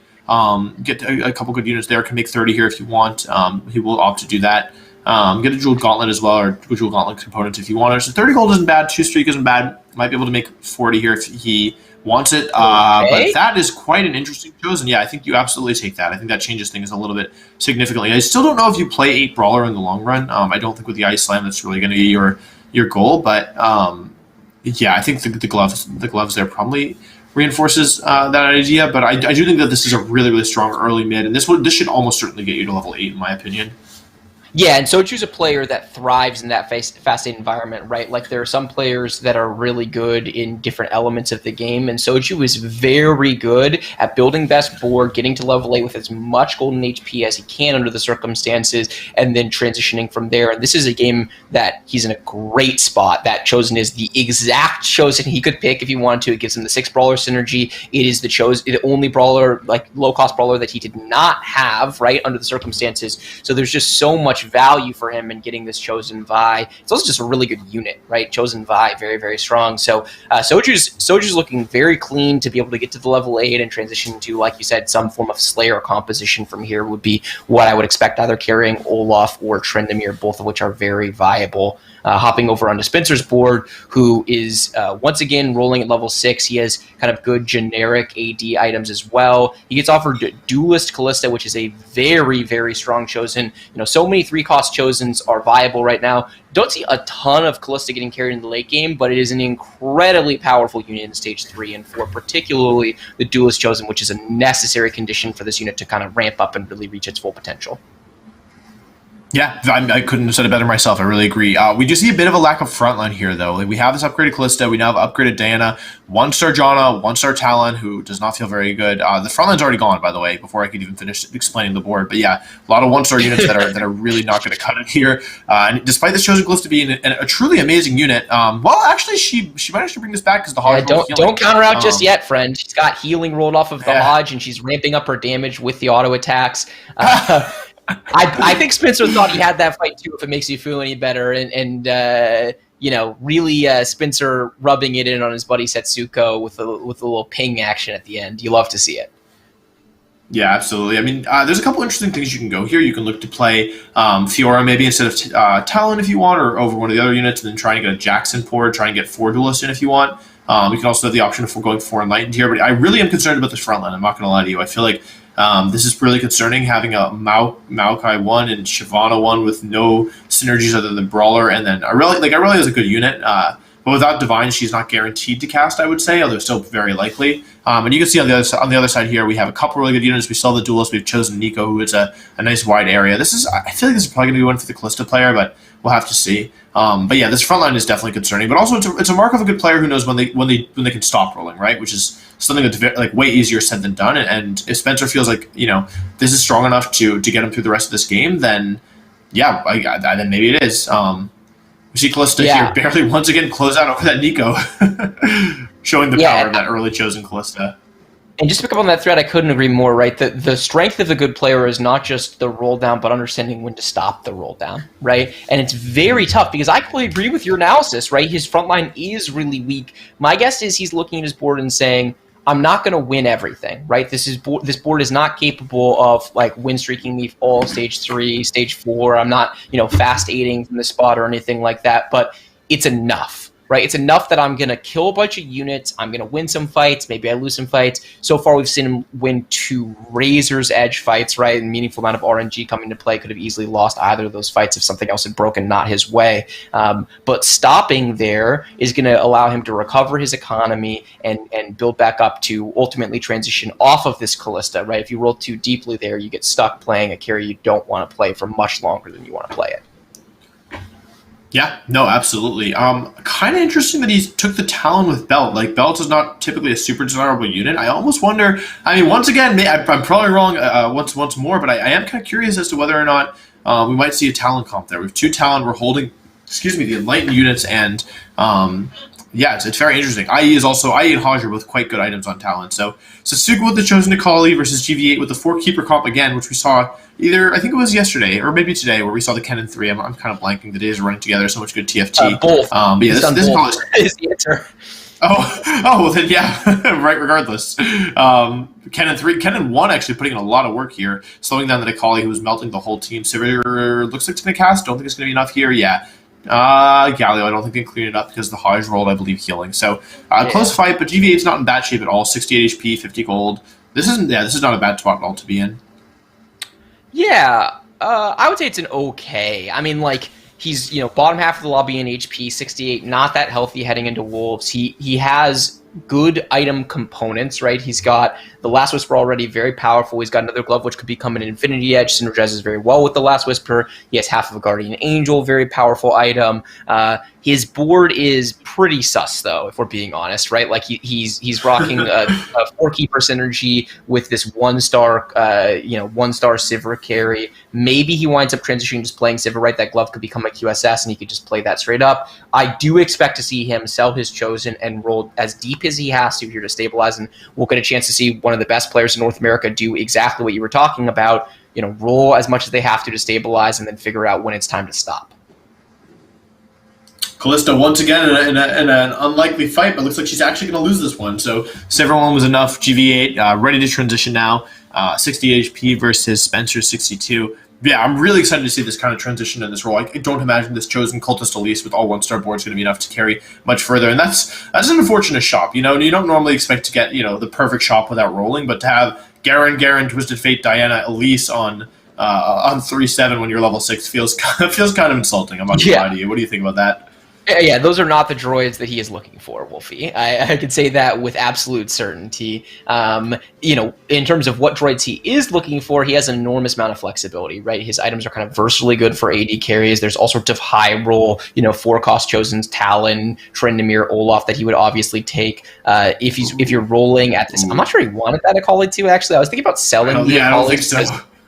There's always a risk here. He could theoretically play this Dragon Soul Shyvana and try to build a board. He does already have the Olaf, but it's not quite enough items, I think, to go in that direction. And I think he's choosing just pass on it and see if he can find a board that he's more likely to stabilize while rolling at level 7, which it's pretty tough to do with Dragon Souls, considering the carries for that composition are Olaf and Aurelion Soul, both of which are 4-cost. He does seem to think that Sivir is the most likely play. He winds up playing Sakali too. He's kind of duct taping it together. Yeah, I agree. He ends up having to send Thieves Gloves here. We were talking a bit about maybe turning that into an IE, but he had Gloves and Cloak free, and he got dropped another Gloves and Cloak, which is just kind of awkward. In my opinion, definitely not the components you were looking for. So might be enough here. Can't really tell. Looks like that Thieves Gloves Pike is doing okay, but yeah, that Solus's Shyvana 2 is just looking really powerful. We're seeing the power of Dragon Soul. Once again, it feels like every time I look over, somebody else is winning with Dragon Soul, figuring out how to make 40 here. Yeah, this is a really awkward spot. I feel like you're definitely praying for one of those nice 4-cost Chosens, although the odds are kind of low. I'm not entirely sure what he's looking for. That's one you can absolutely take, though. You can play 4 Mystic right now. You have Kindred as well. It looks like Kindred got stolen, but stolen. What am I saying? And 2 more Yumi, so you got Yumi 2 anyway. If that's what you want. I don't really know. Yeah, this is awkward. Like, it just feels uncomfortable, right? Like, a Kali 2 is on the board. You have Elise 1 on the board. Like, you have a lot of nice synergies, but your units just don't feel like they're meshing well together at all. Oh, interesting. Yeah. I was going to say the opposite. Go ahead. I feel like it was a pretty good roll down from GV8, showing his flexibility and versatility, right? Like, he's got pretty good unit quality. You know, Call 2 is going to fall off, but very powerful right now. Pike 2 with the Thieves Glove is very good. He's got a Sivir 2, right? He's got a Yuumi 2. So it feels to me like this isn't obviously where he wants his composition to wind up, but you know, he's rolled probably 20-ish gold Wolfie, maybe a little bit more, and he's put together a board that's capable of winning fights. Although he did just play back-to-back Shyvana 2s with really good items and good synergies, so you know, he's faced two of the stronger players in the lobby and gotten punished for it. But I don't look at his board and say, "Oh my God, he's so weak." I think he's like middling in strength for this type of time in the game. Yeah, well, I think that's a very fair assessment. So, yeah, what do you think about putting Pike, by the way, on the same side as all his units? I typically am under the impression that Pike is a unit that functions better when it is on the opposite side, even if you're losing some keeper value. But GV8 clearly not agreeing with that, choosing to put it on the same side, which is, it's just so curious because I feel like, I feel like ideally you want Pike to dash across the whole enemy team, like in this example. Yes. It won't hit nearly as many as it would if we're on the other side, I think. So, we'll have to see. Yeah. I agree. I mean, there's value, right? Because the enemy units are going to come at GV8's clump, and so with the Pike jumping on the opposite side and dashing back towards the clump, it's most likely to hit the maximum number of units. So, generically speaking, I agree with you. As he loses another fight, you know, he's a little dizzy too, right? He's thinking this board is probably stable, but it's not. And I think the point you're making is a very good one, Wolfie. I think maybe that fight would have gone slightly better for him if the Pike had been on the other side of the fight. I honestly think it might have been a Pike position difference. Not to call it out there, but like I watched the Pike and I was curious. I think it's done I think it's done 2 units. It got like a Yuumi and maybe one more. And I think if it had been on the other side, it would have stunned the whole clump. And at the end, it was a very, very, very close fight. 2 or 3 low HP units on the other side to GV8, just like 0 at the end. So yeah, definitely interested in how I love it in TFT how like tiny decisions that you make in positioning can just completely impact like the whole game, right? Like if a player would spike the turn after they die, but they die because they didn't position properly one fight, it can totally change things. So GV8 hovering over the level button there, thinking about where he has to go from now. But we're going to go ahead and switch zones a little bit. Go to Solus, who's rolling, has 6 Brawler and 4 Dragon Soul. That's quite an interesting comp, putting Yoni on the board here. What do you think about this comp as we're checking in here? This looks a lot like what Soju was running, doesn't it? Yeah, but the difference is he's actually sticking to it. So he's got the chosen brawler Shyvana, which he wants to play. It's the very standard iteration of the composition, to be honest with you. It's very typical to tech in 3 Dragon Soul when you're in the process of transitioning. Obviously, he's looking for that set. The set will unlock the full power and potential of this composition. The jump from 6 Brawler to 8 Brawler is massive. I would say 6 Brawler is a little underwhelming right now. 8 Brawler not quite as good as it used to be, but still very, very strong. So just a different approach, and probably that different approach is based on the HP and dynamics, right? You've got Solus at 47 HP. He doesn't have the ability to kind of sell his chosen and transition in quite the way that Soju did. By the way, Soju, we talked about him being able to fast 8 off his board. He actually has not lost since we left him. So very much going to fast 8, maybe even fast 9, and think about Samira carry, right? Depending on just how strong his board is. We haven't gotten a chance to see it in a little while, so it's hard for me to say for certain. But Solus, I think, in kind of playing for top 4 mode with this, very similar Shyvana carry and set of items, whereas Soju is trying to figure out how he turns his spot with that identical carry into a first place. Just shows the diversity of situations in TFT.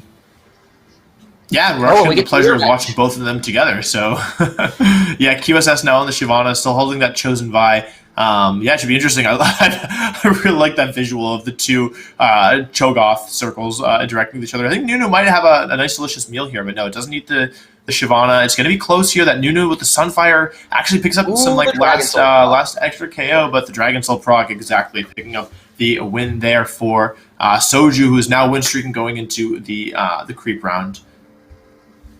Yeah, and Solus is in a tough spot, right? He doesn't really have pivots available to him in the same way that Soju has kind of the world in front of him, and he can do really whatever he wants from that position.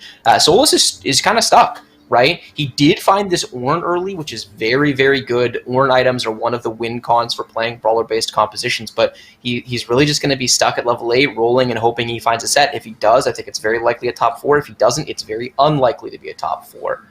We switch gears and head over to Champion Latte's board. He has the chosen Sivir. He has not chosen to sell it, which for my read means he thinks he's going to be able to fast 9 from the spot. Do you think that's what he's doing? And if so, do you agree with it?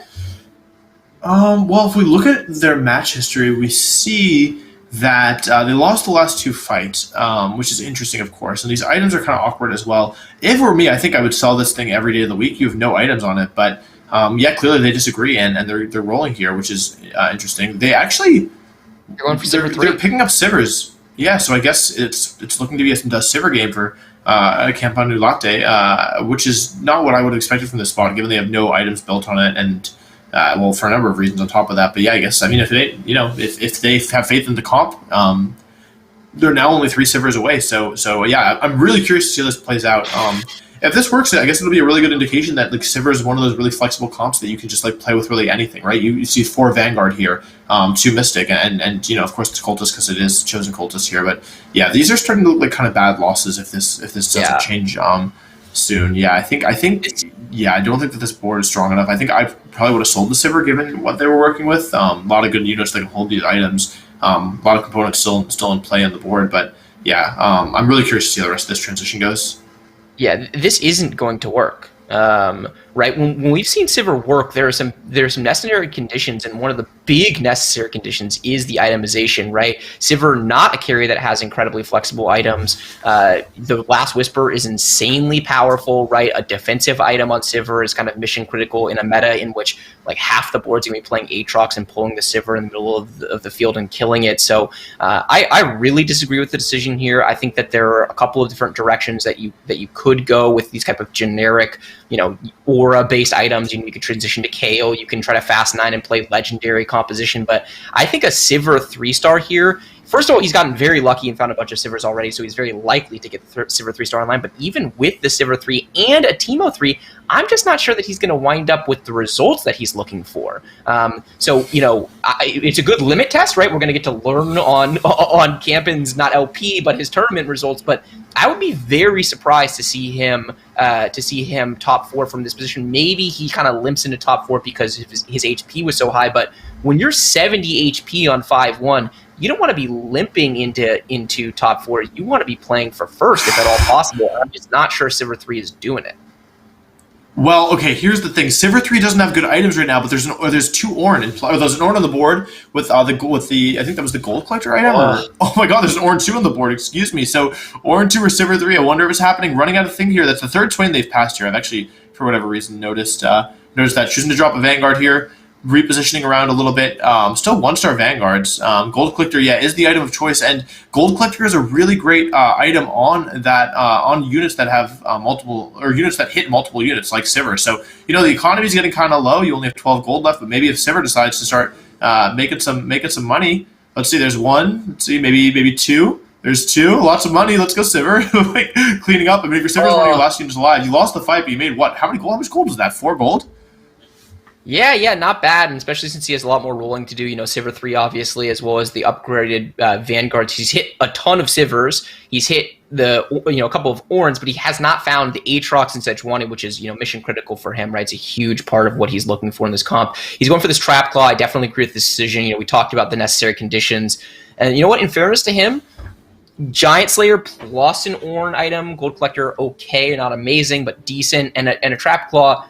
It's not anywhere near best in slot Sivir, but it's decent, right? And that might be enough for him to get together, assuming he's able to hit 1 more Sivir here. So I would love to be proven wrong, right? It's not like I have 100 Sivir games here. It just, from what I've observed playing, at the top of the ladder and the conditions that I've seen for Sivir, I'm just not sure those are the conditions, but we'll have to keep an eye out and see as he actually hits it as we flip over to Soju's board. So we will be able to kind of track his HP and see from there, as Soju is now level 9 and doing this big transition we talked about. He has actually opted to stay with the Brawler composition, which is really interesting, Wolfie. He gets to level 9 and he says, I'm going to use this as a guaranteed opportunity to find set. The 5 cost odds go from 5% to 15%. Do you agree with that, or would you have transitioned your entire board?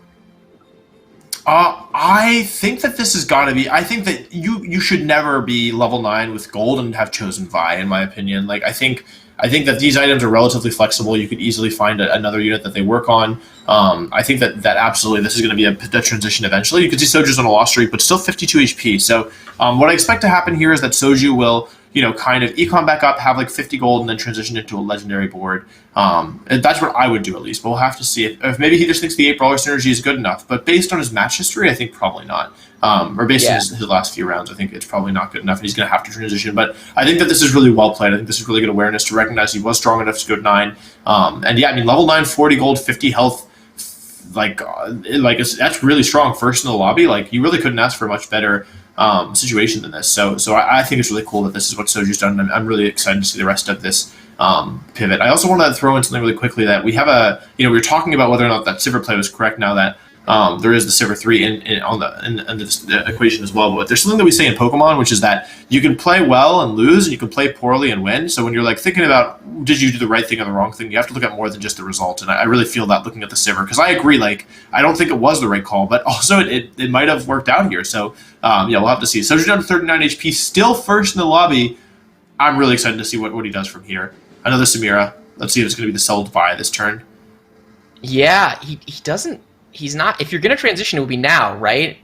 So it's unclear. It's also worth noting. Okay, there are 2 giant players in the lobby, right? And that was part of why Campion Latte beat his board so hard in that 1v1 is because the Giant Slayer just gets so much value into the 8 brawlers. Soulless now dead, so that's now gone, and we're seeing the transition here as he picks up. I think was it Slayer chosen? I didn't get to see if it was Slayer or Dragon. I believe Slayer chosen Olaf. Yeah. Okay. So really, really powerful chosen to get with these items in particular. He's going to be able to play 3 or 6 Slayers along with a bunch of legendary units. So Soju, understanding his situation and saying, I'm playing for first place, transitions off of the 8 Brawler board. I completely agree with you, Wolfie. I think this is the correct move. It's one of the toughest things to do in the game is actually do this type of full transition where he's basically getting rid of every unit on his board for new units. But Soju, been one of the best players in North America since set 1, definitely showing it as he makes the correct decision and then pivots out of what was a decent comp into an incredibly strong comp. Yeah, he's still mid-transition here. He still has to use all of his items, still missing a lot here. I really would have liked to see him get a Yone on board with Blue Buff Gunblade. Actually, he has one on board. Okay, so that's actually really interesting. I kind of assume these items would go on the Samira, but no, it's going to be on the Olaf, excuse me, but it's going to be on the Samira. I mean, actually, you can see a lot of work, how much work it's doing now. This is a close fight, except it's not. Calico going to be eliminated in, I believe, 7th there. Let's actually check in. Wow, actually, players have died and I wasn't even aware of it. I made it all the way to 5th. So, this is a strong board. If you can get set 2 online, if you can find Zillion 2, we're getting there. We're definitely getting there. Some of these upgraded legendaries, I think this can absolutely be first, although we have to check on what Spencer's wearing because they're also win streaking. So, really cool transition here. A turn ago, this whole board looked almost entirely different. There's 2 leftover units that we have. He's got the Shogath in the set are his holdovers, right? We go over to Spencer's board. Spencer with an Aurelia 3, not a 3-star you see very often. Very strong items in the Talon, very strong items in the Morgana. I don't think his power level. Very many Talons. Yeah. I don't think his power level is as high as Soji's right now, but we'd have to see that individual matchup, how they position and play it out as he goes up against Setsuko with the duelist spat on Kale, as well as the RFC, definitely among the best items that you can put on this unit. You see how quickly it ramps up with that duelist synergy. It is a Ginsu's Rageblade on steroids. Yeah, absolutely. And this could be a really big roll down. You have 14, 12 volts trying at Talon. Did it happen? I didn't see. I didn't see either. We swapped off with about 12 gold to go and 1 Talon away. Not see it in the side. I assume he has rolled that much gold by now, so it looks like, unfortunately, he did not hit it. Campion Latte down to 1 HP on that Sivir board, so he does ultimately limp into a top 4, but I'm not sure he's going to be able to do much more than that. It does feel like Soju's lobby to lose, although we have not gotten to watch Soju play some of the other strongest boards in the lobby. He gets most of his team shrouded. The shroud on the Lee Sin is very big. It also gets taunted backwards by the ZZ Rot. So, here's Setsuko. We talked about the Duelist Kale. It is wailing away and just obliterating Soju's board. So, it seems like the 2 highest power levels are these 2 boards. I think we are very likely to see them play each other for the final one, although Campion Latte does knock out Spencer, who was unable to find that Talon 3. So we're going to get a chance to see how this plays out, whether or not that Sivir with kind of somewhat scuffed items is able to compete with these 2 very strong Slayer and Kale boards. Yeah, no, seriously. And it's interesting because Soju also will have another additional. He's got 1, 2, 3 upgraded legendaries at least on his board, as far as I'm counting, and he'll have another one next turn because he has the Swain in shop. So yeah, like even though his board is so strong, we just see the power of Duelist Kale and how much pressure that's able to put on opponents. But yeah, I'm really curious about because it feels like the items they're solid, but they're not unbeatable by any means. I'm curious about where this Assassin's Back goes. Like. Maybe on the Lee Sin, but I'd have to check to see because the Kale doesn't have a defensive item actually. So maybe on the Lee Sin could be really good. Try and kick the Kale out of bounds immediately. Could be strong. The Sivir has that trap claw, so I have to watch out for that. Yeah, I also think there's a situation where Soju is tunneling on legendary units in a spot where I would like to see him. Oh, just GG. Just oh no! Kale, look out! Oh no! First. Oh no! Oh my God, Lee Sin! Wrong unit. Kale's still alive. Oh my God! And she's so ramped up. Yone ults. C. Combo rating B. Combo rating A. Is enough. Set, hurry! Grab her! Oh. Okay. Oh my God. Oh wow. That was a roller coaster. That was a roller coaster. Really, really well played with the Assassin Spat by Soju. And here we are. We get to the end of the rainbow. Campion Latte does wind up beating someone's ghost. We didn't see which ghost it was, but the second strongest board in this lobby. So I reverse caster jinxed him. I feel very good about that. Happy to give someone a favorable boost for a change as he looks to figure out how to position against Soju's board. He did hit the Timo 3 in addition to the Sivir 3. Wolfie, what's your take here? Can he win it, and how does he do it? I think the Sivir 3 is winning. I don't know. I feel like we said so many bad things about it that the Sivir will almost certainly win. Lee Sin in the backline decides to get rid of a really good Azir, Lee Sin ult actually. Now kicks out one of the Sand Soldiers. Yuumi runs away from it. Let's see here. It's going to be close. The Sivir's pretty low HP. I can't really see too much here. It's going to depend, I think, a lot on this set, and if it gets to true damage, it does not. It kills the... Oh, no, it doesn't kill anything. Soju has one last shot at this. Next round will win it. 5 HP to 1 HP.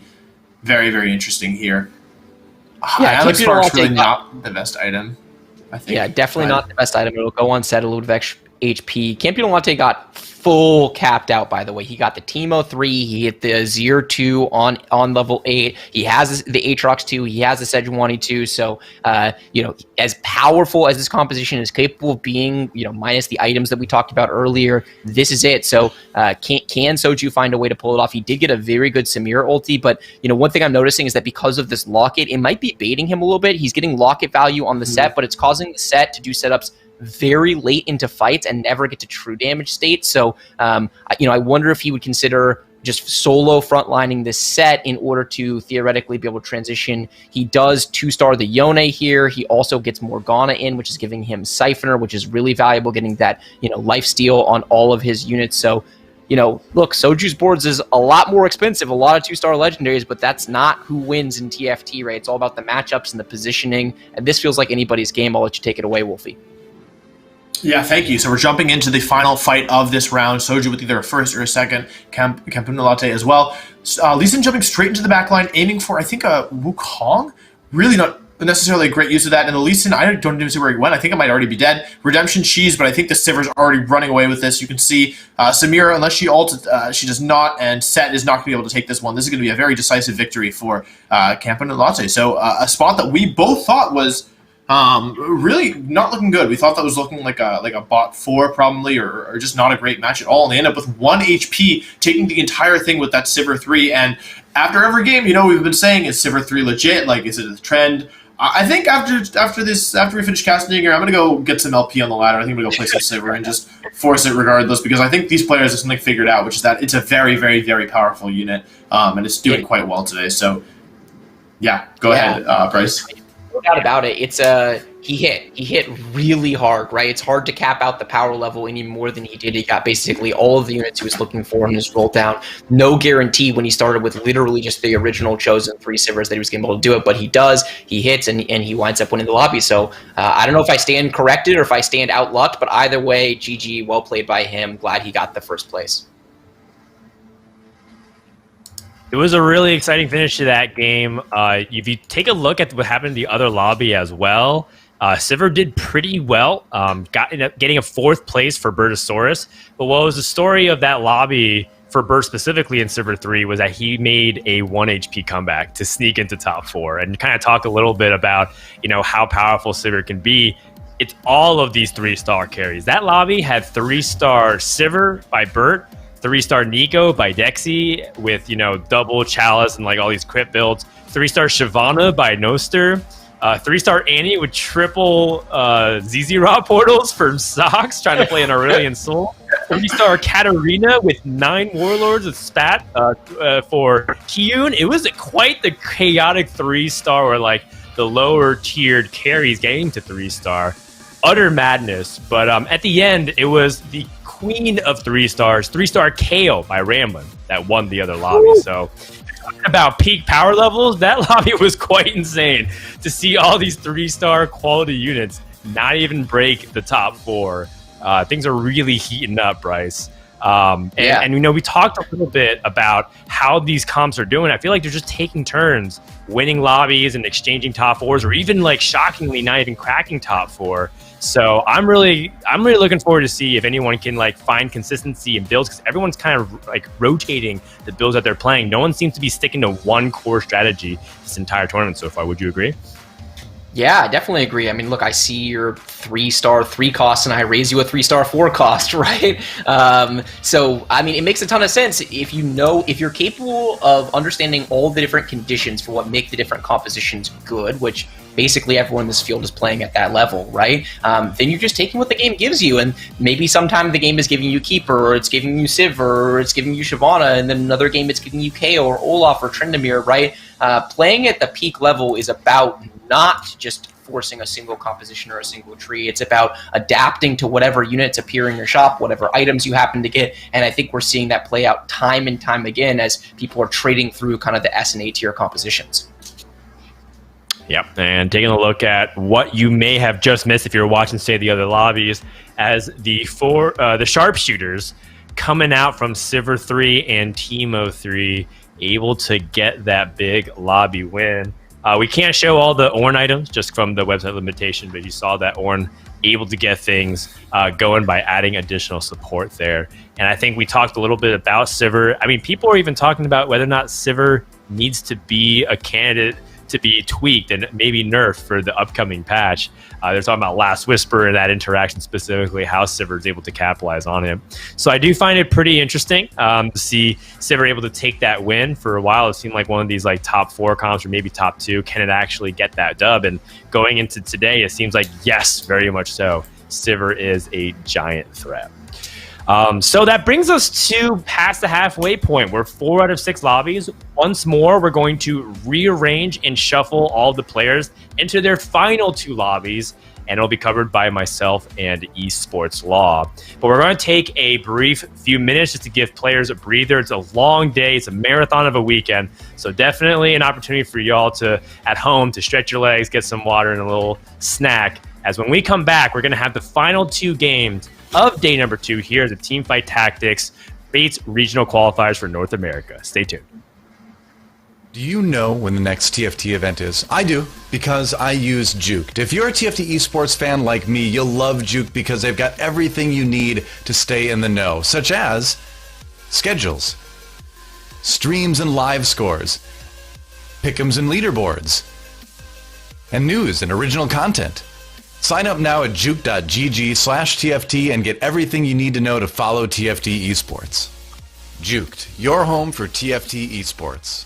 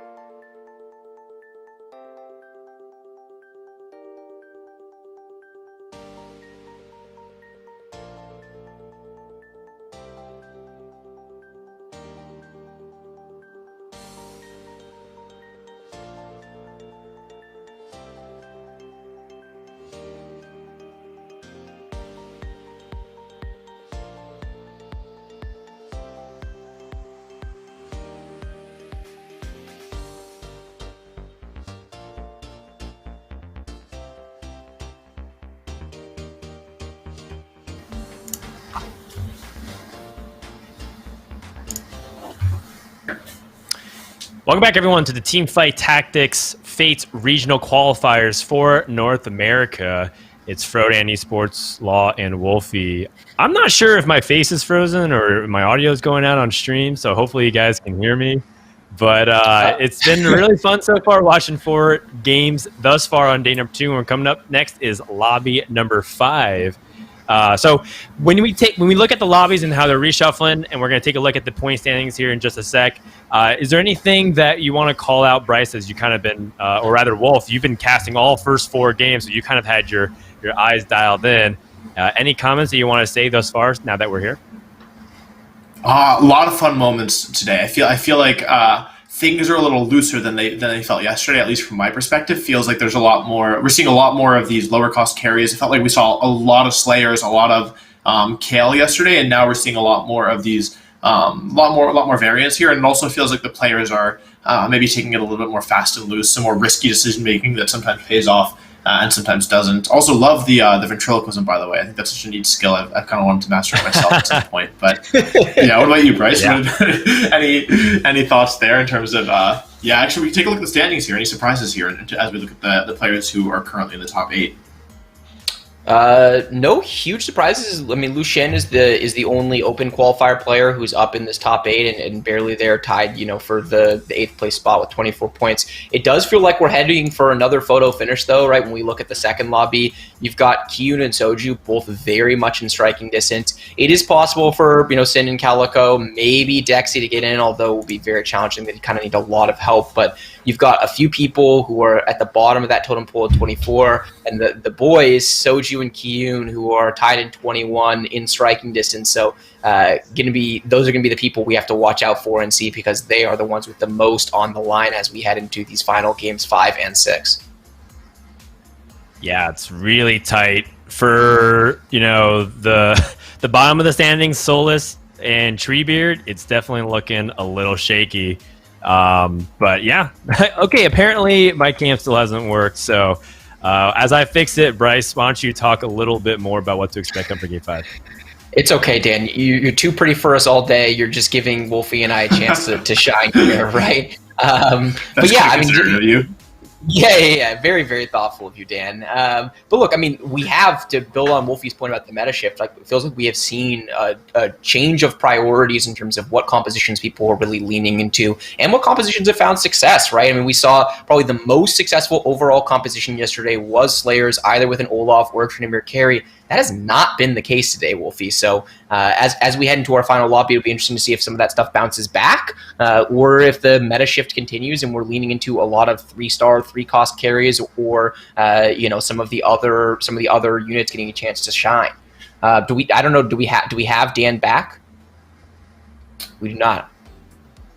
Okay, great. Looks like I will be filling in for Dan in the meantime, but as soon as he gets back, I will allow his voluptuous or voluminous, voice to take over. But yeah, we're starting. We are starting here into the 5th game. There's a lot of pressure at this point. You don't have that much more wiggle room. So I'm really curious to see how players adapt, and if we talked a little bit about it yesterday. When kind of the going gets tough, when your back's against the wall, this is the time to kind of take some of those high variance plays. So I'm curious to see if players kind of embrace this 1st or 8th mentality and see if they really decide to start taking risks they weren't willing to take in games 1 and games 2 and 3 and 4. Now that we're near the end, what do you think about that one, Bryce? Yeah, for sure. I mean, playstyles absolutely should be adjusting at this stage of the tournament, right? Ramblin is, he's in solid position heading into the final 2 games, right? He's currently in 4th place with 28 points. That does not make him a mortal lock by any stretch of the imagination, right? If he finishes 8th, he is probably not qualifying to the final day, right? So I think it's fair for someone like that to play a little bit more conservatively and play a little bit more in, top 4 oriented style, avoid, 7th and 8th place. If you're on the other side, maybe you take some gambles and you push for those first places, right? But sometimes the game just doesn't give you what you want. At the end of the day, it's all about taking whatever the game gives you and maximizing it. Sometimes that's turning a 5th into a 1st. Sometimes it's just turning an 8th into a 6th, Wolfie. Yeah, absolutely. And yeah, I mean, accounting for variance, accounting for differences is absolutely a core skill of TFT, and it's such a pleasure to watch some of these players really show off their mastery of it. So yeah, jumping in here, Cultist, TF, and Shop, and Callista, but Yeah, actually not choosing to take it here. I would have been tempted personally. You know, Callista's a good unit, and you've already slammed the Hurricane, of course, one of the best items on Callista. But yeah, absolutely no shame not taking that. I'm actually going to jump out here because I need to go watch the other game. So Dan, I'm going to leave this one to you and Esports Law. Thanks, guys. I'll leave it to you to hold down the fort. Yeah, thanks, Wolfie. So we have Dan back. You're alive and well, Dan. You survived. Hanging in there, Bryce. My internet's good to have you back, my internet's going 8th, but I'm trying to pull it to our 5th. You know what I mean? Hey, you gotta take what the game gives you, buddy. It's looking bad. That's right, I guess.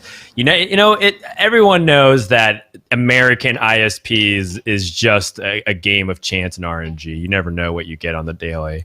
Yes. So hard agree. I'm just glad that I didn't go down entirely, but just kind of dialing back in here, passing early chosens, finds a chosen Nimo at Spirit, really, really powerful. And so I'm glad that looks like we're locked and ready to go for Ramblin's perspective. Hop on board with Noster, having 6 Wukongs. Now, Bryce, I don't think Wukong 3 reroll is a thing anymore, right? Bonky Kong, it's out of business for now. I believe that he's kind of closed up shop and retired and rented a little tiki hut out in Hawaii. Isn't that what's happened with Bonky Kong lately? I mean, look, there's a lot of compositions that people have said are out to pasture that have performed well. Brawlers everyone said was dead, has performed very well in this tournament. We had a Nasus reroll player win a lobby yesterday in dominant fashion. We've seen Warlords find success. So, there's a lot of overreaction and gut checking whenever a patch happens. And I'm not saying that Bonky Kong is as good as it used to be or that Nasus reroll is as good as it used to be, but I feel like Wukong is very good. I also I can't remember what stream I was in, but I was in someone's stream and Mort was saying that Wukong 3 was actually the secret tech that people have gotten away from it, but that specifically the Vanguard version of Wukong, you re-roll it, you go 8 Vanguard Wukong, and it's very, very well performing statistically speaking. So I'm not ready to give up on this. That being said, he did already level, right? He was level 4 on 2-2, so it's not like he's likely to lean into the reroll, but you know what? If the game is giving him a bunch of monkeys, why not roll with it? So I'm certainly not close-minded about Wukong reroll, even if it's maybe not quite at its former power level. Oh yeah, get enough monkeys, even in TFT, and you can create a Shakespearean board of terror if you have 6 Vanguards, 8 Vanguards, who knows?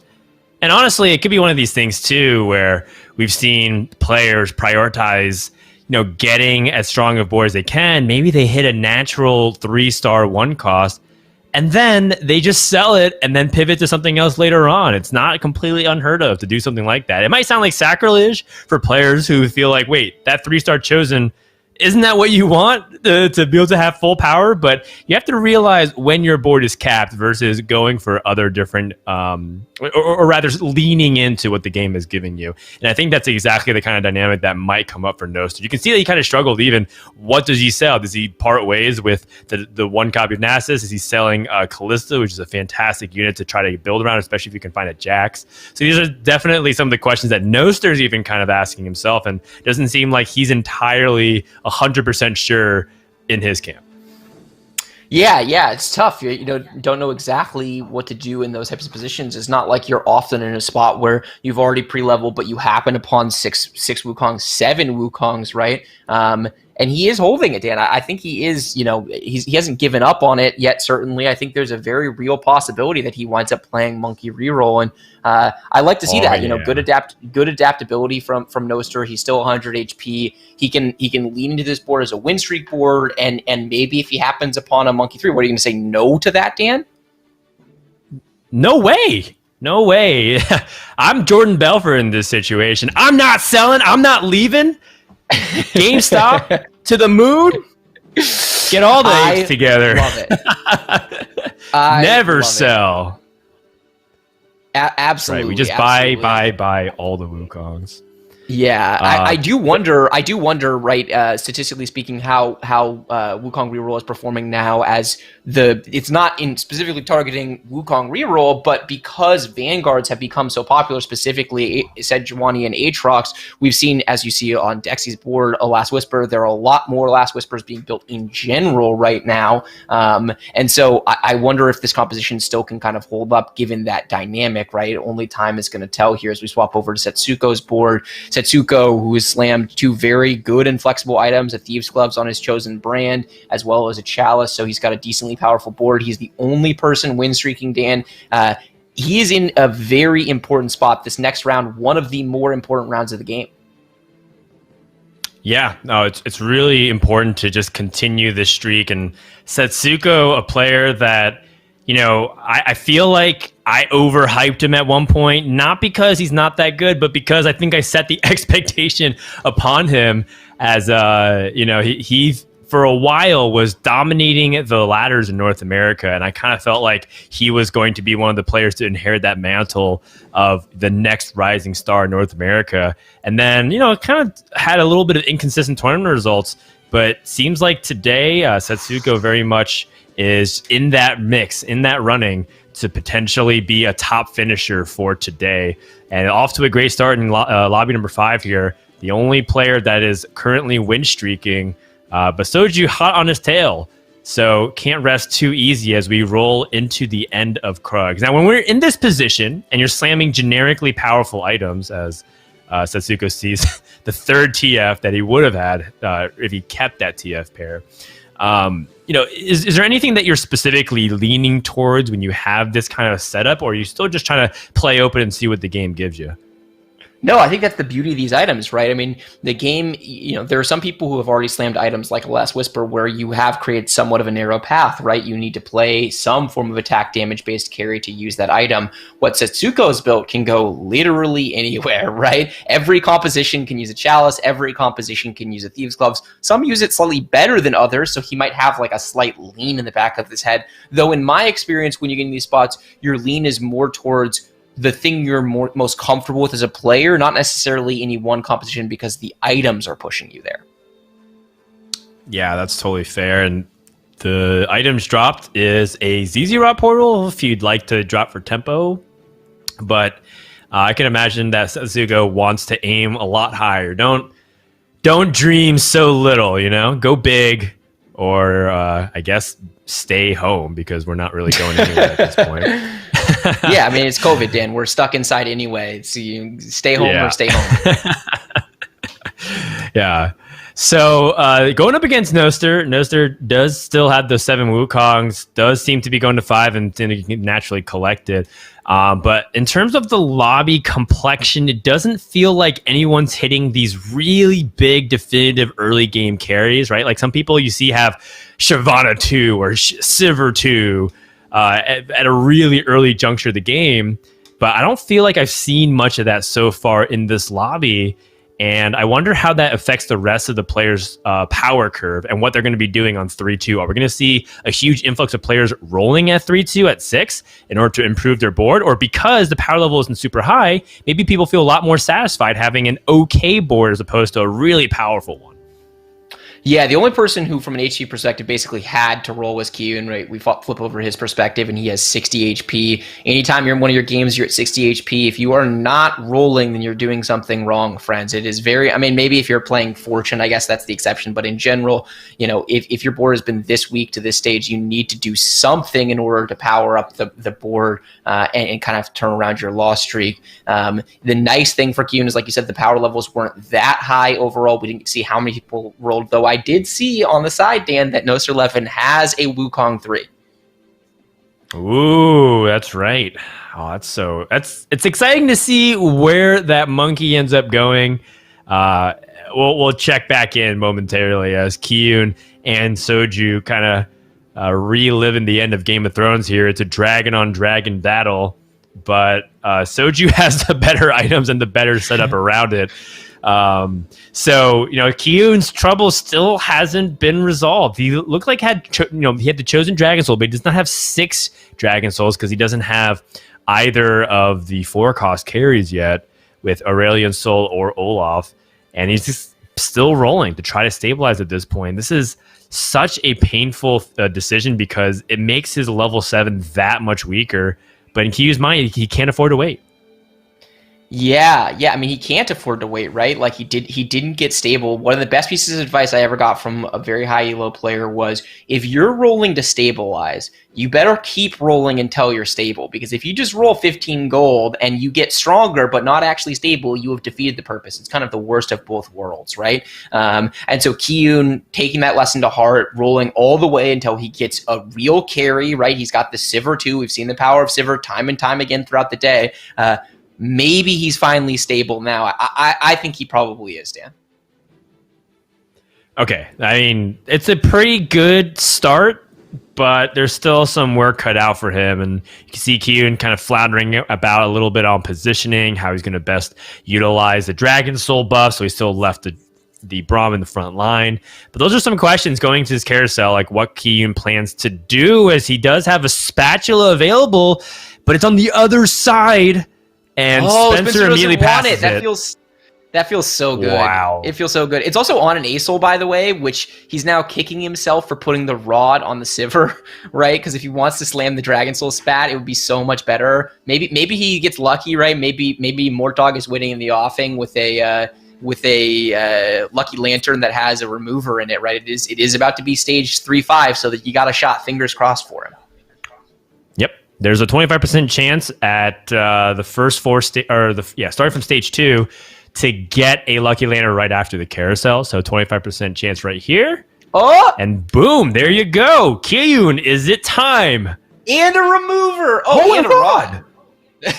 He gets everything. This is everything that he could possibly want, Dan. So what's interesting is that it also could make a death cap, and he can just play that onto his Aurelion Soul later on as well, right? The Dragon Soul spatula is a little bit open-ended because you can convert so many champions into a Dragon Soul champion that it's like, what do you actually want to do as your game plan?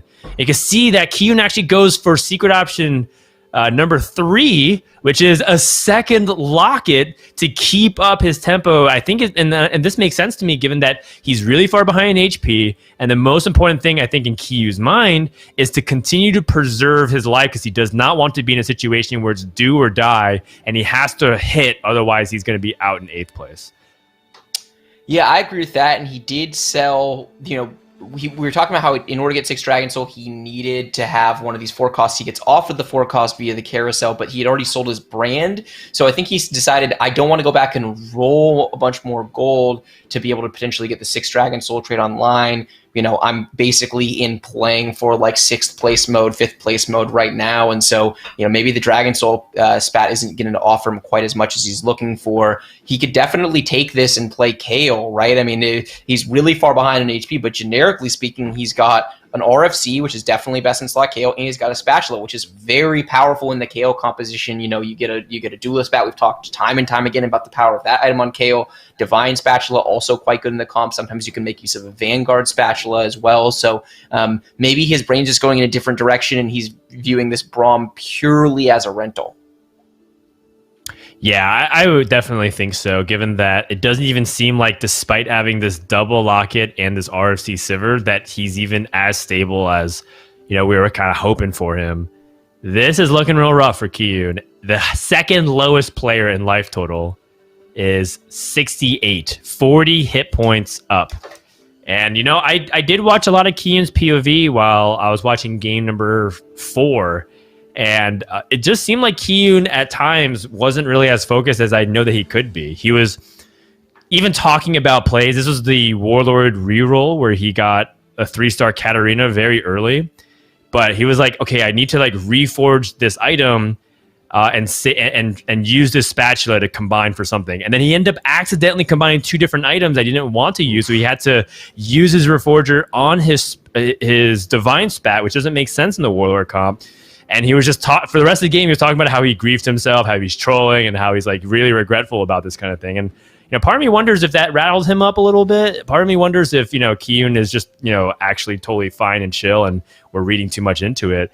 But from his body language, I feel like Kiyun really needs to lock in. Okay, he's sitting up. He's rolling, Bryce. This is the moment here. What's he going to hit? He's focused. He needs to hit something, right? The duelist, that's potentially an out.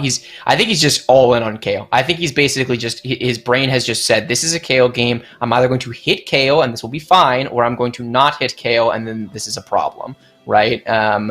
Absent, I mean, the Spirit Chosen Kindred is quite good, but with no KOs, nothing to use his Nico on just yet, nothing to use his Spatula on yet, really.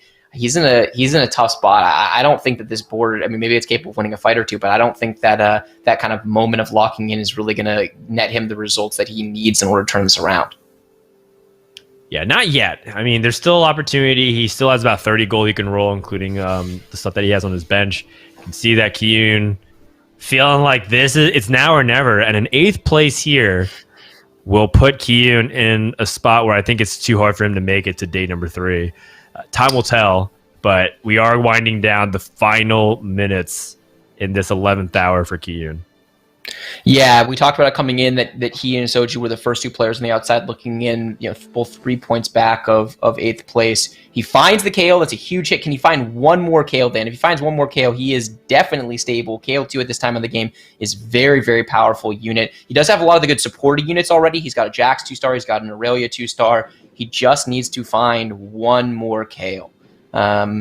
He's rolling. He's going to keep rolling all the way to 0 until he finds it. 2 Samiras. My God. I mean, what an insane high roll, but what? He didn't 2 Samiras at 7?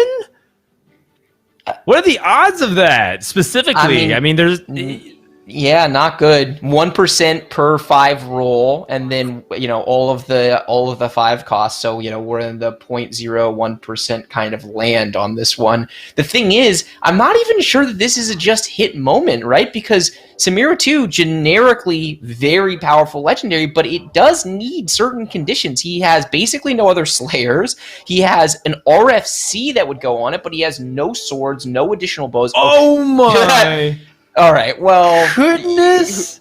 Yeah. Who needs to find Samira 2 with scuffed items when you can hit the literal best chosen in the game for what you are trying to play on 7? This is just Dan. It is. However, actually going back to what you said, there's still some problems with his composition. Okay, he finds a Shen. He can play that for the Adept and the Mystic. The Vanguards are just not there at the moment. And if he can find a really good item, finding the Jewel Gauntlet perhaps for the Kale, or just some kind of item to really enhance her damage, he will be cooking. Yeah, I would go Duelist Spat from here personally, because that rod can become a lot of different things. It can become a Death Cap, and it can become a Jeweled Gauntlet. I want to use this Spatula, and he does have the Jax too, so it's the synergy immediately comes online. Yep. Wow, he could also go Fawn. It's just the thing about Fawn in this situation. Fawn on a Yone, by the way, which he would immediately play, is insanely good. There is a glove, but there's no bows, so he goes for it. I think this is the correct decision under the circumstances. It's an immediate power spike getting the 3 Adept. Yone is going to do an incredible amount of work in the latter parts of stage 4. So Kiyun having a couple of high rolls in a row, Dan, maybe salvage this game, but he is on 1 life. Can he do it? We've seen this happen time and time again when players who are in desperate situations need something dramatic to come back in the game. It feels like they hit the actual Giga Nuts, but then they die anyways. So for Kiyun, we're going to move away. We've been on his perspective for quite some time, but boy, is it close for him, as there are some other really powerful boards in this lobby. Hopping on board with Ramblin', who at the beginning of this game was looking to piece together a pretty nice streak with his double Runins Hand of Justice, carry Tristana just for the temporary until he's able to find a better holder of those items. But, kind of showcasing the power of having that early Teemo chosen to really anchor him, and playing 4 spirits, which has been such a powerful synergy throughout all of set 4 in its entirety. And, kind of fading off a little bit. I think people aren't really talking about how powerful 4 spirits can be. It's still an excellent trait to play in the mid game, as you can see. Spencer, the other player win streaking, having that chosen Sivir is going to put an end to it. So forcing Ramblin' to at least starting to reconsider a little bit heading into stage 5-1 what Ramblin's comp is going to look like moving forward. He has 2 Olafs ready to go, and so he's very clearly leaning towards that Slayer tree. Yeah, and that Slayer tree is very versatile, Dan. We see a couple of great units for it in the shop. He finds the Swain, which is really, really powerful to get the Dragon Soul trait going. He finds a Trendemir in the shop. There are so many different versions of Slayers that are really powerful. I feel like the Olaf nerf, where the Ruinous Hurricane no longer interacts with his cleave, has done wonders to the composition to the tree. It has opened everything up. Yeah, very much so. It's a really good point to talk about like different ways that you can outfit your comp. I think people say, "Oh, I'm just playing Olaf / Trendemir carry," but there's a lot more to it, right? There's a little bit more required in terms of what you're going to outfit the rest of your lineup, how you're going to play support, what do your items actually mean. So having things like that Morellonomicon means that Sejuani is a really powerful user of that in the late game scenario and applying that debuff across the board. So, yeah, I am curious to see how Ramblin's going to handle this, but we do want to have an update. Kiyun, despite having all of those miraculous come from behind hits, seems like Indeed has fulfilled his spot as dying anyways in 8th place. And that's just brutal, given that we knew what he was hitting during that roll down phase, and it just seemed like nothing was really sticking for him. Yeah, he tried to salvage it, right? He rolled a bunch on 6. He got to 7. He rolled all the way down to 0 on 7. Sometimes the game is just it's not salvageable. So, GG. Hopefully he bounces back on the next one. We did get a chance to look, as Ramblin is getting ready to transition his whole board, right? That Tristana carry had done an incredible job of preserving HP. He takes a beating. He loses 25 HP in back-to-back fights. Immediately happens upon this duelist chosen Trendemir. Oh my. Many people consider that to be the best form of a chosen Trendemir, because now you don't have to worry about getting the duelist into the game. You don't have to worry about picking up, like, say, a Lee Sin, although he does happen to come across one. This is an interesting spot here, but what I've identified is Ramblin's board is full of 1-stars and is chosen, and it doesn't seem like he's likely to stabilize right here, but he does have some good things in the works, as he does have, a lot of the right pieces, but they're all 1-star variations. He's going to have to hope that this Trendemir can carry big time, and it is. It's spinning in, it's getting into the mix and getting some big damage, healing from because he's got the Slayer trait, and this is a good showcase as to why many people are pegging Trendemir as such a powerful carry. Almost an entire board of 1-stars in a chosen Trendemir. Despite that, he almost 1v8'd. Yeah, 10k damage. That was a true 1v8 situation. Very impressive. Wow, he has a bunch of 1-stars, but he does have a 2-star Samira as we transition over to Lucian's board, who, by the way, just got his 2nd Ornn item on 5-2. You are not, misseeing this team. This is a Ornn 2 on 5-2. We actually saw that board that had an Ornn 2. We saw it for the first time on 4-6, and it had an Ornn 2. So an incredible amount of power, as we talk about the different ways of winning a game. One of them is farming Ornn items, Dan. I love this unit. Yeah, I'm sure you do. I don't seem to ever be able to find Ornn, and when I do, I end up dying with him at 3 out of 4 in terms of forging a blacksmith item. So I think me and you have a little bit different experiences. We have a little bit of a stream quality issue. It's always a PD when in doubt. Or we have a little bit of stream stability issue, so we're going to switch away from Lucian and just hop back on with Ramblin, who is still not stable. He's going up against Noster. It seems like everybody's got some kind of Slayer carry. We got Olaf carries, Trin carries. Some people are playing both. We have a Samira 2 with no items. And I would be so shocked if Ramblin is not able to continue to stabilize, given how powerful some of the carries are at his arsenal. Yeah, but like you said, there's a lot of power in the lobby. We swap over to Soju's board, who has this incredibly powerful ASOL. We see him frontlining it, as we've seen a couple of different times today. He also has a set 2 with double Chalice and Zeke. So this is it's like a 6-item ASOL, Dan. That is a very, very powerful unit. And he positions on the right side. This is going to target across Setsuko's entire team. Very much so. That Kale might feel safe, but that double cast is going to delete half the army. But the first cast is only able to get off because the second got interrupted. And that's the kind of moves that's going to be required in order for Setsuko to take down Soju ends up dropping, but he does end up eliminating a few champions right before it, so not maximum damage. But as we take a look at the carousel, looks like Soju's trying to map out what he actually wants based off of his based off what he's looking at his own board. But I don't really see anything that immediately leaps out to me. I guess the mage cap is something that you can look at here potentially. Yeah, mage cap would have been insane, to be honest with you.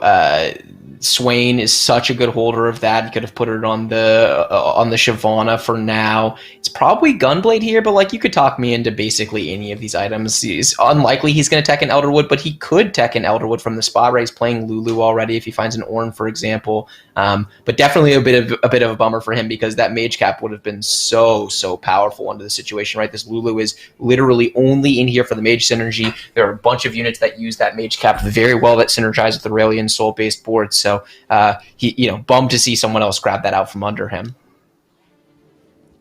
I mean, it's to be expected. We have multiple players every lobby trying to go for an Aurelion Soul or some kind of composition where it can splash mage. And we've seen so much effective use of Swain and that mage cap throughout this entire tournament. Now we have mage cap Olaf coming out from Dexy. Double the stats, double the cleave. As Olaf will actually be able to get it off. But, I mean, the huge burst from the Soldier's Aurelion Soul is going to put a big halt to that kind of operation, and Dexy takes a pretty significant loss here. Yeah, Mage Olaf is fun, but if you are in the path of this Aurelion Soul and is able to cast for that second time, it is big damage. A lot of people don't realize that Asol's ultimate actually does more damage on the second cast than the first cast because of the impact where it's reducing. I think it reduces the MR of targets that it hits the first time around, if memory serves. But it is, if the first cast or second cast gets interrupted, it's going to kind of tickle the board. If the second cast goes off, it goes boom, which is what we saw there, particularly with the double chalice. Yep, that is correct. You're right. It's just basically a bonus amount of damage. It's called overcharging. So Aurelion Soul, if it hits all enemies, it overloads them and then deals an additional 50% on the second cast, which is why it's so important for Aurelion Soul to be able to get that mage synergy so we can get that second cast time. But also, on the flip side, the interrupt and how powerful it is to do that against Aurelion Soul. But Soju right now, current lobby leader. Setsuko behind him. And then on the other end, we have Luchin, who might bomb out here in 7th.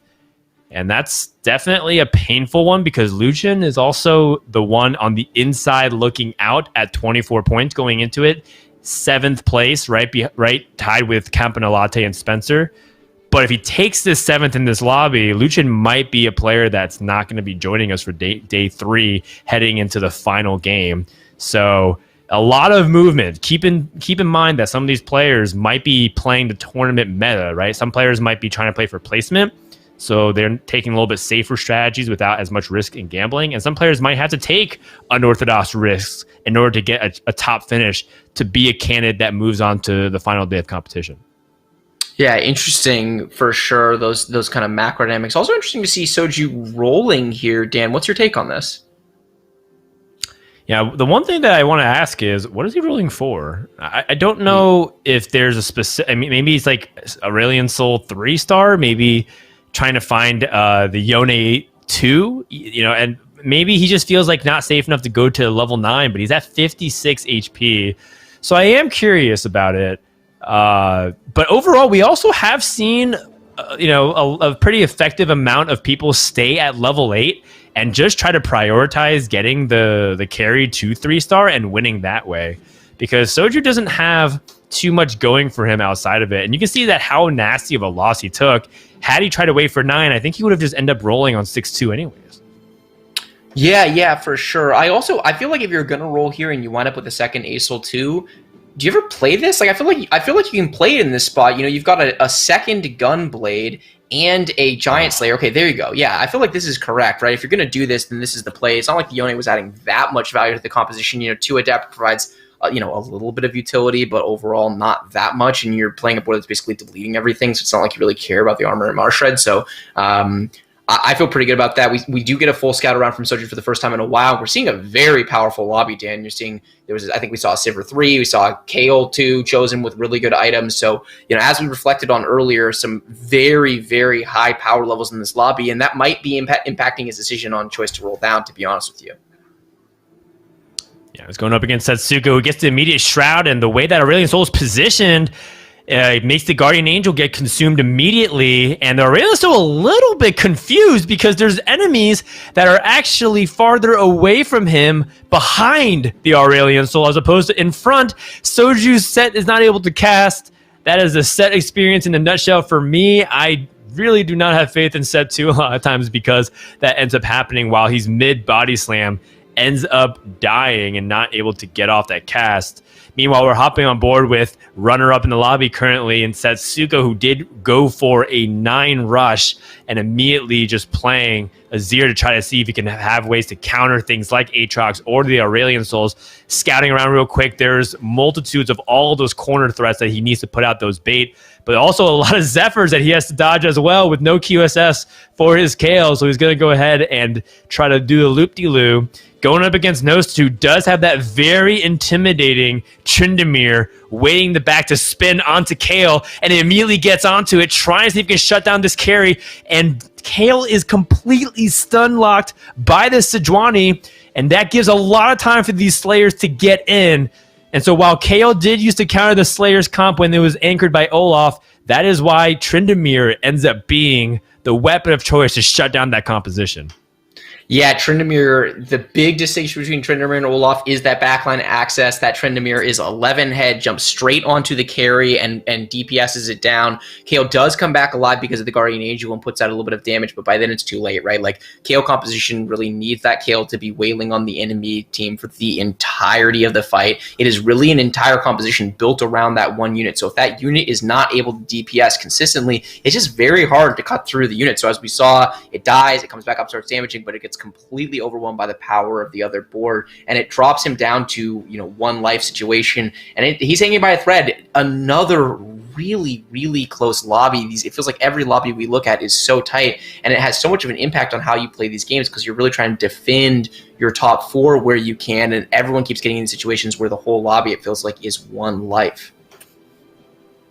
Extremely narrow margins, can't really afford to make mistakes, and we have seen a couple of blunders here and there throughout the day. But the most important thing on Setsuko's mind, position to Shroud, do not get this Kale into harm's way, as we do have an assassin Olaf holding all the special items across the lobby. Mage Olaf, assassin Olaf, dead Olaf, as Setsuko going to clean up Dexy out in what looks like to be 5th place for now, unless Noster wants to give him a couple of points here.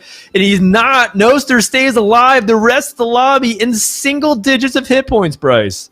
They're all 1 life, Dan. This is wild. I feel like this is every single game we get into. These players are so evenly matched. You get into these incredibly crucial in-game situations, and it's really anybody's game, right? We saw Noster lose, or Setsuko, excuse me, lose a fight really badly. I was like, how strong is he? Well, very strong is the answer. By the way, he also consistently is getting very good items on these Thieves Gloves. This RFC IE on the Xayah is so powerful as you see him repositioning.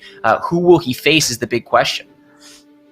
Oh, well, it's a fateful showdown versus Soju, who is crossing his Aurelion Souls, but that's what's been covered by these 2 Sand Guards, and it is a Azir 2, so they're pretty resilient, and Soju looks like he is getting overwhelmed, and once more, Set has to do the impossible. Soju is out in what looks like to be a commanding 4th place position, -20. It's going to be very hard for anybody to catch him. And just like that, the top 2 has been settled. Setsuko and Spencer, 2 players who have grinded endlessly, swapping out number 1 ranked on ladder multiple times. Who is going to be taking lobby number 5? Is it the Kale comp or is it the Syrah comp? 2 comps that excel off of that attack speed that's granted, as well as all those powerful art items. Yeah, it's a really interesting question, right? These comps have risen in prominence in large part because of their ability to deal with Slayers, right? Both of them do quite well into the Slayer matchup, which was so prominent yesterday and in general on the top of the ladder. So not surprised to see these compositions at the end. I actually don't know this matchup that well, Dan, so I'm not sure who has the edge. It's worth noting that they do have the QSS on the Sivir this time, so gonna stay safe from that Sejuani CC, from that Aatrox pull. So it does feel like Sivir is going to get a chance to do what it wants to do. And it's just a question of who has the higher power level. Dan, do you have any impressions on where this is going? I think that this Shroud is actually huge because a lot of the front line for Sivir is meant to stall so that she can ramp it up. And you can see Setsuko with the last second switch, but it doesn't seem like he's targeting that Sivir. Instead, just keeping it a little bit generic. Oh, but the way that the Zephyr is going down might actually work into his benefit if he can get his units unstunned. There's Chain CC going back to back and keeping everything locked, and Kayle can't really get started, but she's finally wailing away, and it's a battle between the carries now that all the frontline. Azir with the hero cast just before he went down, and that's going to be the difference maker. Setsuko is going to eliminate Spencer in one of the tightest lobbies we've seen yet and take game number 5. That Azir ulti was everything, right? It felt like Sivir was going to get ready to step up, auto attack onto the KO finally, and potentially win the fight. And then, boom, the perfect Azir ulti knocks her back. She's so slow walking back, and the RFC KO's like, this is GG, Sivir. You can't do anything. She just kills her before she gets into range. So, such a close fight, and I guess the answer is it's anybody's game when those two compositions play at their peak power level. Every little thing mattered, and it was down to the wire. And I'm sure if they played that fight, I am curious about some of these things, right? There's not any kind of matchup tracker that can show you your percentage odds like in other games. I know other auto battlers, for example, will show you your percentage chance to win before the battle even starts. I really wonder how close it is. It feels like a 51-49 kind of dynamic, pending on how things cast, how you position, and how things even path at the very end. But it's an exciting finish, and Setsuko able to get that W. Want to welcome back in Wolf and get a little bit of report on what's happening in the other lobbies as well. What's happening, Wolf? So you guys know GV8, right? We were talking a little bit about that nice Kennen 3 keeper comp, right? Rings a bell? Right. Yes. Well, Kennen 3 it's fine, it's whatever. It's kind of outdated. What I think is better is keepers with maybe Xayah 3.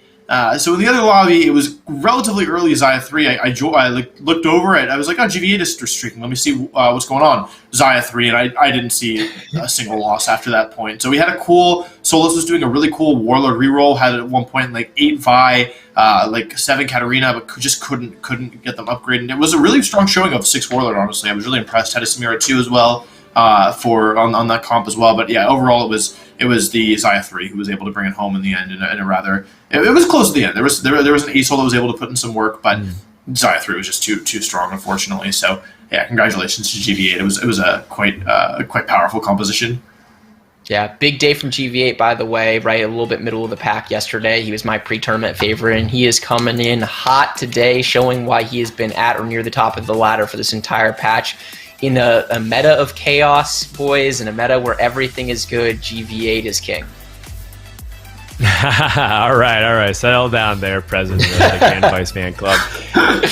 But yeah, it's interesting that we see Xayah 3, so that I think that might make it that every premier tier 4 carry has gotten 3 stars today. I think we've seen Olaf, we've seen Kayle, we've seen Xayah, I believe we've seen Aurelion Sol, so it's like we have the entire works on Showcase, as well as the 3 cost, right? Sivir, Katarina, you kind of mentioned the Warlord doing well, and Shyvana even being on the Showcase as well. So definitely a very big, broad range as you described. But to take a look once more for people who are maybe coming in from different lobbies, watching different POVs, we did see this standard KO build end up doing well.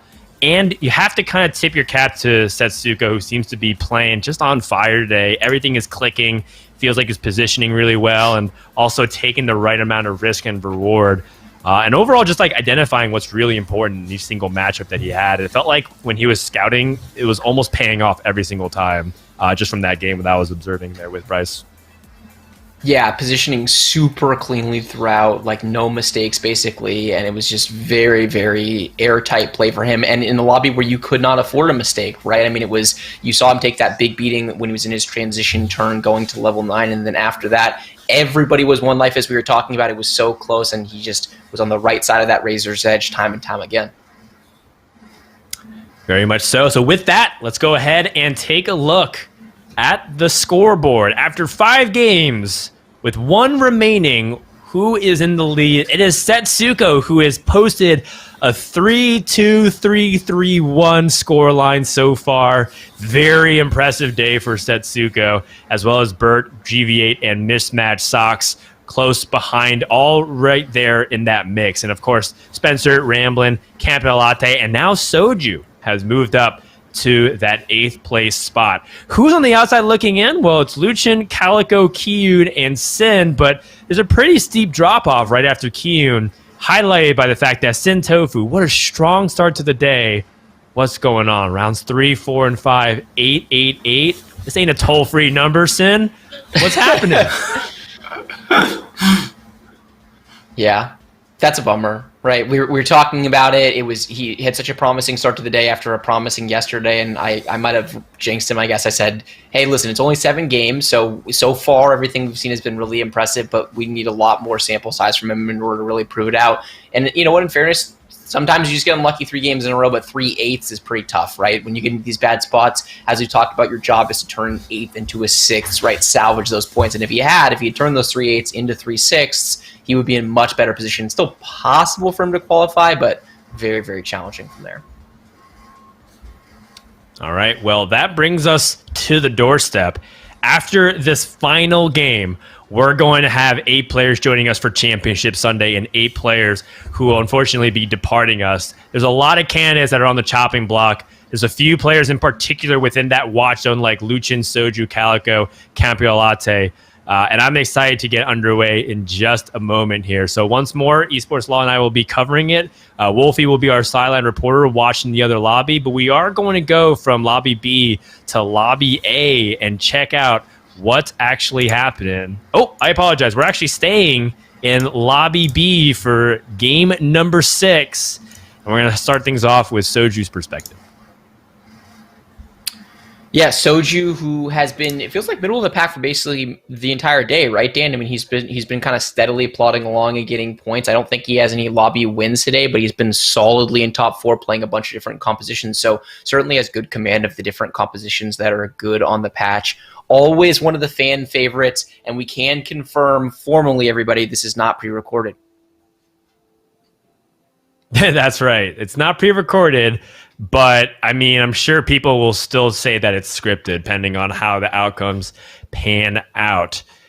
A couple of players in this lobby are exactly on that bubble, which is why we're focusing on them. We mentioned Soju, Luchin, and Kiyun. They're all here playing, and Kiyun is on that very end cusp. He has to get first, and a lot of other things have to happen for him to get in, but it's still possible if he plays out of his mind and gets a little bit lucky. And then, you know, for Soju and Luchin in this lobby, I think they just have to also get a pretty commanding finish somewhere in that top 2 for safety. But, you know, if not, then they're kind of at the mercy of tiebreakers and how their opponents do.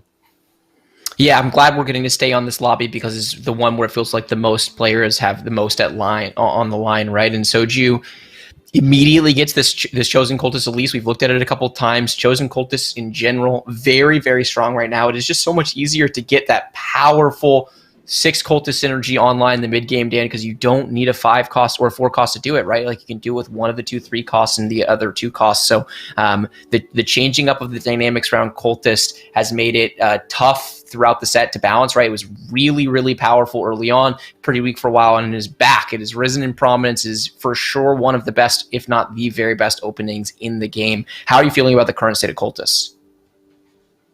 I think cultists are super strong. I personally believe if you get 6 cultists anytime during stage 2, you don't have to roll a single time until stage 4 because of how powerful the Galio comes in. And also because there's just a surprising amount of of damage that comes out of cultists, even though none of them seem to be like damage all-stars in their own right. It's like they do just enough for Galio to clean up. So, Galio's kind of like the Talon, and like everybody else collectively make up the Morgana, as they all just like weaken the board enough for Galio to come in and sweep up with his big fists. And I really love cultists. I think it's super powerful right now.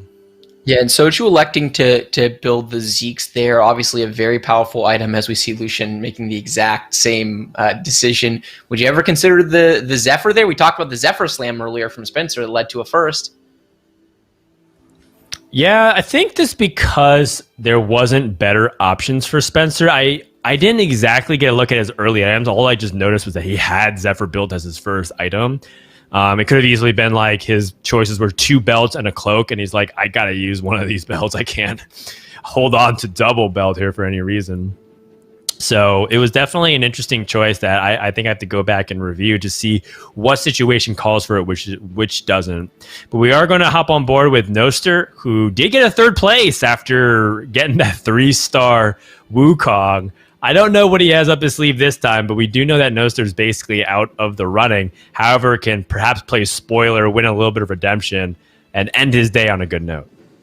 Yeah, and that matters, right? I mean, Noster is a player who's going to be playing in next week's regional finals. You want to end on a good note. You want to feel confident going into the final tourney. You also have a bunch of friends in this lobby, right? The high-low community is incredibly tight, and you definitely want to be the person to kind of style on them, win the final lobby, even if it doesn't mean that you advance, and maybe potentially bump one of your buddies down a peg or two. Why not go for it as we get into the fight? It's a very, very similar boards on both sides, right? Although we see Noster with the Nidalee Chosen, that is certainly fallen in prominence, not something you're re-rolling anymore. And we're really seeing the big change of this Nidalee Chosen. She throws that spear from no hexes away right up against it. It does basically no damage anymore. I like the rework on Nidalee. How are you feeling about her current state? Yeah, I felt like, when Nidalee reroll was at its peak in previous patch, it was definitely feeling a little bit oppressive just because a 1-star unit was deleting everything.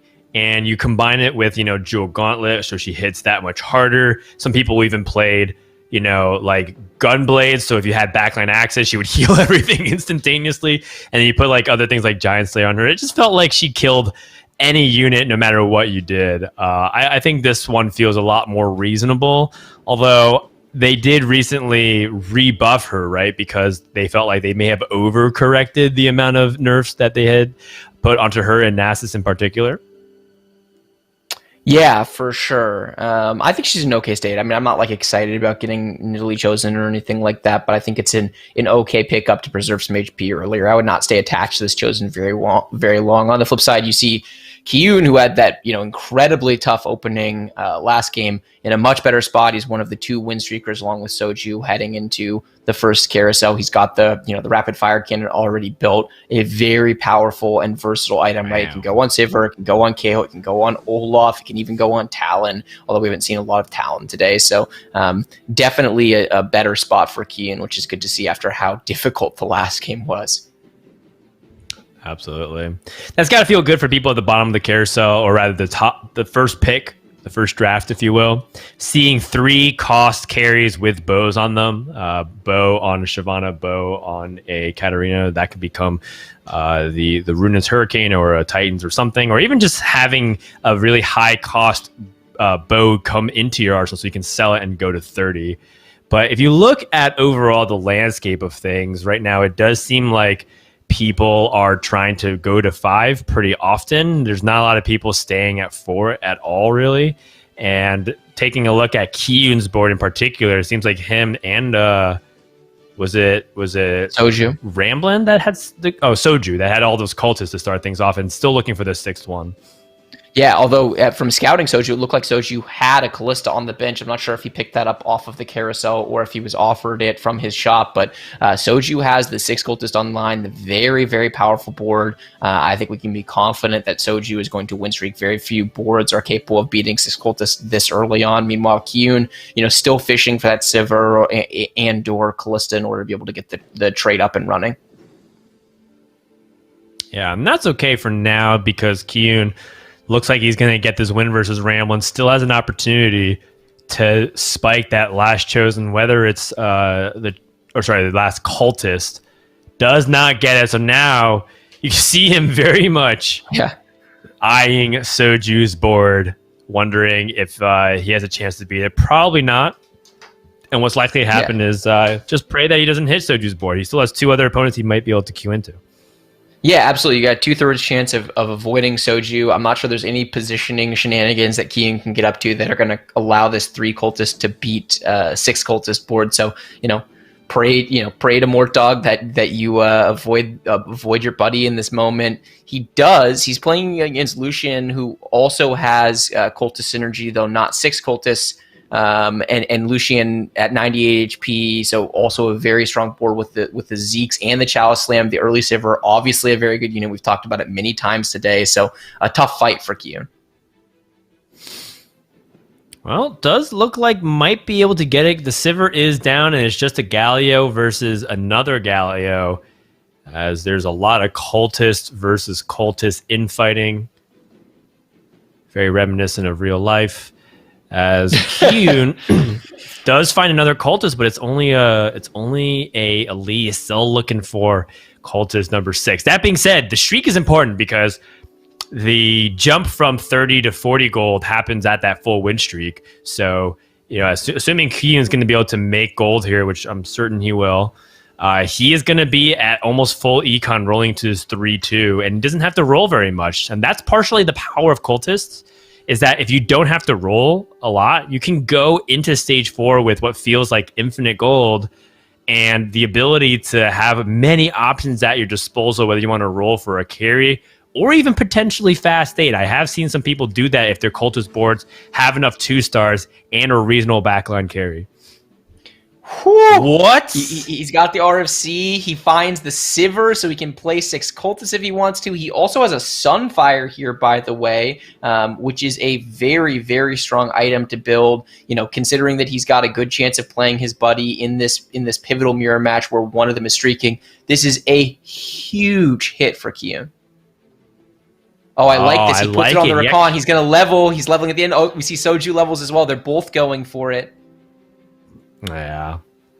Very standard but excellent choice here, as neither of them queued into each other. It seems like the preparation just in case they went up against the other 6 cultist board.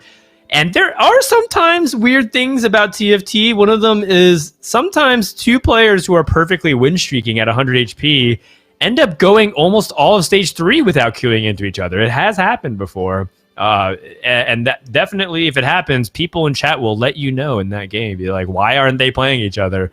I wonder if that's going to be the case coming up here in stage 3, Bryce. Yeah, it feels like it's going to be the thing we're going to be focused on until they fight, and then it's, who reigns supreme. Meanwhile, we flip over to Ramblin', who is in a much worse spot, although also going for the cultist build. He finds a cultist chosen, and as is often the case when you get this cultist chosen, you roll down on 3-2 because the 6 cultist synergy is so powerful. Normally, Dan, we say, hey, when you get 6 cultists online in stage 3, you're going to be win streaking, but there are at least 3 players that we have seen with the synergy. They cannot all win, right? They can't all win against each other, but they certainly can win against everybody else who doesn't have cultists. But it seems like even Lucian is in on the cultist train. This feels, everyone's joining in the party, right? Like, now the question actually begs, who's not playing cultists in this lobby? Yeah, and this is good. And why aren't they?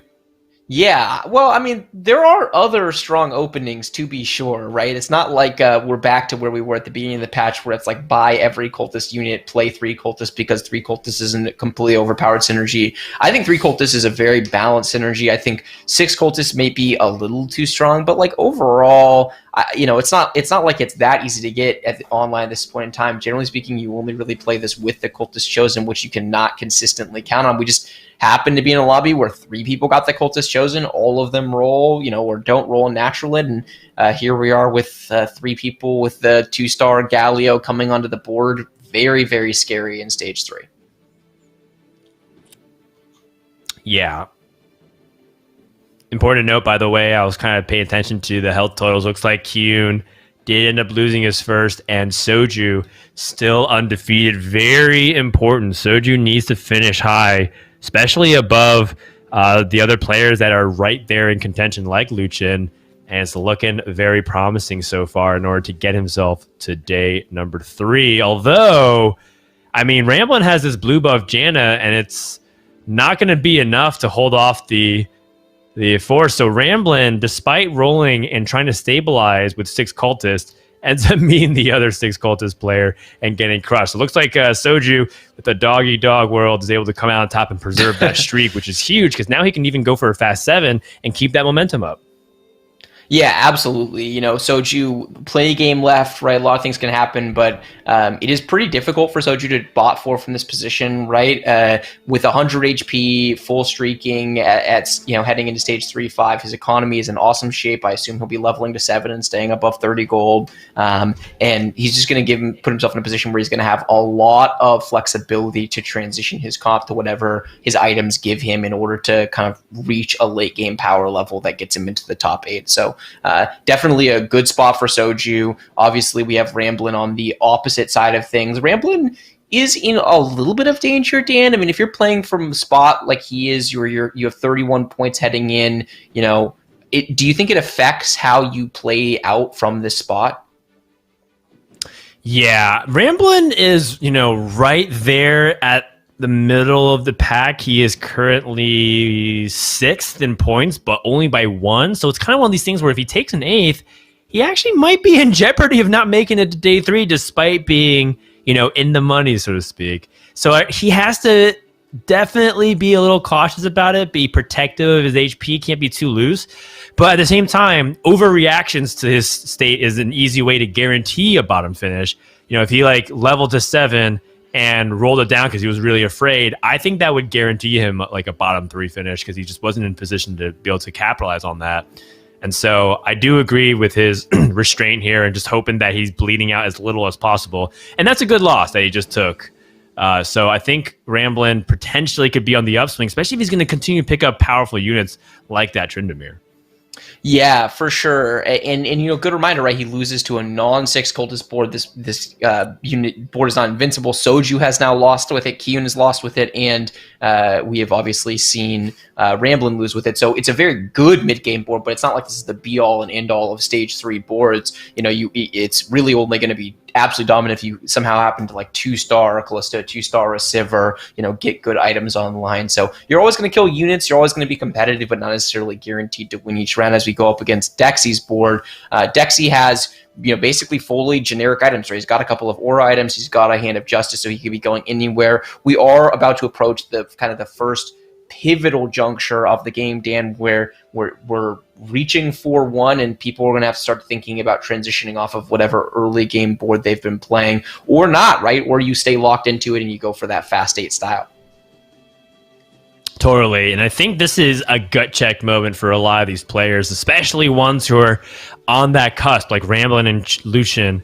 What are they going to do?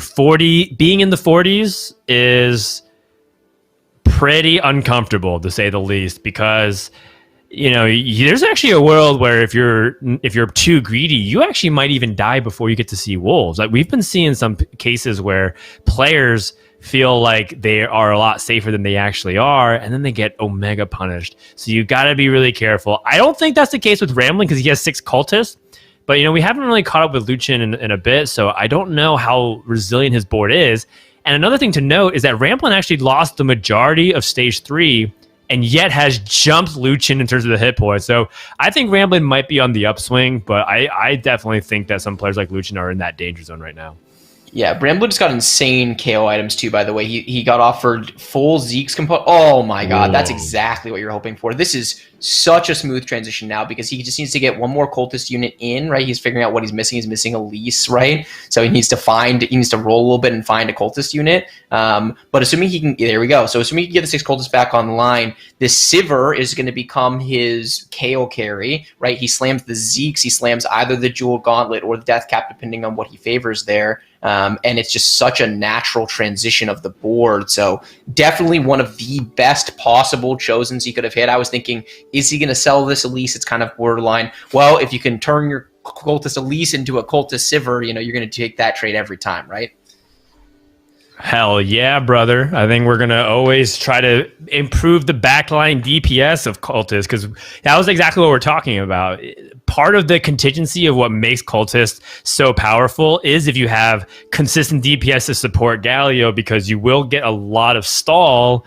But having dual carry on stage 4 is a particularly powerful thing for your board to be outfitted with, and Sivir is one of the best. Let's hop on board with the win streaker of the lobby right now, and that is Dexy, who, if I see that correctly, has sold the Kale and is looking for Fabled for a Vanguard Mystic. Nope. Past the Chosen Mystic. This is the second time, Dave, we've been watching his board, and he has been incredibly tunneled on one particular path. And I'm not saying the path is wrong here. I get why he likes this composition from this spot. He does have the Vanguard spat, which I think turns us from like a good comp into a great composition. Nico makes such good use of this Vanguard spat. He has a Nico 2-star, but he passed up a lot of very impactful 4-cost units. He also passes up the Chosen Mystic Shen, which feels like a pretty good offering to me in this spot overall, right? I mean, you're playing a Vanguard Mystic comp, it immediately gets you the 4 Mystic online. I do value the Vanguard Chosen over the Mystic Chosen in this spot, because I think 4 Mystic as a trade is in a somewhat weak position overall, but definitely interesting. This is a player who clearly gets an idea in his head, and then he locks into that idea. He does not deviate from whatever plan of attack he has come into the spot with. Well, does end up finding the 2-star Braum. Looking for that opportunity for the 3-star Nautilus. We talk about how Nautilus can hold a lot of items as a secondary carry / off tank. Can Nautilus hold rapid fire cannon? Well, I actually haven't tried that myself. Maybe. I mean, I think you kind of want Nautilus like walking up and in front of things, right? Like, I guess you just put it in the middle of the board, and it's always between Nico and that. But it feels like in general, you probably want Nautilus kind of more in the fray than you do want him kind of safely DPSing. I mean, that's what part of the reason why I was surprised that this was in his head, that he was like locked into this spot, because RFC is such a good generic item, and it goes in most comps, but not this one. Like, or he's hoping he gets a Reforger off of in a Lucky Lantern here, because you really don't want RFC in this composition, generally speaking. Yeah, I can definitely get behind that. It feels a little bit awkward, to say the least. Oh my goodness, is he going to get access to an Ornn playing Vanguard Mystics? So big, Dan. We haven't talked a lot about this composition overall. It has a couple of win conditions, right? One of them is kind of hitting everything, getting 3-star Nautilus and 3-star Nico. He's actually only 1 Nautilus off, so very much in play for him, though he doesn't have any tank items for, which is a bit of a bummer. Another one is farming Ornn items, getting this unit in. Oh, and a Lucky Lantern. Is he going to get the Reforger we talked about? Man, I have pulled this out a couple of times today. That is such a big deal. It's such a big deal because this RFC is functionally useless for him, and he's able to just turn into something that's actually decent. Hopefully, right? Maybe it turns into a tank item. Maybe it turns into a damage item. Basically, as long as it doesn't turn into an attack damage or attack carry based item, he's fine. So yeah, very, very fortunate for him to get this Reforger. I'm surprised he's not instantly doing it, to be honest with you. I guess he feels like he's in a safe spot and can wait until he gets his final item selection, maybe reforge a component along with it. What's your take? Yeah, I think for him, Dexy probably feels like they're in a safe enough spot where they don't have to go for that. These kinds of like item slam and jamming them onto champions is purely because you want to improve your board at whatever cost. And I think that he's okay, but this Yuumi 3 is doing so much work from Noster. I was not expecting to see Yuumi 3 this early, and with blue buff, this little cat is healing every single second possible. Dexy snapped his streak. Back to the reroll camp here, trying to find that Nautilus 3. Yeah, do not sleep on Chosen Yuumi with blue buff. Chosen Yuumi 3 with blue buff. Like you said, it's healing basically every second. This unit is absolutely disgusting. back to Dexy's board quickly. He has hit basically everything you would want here except a Chosen, right? He's very much in need of, one of the Chosens that would make his comp make a little more sense. As he does, he gives the non-stick double Zeke's RFC Nautilus, Dan. Let's go. Yeah, I kind of wonder, if it's one of those things where you regret it, like Diana holding RFC, or is it going to be like Kane, where you're like, oh my gosh, this actually is like the nuts. I'm not exactly sure, but I think the one thing I can't help but notice is that we're not even playing the Fabled Synergy because we're trying to opt for the 6 Vanguard to make Nico even tankier and improve the front line. And it's going up against a 9 Cultist board. That's Galio 3-star versus a Nico and a Nautilus. And it looks like the Nico Nautilus are going to prevail. Who needs the Fabled buff when you got the 6 Vanguards making all of your units basically unkillable? This is very educational. I did not know the Galio 3 was unable to beat that. Yeah, Galio 3 was basically tickling that 6 Vanguard Nico. I mean, was like breathing on her. She was like, thank you for the mana generation, friend. I will use this to kill you faster. Ooh, big hit from Soju, who's looking to play an Acel-based composition and finds not just a Chosen Acel, but the best Chosen Acel. Yeah, Chosen Mage, giving him flexibility to scale up on Mage power if he so desires. And, even having the option of building out the rest of his comp that way. We've seen some people lean into 5 Mage, 7 Mage. Another Aurelion Soul. So that's 2 Aurelion Soul. We do it this year? I mean, what a statement it would be, right? Soju's on that bubble, very much in danger of dropping out of the competition if he ends up taking a bottom finish. Things were looking so good, being in a spot where he was having 6 cultists early. But these items are a little bit awkward. I'm not going to lie. I wonder if he's going to reforge anything at the moment, because this doesn't look like the kind of full-on composition he's looking for at the moment in terms of itemization. Yeah, I would definitely be thinking about reforging. I also, to be honest with you, don't love the fact that he put all of these aura items on the Acel. I get why he did it, right? It's another really powerful unit, but when you put them on the Acel, you basically say, I have to put my Acels on the same side. And that's, one of the beauties of playing 2 Acel 2s is you shore up a little bit of the weakness of the board, because if you can put them on opposite corners, they ult across each other and you're basically guaranteed to hit something. So I'm not sure that would have been where I would have put it with Soju, but admittedly it's a tough spot and not one you get into all the time. So I'm not sure what's entirely correct in that situation. He is in a situation though where he has to keep rolling. Obviously he's got Acel 2 as an out, but it feels like there's a lot left to be done to this board. Yeah, I mean, he does have a magnetic remover, so maybe in his mind, he's just trying to rent this kind of power and ride the wave of double Acel 2, and then eventually remove those items and repurpose them for, say, Swain, right, or someone else in the front line. But yeah, that front line issue is very prevalent. All 1-stars except for that Shyvana 2, and you're asking a Sand Soldier from Azir to be able to carry for the rest. This is looking a little bit tense here for Soju fans, because it does not seem like he's in clear skies just yet. But the big double cast from Aurelion Sol, Galio 3 has hit the board. I don't think there's enough, though, because it seems like the front line's completely melted, and now Galio has access to all the carries. Yeah. I mean, when your whole board is clumped up like that, and you see that your opponent has 9 cultists, it's like, oh no, this is gonna be tough, right? So yeah. Ramblin, who was playing from behind for a lot, has stabilized on this 9 cultist board. I'm not sure there's really much left for him to do other than position, though, right? I mean, once you get the 9 cultist synergy in, it's kind of like, this is what I'm playing. I can try to 2-star my units a little bit, but it's basically all positioning from here. Dan, is there any positioning sorcery or anything left for him to do in terms of units? Yeah, actually, what I like doing with Cultists is sacrificing for Galio, which is placing my Twisted Fate frontline and placing my Elise frontline. They are the worthy sacrifices for my comp, so I can summon Galio. You have to lose HP in order to summon Big Daddy G, and he has arrived. What a backline flank. Look at this. Galio taking the attention of Kale, so Kale's not focusing onto the Sivir and the Vlad and the Twisted Fate. Perfect teamwork and synergy coming out from Team Ramblin', featuring that cultist.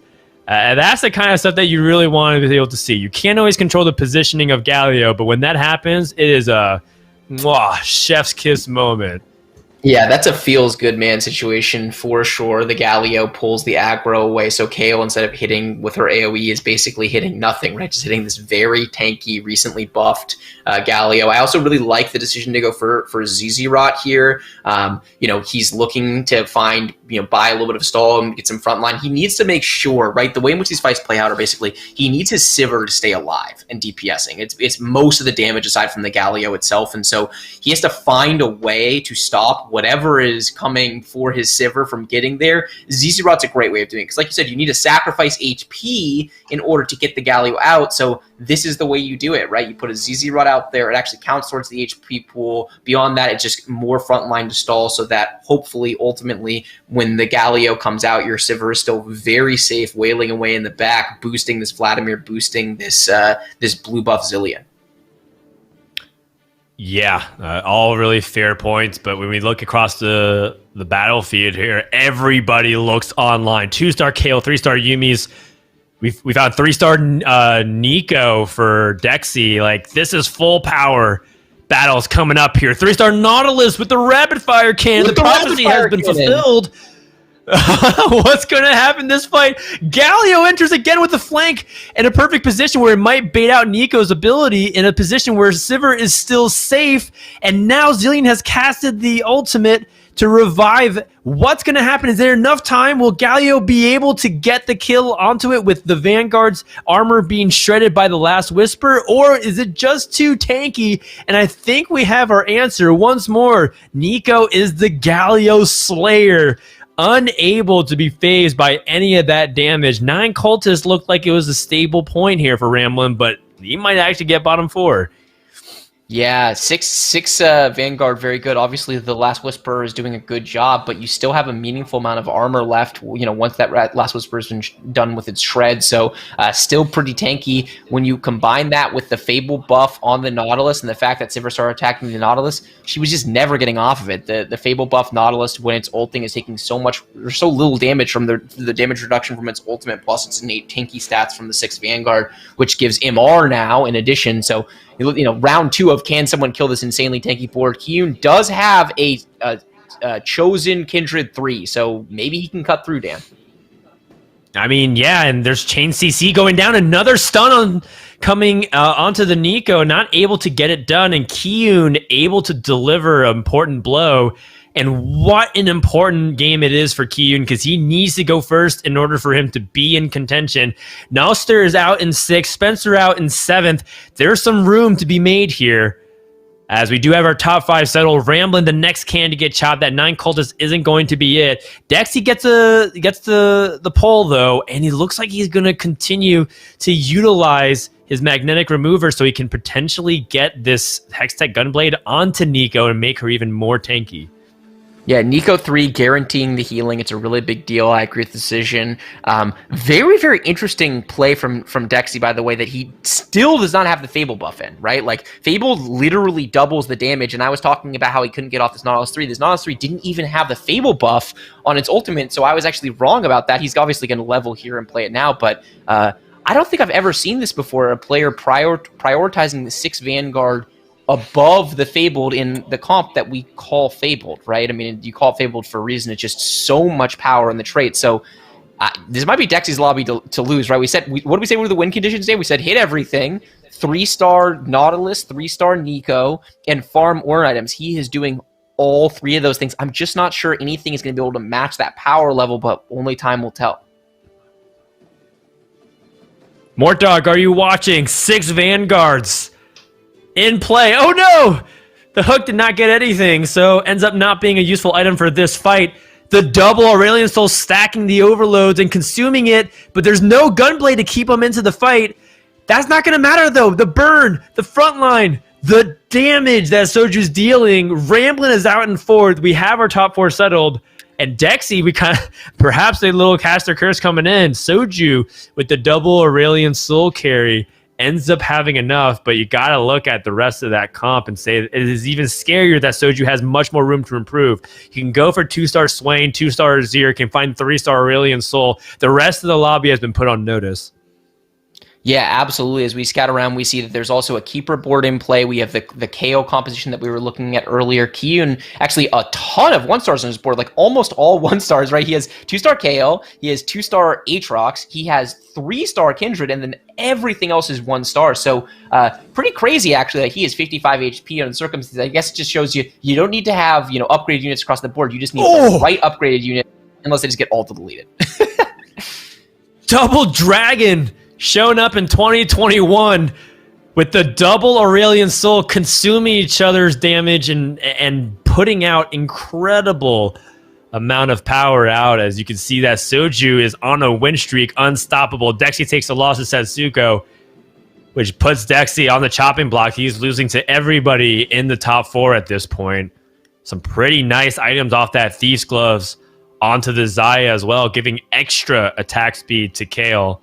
The problem still persists, which is what you pointed out. There's way too many 1-stars on Q's board. I can't believe how high performance this is. I guess it makes sense given that he has some pretty solid items and he has a 3-star Kindred. But still, that's a shocking amount of unupgraded units onto his board. He accidentally puts the Yone next to a unit. He won't get the Exile Shield. I wonder if that's going to be a difference maker here. Oh, we've all been there. It's so painful. You do it, you realize, and it's like, oh, no. This is the first time we've seen him play Dexy's board. I feel like Dexy actually has a decent matchup in this, though. Kayle just bursts through everything with the Divine Trait. The 4 Executioner just critting across the board. I for sure cursed Dexy. It felt like he had an insanely high power level, but he just bad matchups across the board in this lobby, I guess, because he just gets his board crushed with full capped out Fabled. 6 Vanguard, Fable Trait in, 3-star the important units, great items. Like, it just wasn't enough. That's a duelist spat available for his Kayle too, and he also has. Oh wait, that's the 7th Kayle. I've also just remembered, so he can actually still continue to go for the Kayle 3. I was a little bit tunneled onto the fact that he could use the magnetic remover for that duelist trait, but yeah, like at this point, Kayle 3 is the win con here for Kyun, and he needs to go big in order to have a chance to stay alive for day number 3. Yeah, it's tough. I haven't done the math in my head. I'm not sure that he's capable of making it, because the thing is, he really needed to pass his buddy Soju, right? Soju getting the top 4 means that I think Kyun can't pass Soju. I obviously am not positive about the rest of the players and whether or not he's able to pass them, but it was tough coming in, right? Because he was pretty far behind everyone except for, theoretically, he could have taken that last spot that Soju was vying for. We'll have to see what happens in the other lobby to get the final result, but nothing Kyun can do about that now. All he can do is play first place. Not putting the Zephyr in is it's a bold strategy, Cotton. It's bold, and I don't think it's going to necessarily work in his benefit if he can't deal with the Xayah that's chunking him. But Kyun has some HP to give. Soju stays alive, and you did paint it perfectly. It is pretty much down to those two, because Setsuko is our points leader for today. He is comfortable. I mean, this is another top 3 for Setsuko, which is just incredibly impressive, putting out all his streaks nonstop and racking top 3s this entire day. But, can either Soju or Setsuko maximize their chance here in order to get to day 3? For Kyun, I think you bring up a really good point. It's looking less likely based off of how well Soju has done, and that is a player that he needs to jump over. But we'll have to wait for the final tally, and this fight against Soju's Ghost is going to tell us a lot. Kyun is likely not to die from this point, but if he ends up getting wiped really bad, he's going to absolutely need that Kayle 3 in order to go big. Oh, so close. The Kishu stays alive and actually wins the fight. Soju, by the way, loses his other fight, Setsuko, so now Kyun knows what he's up against. He's still only 2 KOs away, theoretically. This redemption is a second redemption, not a huge amount of power there, but definitely a good spot for him. Regardless of whether or not Kyun is capable of advancing, it would feel really good to end on a win here after a somewhat tough day for him. Interesting choice there to sell the Aatrox 2. I assume he wants to cycle the redemption, excuse me. And I'm trying to remember if Setsuko's, or what exactly is going on in Setsuko's board. It's possible there's a QSS on the carry, and so he just finds very little value in the Aatrox, but definitely a little unorthodox considering how many 1-stars he had on his board to sell one of his 2-star frontliners. But you know what? He's playing for first place, and I like the fact that he's taking that risk. Yep, finds Aurelia 2. He also has a Reforger in case he wants to utilize it at the very last second on any of these items. It's a little tricky, but I kind of like the idea of putting in that redemption and going from there immediately trying to use the Reforger to see if anything happens. Jewel Gauntlet? But who's going to take it? All the good item holders of it are consumed at the moment. Going up against his keeper build, double redemption, Lee Sin, send it. And this is a big fight here. It's likely that one of them are still able to survive, but a big wipe could end up being the end of it. And it looks like, despite the Kindred and the Lee Sin kind of be in the fray, somehow they stay alive for long enough, and Kiyun able to beat Setsuko here? Wow. Yeah. It takes a big gamble, does not pay off on the Reforge, right? I do not think these items were very good overall, though in fairness, I did not see the Trap Claw value. Very interesting decision from him as well to put the double redemption on Lee Sin, valuing the extra tier on Lee Sin over a second redemption value. So close, yet so far. 8 Kales against a keeper board. He does not have the position completely down of what he wants to do just yet, but I like this corner positioning because the Quicksilver means that the Aatrox won't pull him in and get completely smoshed by the Kennen and that Xayah combination. So here we go. Another fight where Kiyun wants to win and end his day on a first place, if not for the points and the advancement, for the glory. Kale does get jumped on the Jarvan. The corner pressure is really big, but look at those big crits from the Executioner. And has he done it? He has. Kiyun ends his day, lobby 6 with a win, and is able to wrap up day 2 with a bang. What a comeback here from Kiyun in the final moments of the day. It started off rough score-wise, but putting together a pretty nice set of points here with the win is huge for him. And, kind of welcoming back in Wolfie to the desk. Did you get a chance to catch that game? I saw the very end of it. Yeah, it was actually shades of what happened in the other game where Mismatch Sox won with a very convincing, just overall really well played Kale Executioner. Actually, no, it was actually Xayah carry with some unorthodox items. It was Jeweled Gauntlet, Bloodthirster, and GA on the Xayah, and it was just absolutely destroying people. So not a combination I've seen before personally, but it looked really strong there, and just overall really well played, really good level management, some nice solid fundamentals. That's awesome. Yes, overall. If you want to see things you're not used to seeing, you watch Sox, right? He's so creative in the way he uses items and units. Is just he's really firing all cylinders. There's a reason why he's top of the ladder. Yeah, and I think that if we can, as we obviously need a minute or two here to tally the points and just make sure that we're all set and ready to go. I was just really impressed with how that KO board came together. Because, I don't really often see Titans resolve on Kale, but, when you have the Executioner buff going on and you just see Kale kind of wailing away and getting those crits and stacking Titans super fast, it is actually quite a force to be reckoned with. So I got to keep my eye out for that more because sometimes I'm thinking about this. I'm like, where can I really place it? Is it a frontline unit? Is it a backline unit? And it's just cool to see those small little innovations be able to be played and give that edge for Kiyun to take a win in a lobby where I kind of wasn't sure if he would even be able to get to the top 2, let alone win it. Yeah, absolutely, right? Good innovation from him. Very good use of the 4 Executioner trait. When you get the 4 Executioner online, you're critting so much, you just stack it so fast. You get some additional tankiness on a carry that, if she ever gets focuses, normally just kind of goes poof, right? And we saw that tankiness pay dividends in multiple fights, including both of the last fights against the keeper board. So really well played by Q. Nice to end his day and his tournament. Probably on a positive note, though. I don't know for sure until we see the scores from the other lobby and do all the calculations. All right, so in the meantime, we're going to show you a little recap of that winning lobby. Keep in mind that frontline item situation, pretty scuffed, given that Kiyun said, hey, you know what? Sunfire, Zephyr, let's just reforge all of it. And got like a Jewel Gauntlet and a Trap Claw. Not exactly what he was anticipating for, but one thing that was really nice is seeing 3-star Kindred. That's a carry that we haven't actually talked a lot about because I think Sivir and the other 3-cost carries have been taking the spotlight. But, Kindred was one of these 3 costs that people were so excited going into set 4 to see it come back, because in set 2 we saw Kindred being a hyper carry in a lot of those shadow compositions. So it's nice to see a little bit of nostalgia seeing a Kindred 3 do work, Bryce.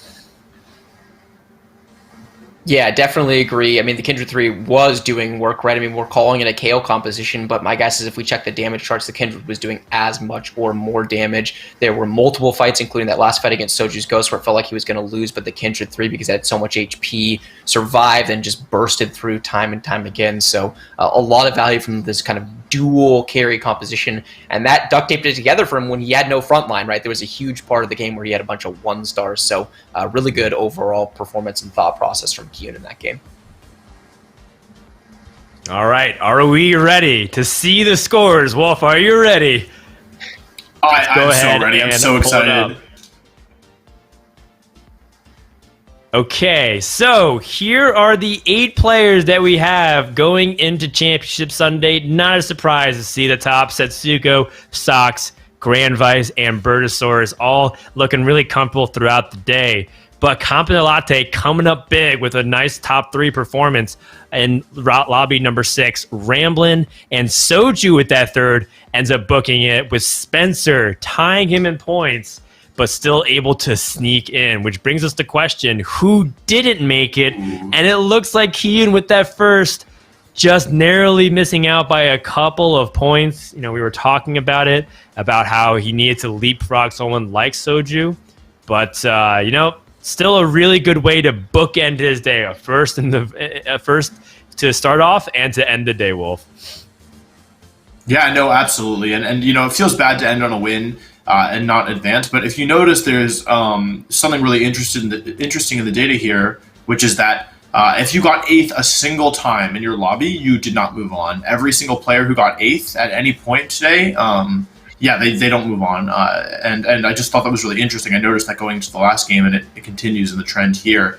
Just kind of really interesting that there was room for variance, and there was room to have some rougher games, and obviously you could still advance. But yeah, the 8th place finished was knocking people out of contention, it seems. So kind of an interesting little thing there that I noticed. Oh, that's huge, right? Because in TFT, this actually applies to everybody out there. If you're trying to climb, it's not just about getting top 4s and firsts. A lot of times it's mitigating away from those 8ths. I can't tell you how many times where it feels like those LP swings are so dramatic. You're at 95 LP, about to promote. You take 2 8ths, you're back down to 0. And you're like, I can't believe I just wasted an entire afternoon. At Mordog, what is happening with this patch? And this kind of situation ends up happening very often, even in tournaments. So you saw yourself HP determining placings by 2 hit points. The difference between an 8th and a 6th. And I think that a lot of these players will be going back, reviewing the tape, wondering where they went wrong. And my heart goes out to Kyun, but hey, he played his heart out, and 9th place in a field this stacked is definitely nothing to shake your fist at. So well done. Yeah, awesome. So I think we're going to cut to a really quick interview with our first place finisher, Setsuko. Really excited to hear kind of their perspective and their thoughts on such a successful day. Okay, sounds good. So we're waiting to be joined by Setsuko, who I believe might be coming onto the line. Is Setsuko? Setsuko, are you there? Can you hear us? Hello. Hi. We're making progress. We're better than yesterday's interview.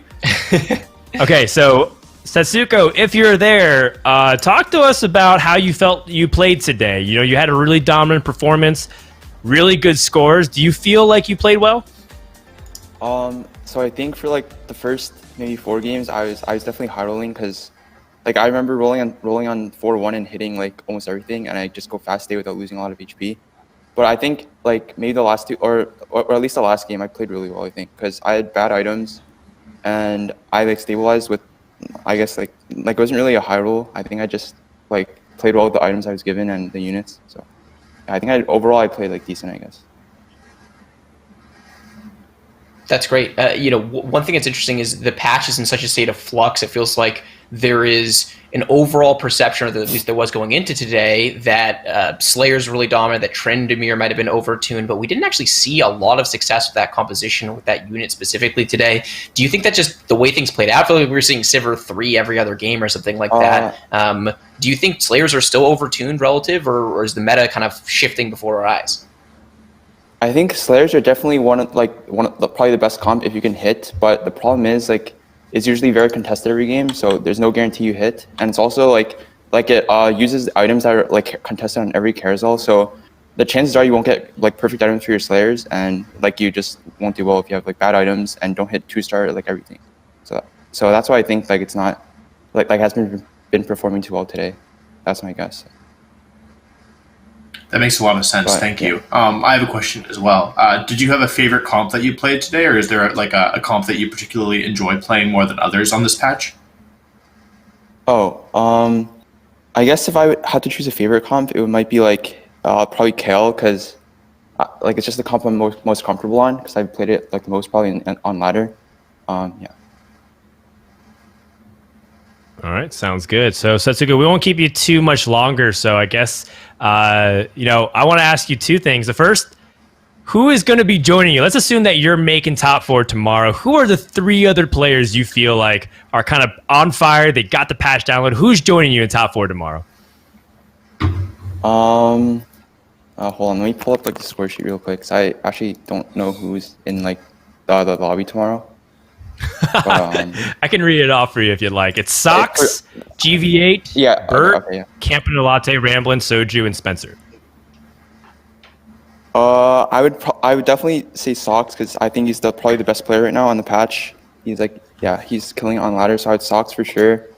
I actually haven't like seen Bert play today because I was never in his lobby, but apparently he's doing really well. So maybe Bert, and I don't know, like Spencer, I guess.